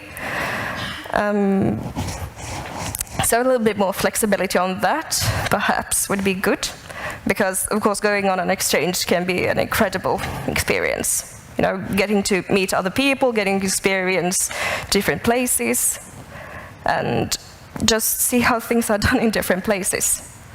Because every country is an expert on something, so perhaps something we're not an expert on, another country is an expert on. So therefore they can probably give a more in-depth education on it. Thank you. You had many good points there. Why becoming international is very important to the university and to the students personally. If you may, very briefly. Yes, go ahead. Just a thought. The financial model of universities encourage people to go abroad, and currently the financial base of universities don't encourage into that direction. So policy actions, it is possible. You quite simply have more funding, incentives, so that students can become more international, and that can be promoted. So most likely people will be more active and become more international that way. Is it enough to have finance? Do you need some other forms of support? No siis todennäköisesti opiskelijat. I think students would need more support structures because that is not alone sufficient. But if you think of Finland, universities are very much publicly funded, and it is the case. So it means that the incentives steer towards international aspects. It's a core driver. But in our union, we consider it is important to do both structural promotion of things, but also sort of promotions to make sure that subsidy assistance is guaranteed for individual students. Thank you. Good point. So internationality and promotion of that, funding. What about the student unions? How can they support international students as for the challenges? Katie, could you start? Thank you. Oh, that is a difficult question. Well, there are courses, sort of individual courses, and you sort of know that there are experts available. There's a student union can redirect you to the right place, whether it's to your student's office or is it to the professor you need to contact because you have a certain course. As the universities are huge blocks of administrative structures, so it could be very difficult for the international exchange student to find things. If everything is in English or Swedish or Finnish and they need to work it out, whom to contact, I have a problem. Meaning that you have to be present. Very low threshold, and you can just come and meet me in the corridor and ask. And also, in the student union, members of the board are involved. We are in the campus and people can identify our faces and they will then come to us and speak to us and say that I have a challenge. Could you perhaps steer me to the right place? I would say this is very valuable. People feel that they know whom to contact.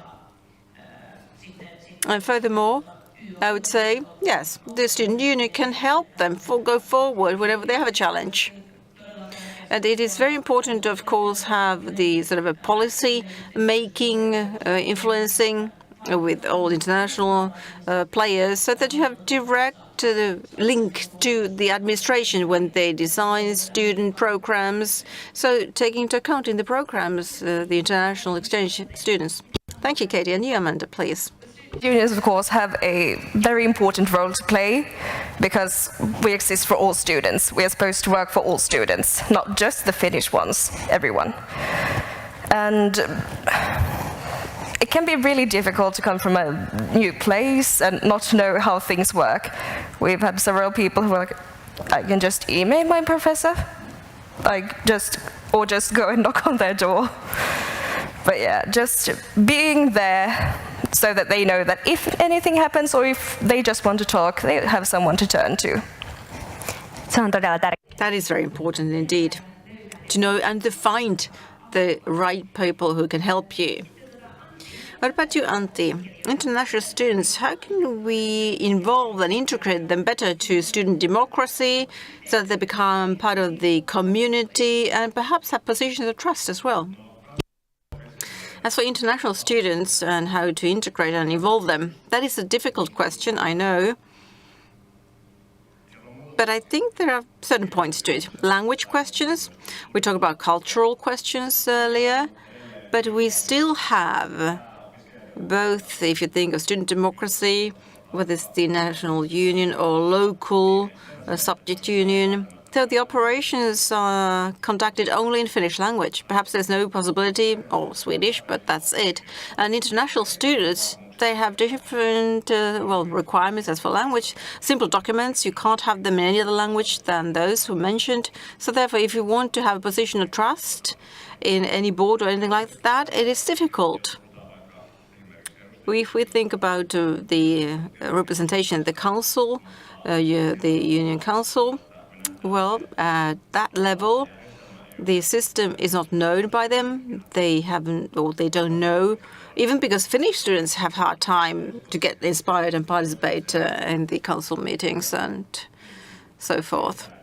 So how to make sure that there are incentives when, in practice, if those who pay their fees for tuition saying that if I can't be admitted through my courses, I will be delayed and I need to pay X thousand euros because I'm behind in my schedule.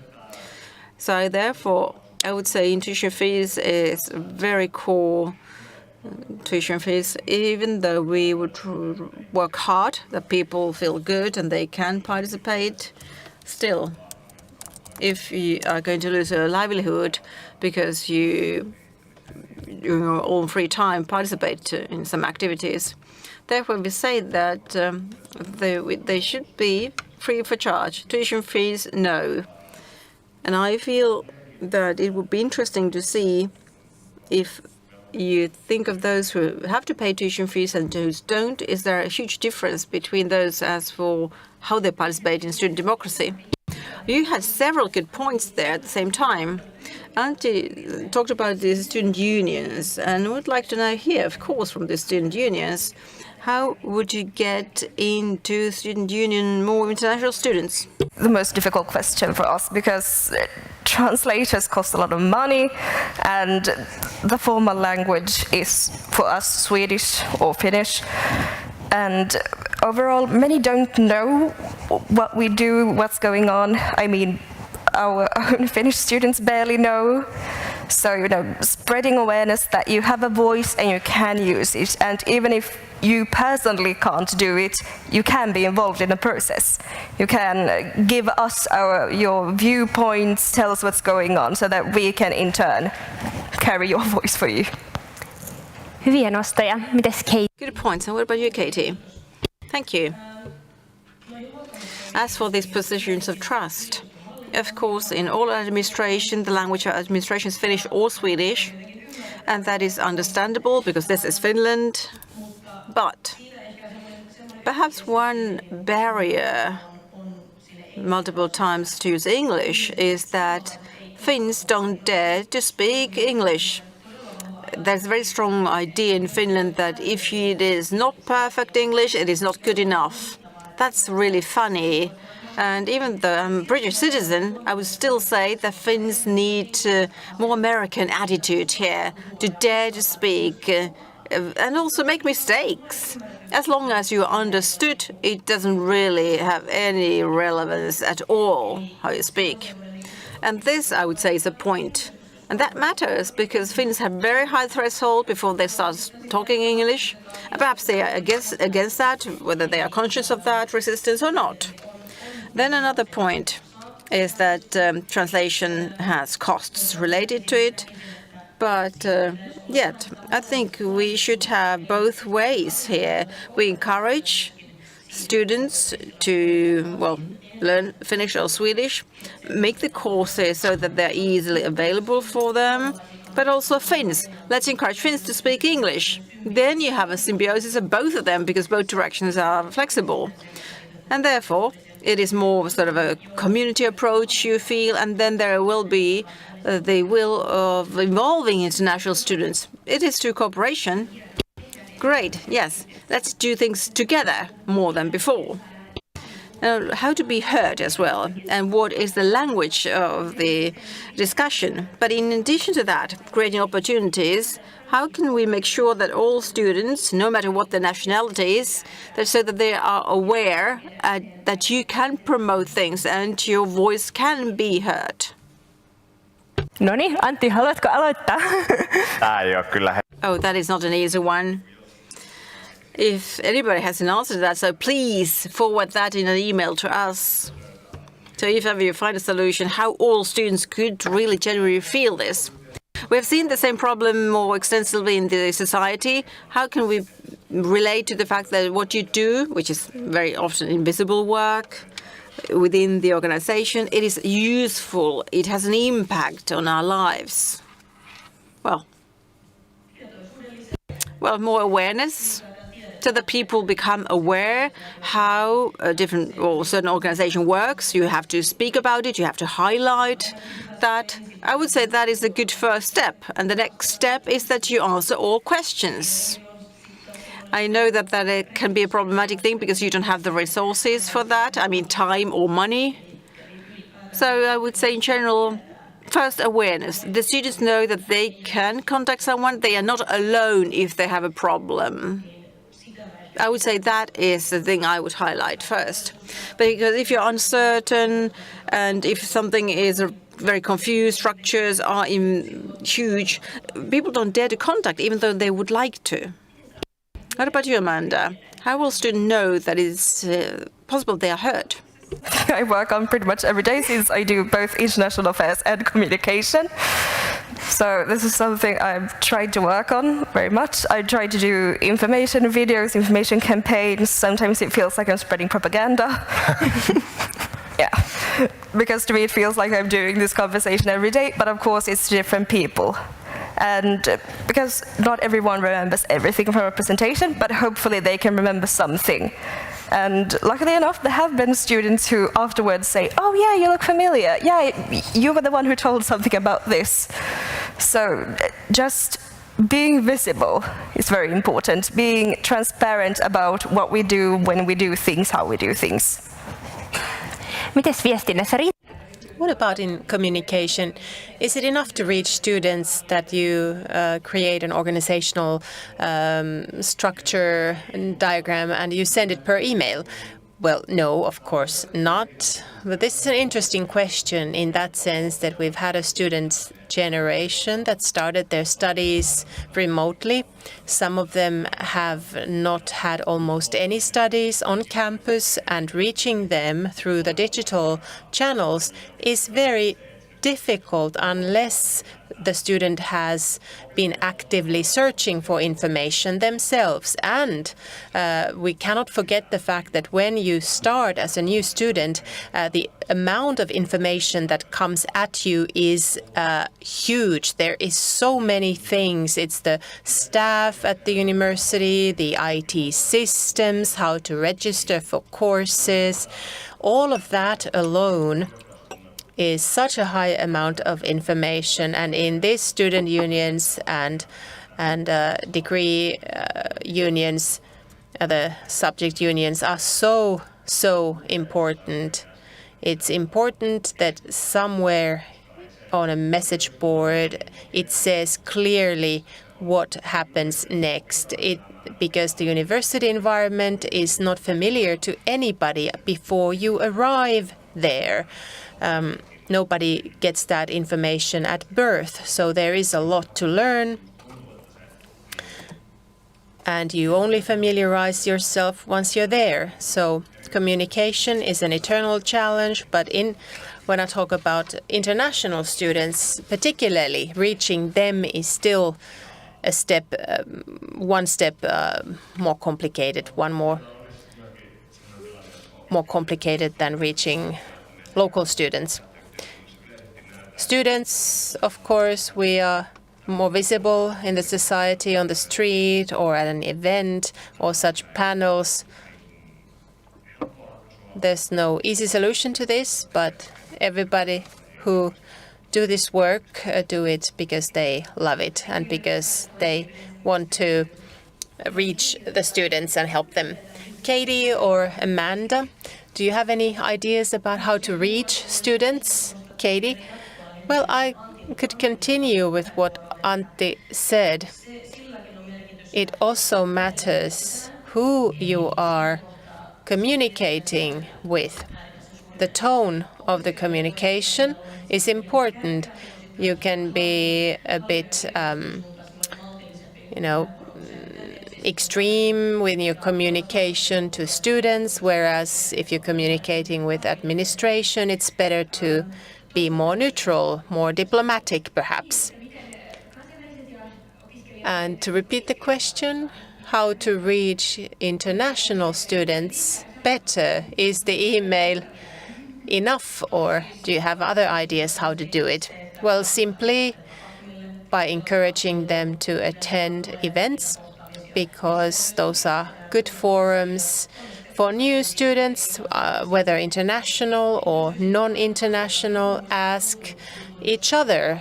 Somebody remembers one piece of information and the other student remembers a different piece of information, and this is how the puzzle comes together. I started in 2020. I didn't have that opportunity because it was COVID times, and I felt I was quite alone. So it's really important that the international students have the opportunity to build their networks and they can ask each other. Good point. What about Amanda? Any other ideas or thoughts regarding communication?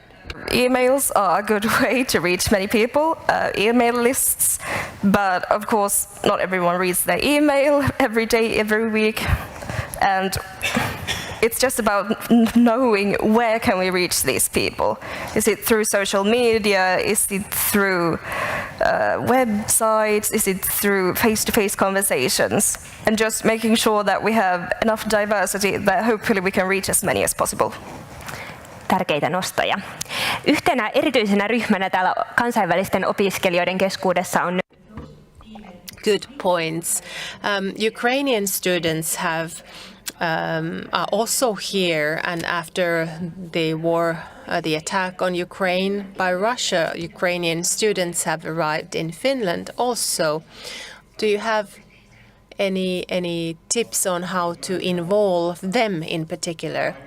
Antti? This topic is important, and we still need to raise awareness of it, because after the Ukrainian students have arrived in Finland, most of them have a special study right, which means that they cannot graduate in Finland. This was kind of a quick solution. Possibly people thought the war will be over soon, and this is a way to do it. But we've heard from our members from different parts in Finland that this is a complex challenge, because in those cases, Ukrainian students are not members of student unions, so they are already outside our system, and it's difficult to keep tabs on how they are doing. And even if they compile studies that are enough to graduate, to have a degree, they will not get a degree. And what happens if a university would like to accept them as students? They will be slapped with tuition because they come from outside the ETA EU area. Can they afford to pay tuition? My guess is they don't. Unfortunately, we don't have very good data on this, but this is a topic that I would like to see debated in the public, because there are signs that this is not a sufficient solution for them. We would like to include them as part of the community, but the way this has been done administratively makes it very difficult for the student unions to react, and really we don't actually know how they are doing. In general, generally, I would say that the students are not doing that well, and I dare to say that the situation is quite difficult for the Ukrainian students. Even if they had studied so and so many credits, they understand this is a dead end for them. How will they react? Katie? Right. I would just like to add one detail. In the University of Turku, we've had a challenge of reaching them in the first place and to map, first of all, how many Ukrainian students we have. We don't even know that. Our international expert tried to look for them, tried to contact them, but we couldn't find direct information after Antti requested that. So that is one challenge, that we don't even know how many there are. We don't have a real good situational image. Mental health services are already under quite a load, so availability for them is not on a good level. So we need to be able to shorten the queues for mental health services. Remembering that they need a different kind of support. Just like everyone has different backgrounds, and unfortunately some have unfortunate backgrounds. And just remembering that they have as much of a right to safe study time as possible. Kiitos. Tässä oli monia tärkeitä. Thank you. Very many good highlights. Perhaps this is important information also for our audience, how to increase the public discussion on how to enable degrees and studies for Ukrainian students and other students coming from places like that in Finland. So it's time to start closing the discussion, but before we do that, I would like to ask all of you, what do Finnish and international students learn from each other even more than before? The long answer, of course, everything from culture to practice to how things are just done differently, processes, everything. Because we learn every day something new, and even though we might praise our system as the best, there is a possibility that some of the countries, some of the students have a better idea. We need to be open to that also. Change is good in this case, and we need to be open to that. Kiitos. Jatkaako Antti?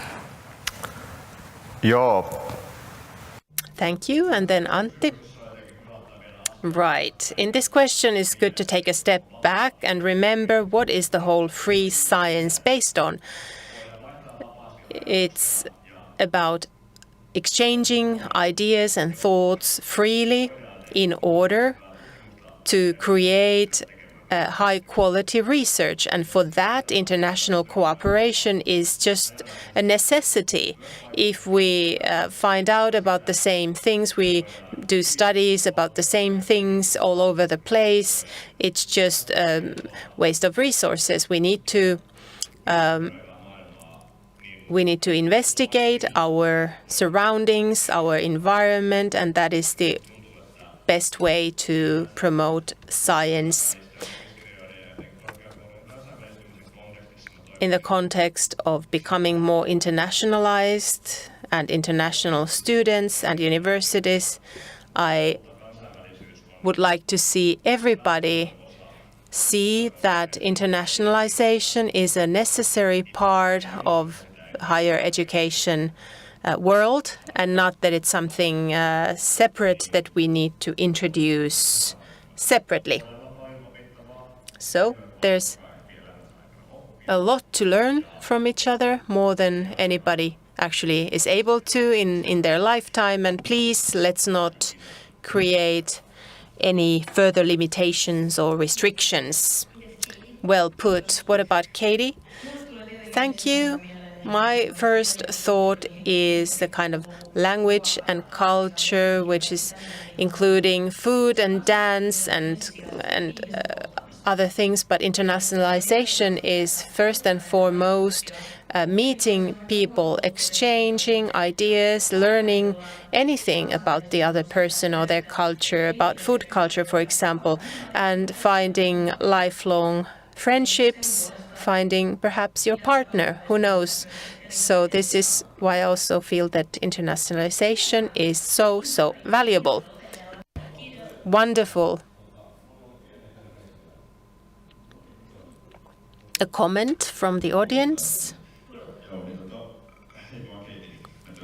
Hello, Katie. We met already.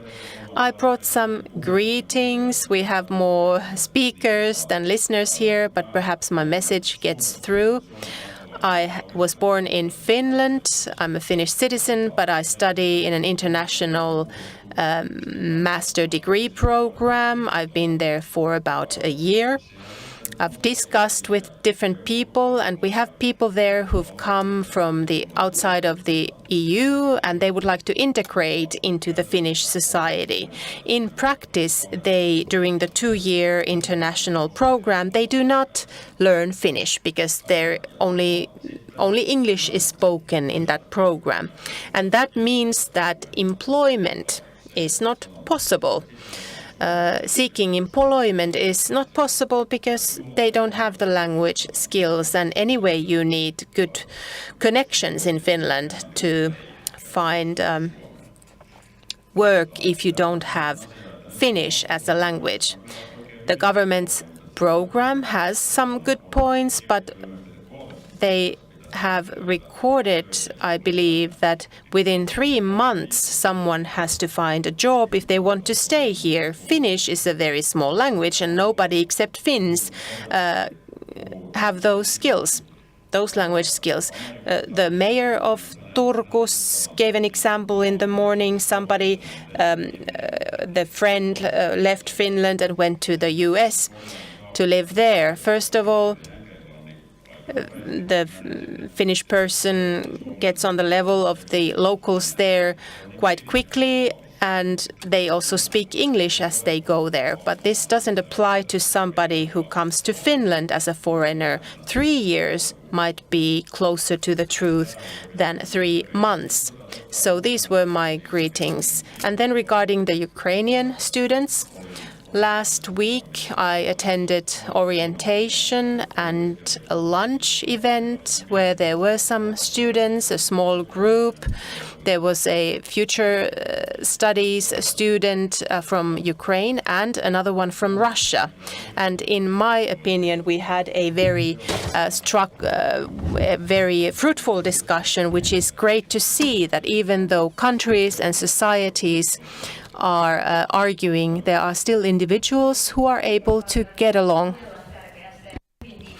Thank you for a great speech from the audience. Does any of our panelists want to comment just in short? Thank you, Katie. I'd like to comment, just like I said before, it's so important to encourage international students to learn Finnish already during their studies.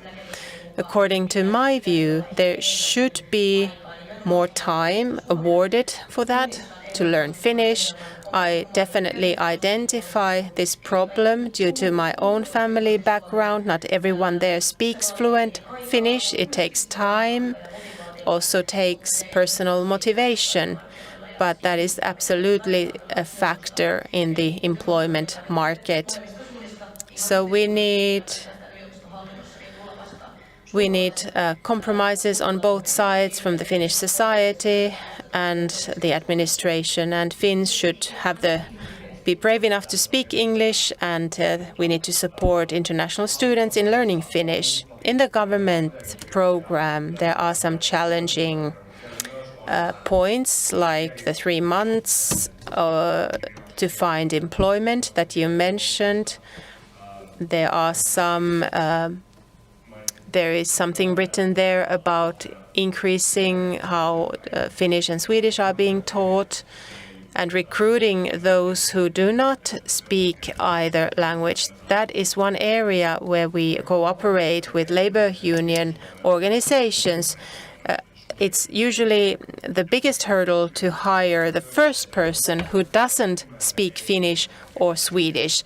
But after the company or organization has done that for the first time, they usually notice that, hey, actually, this was more a cultural question for us instead of this person limiting our productivity or causing problems in our community here.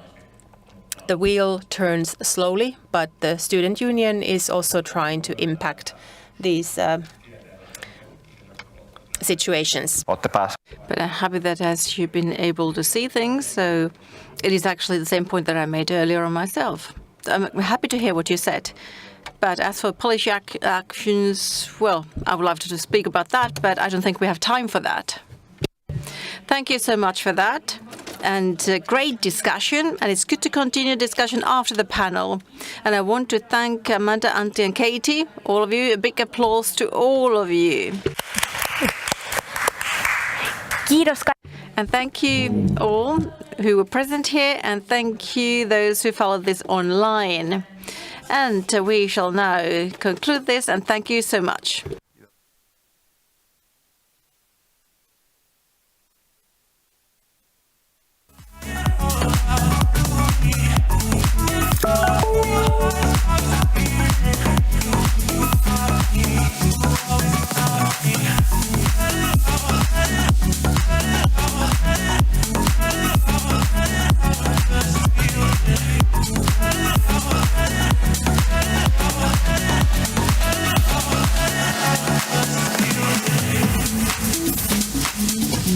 Thank you.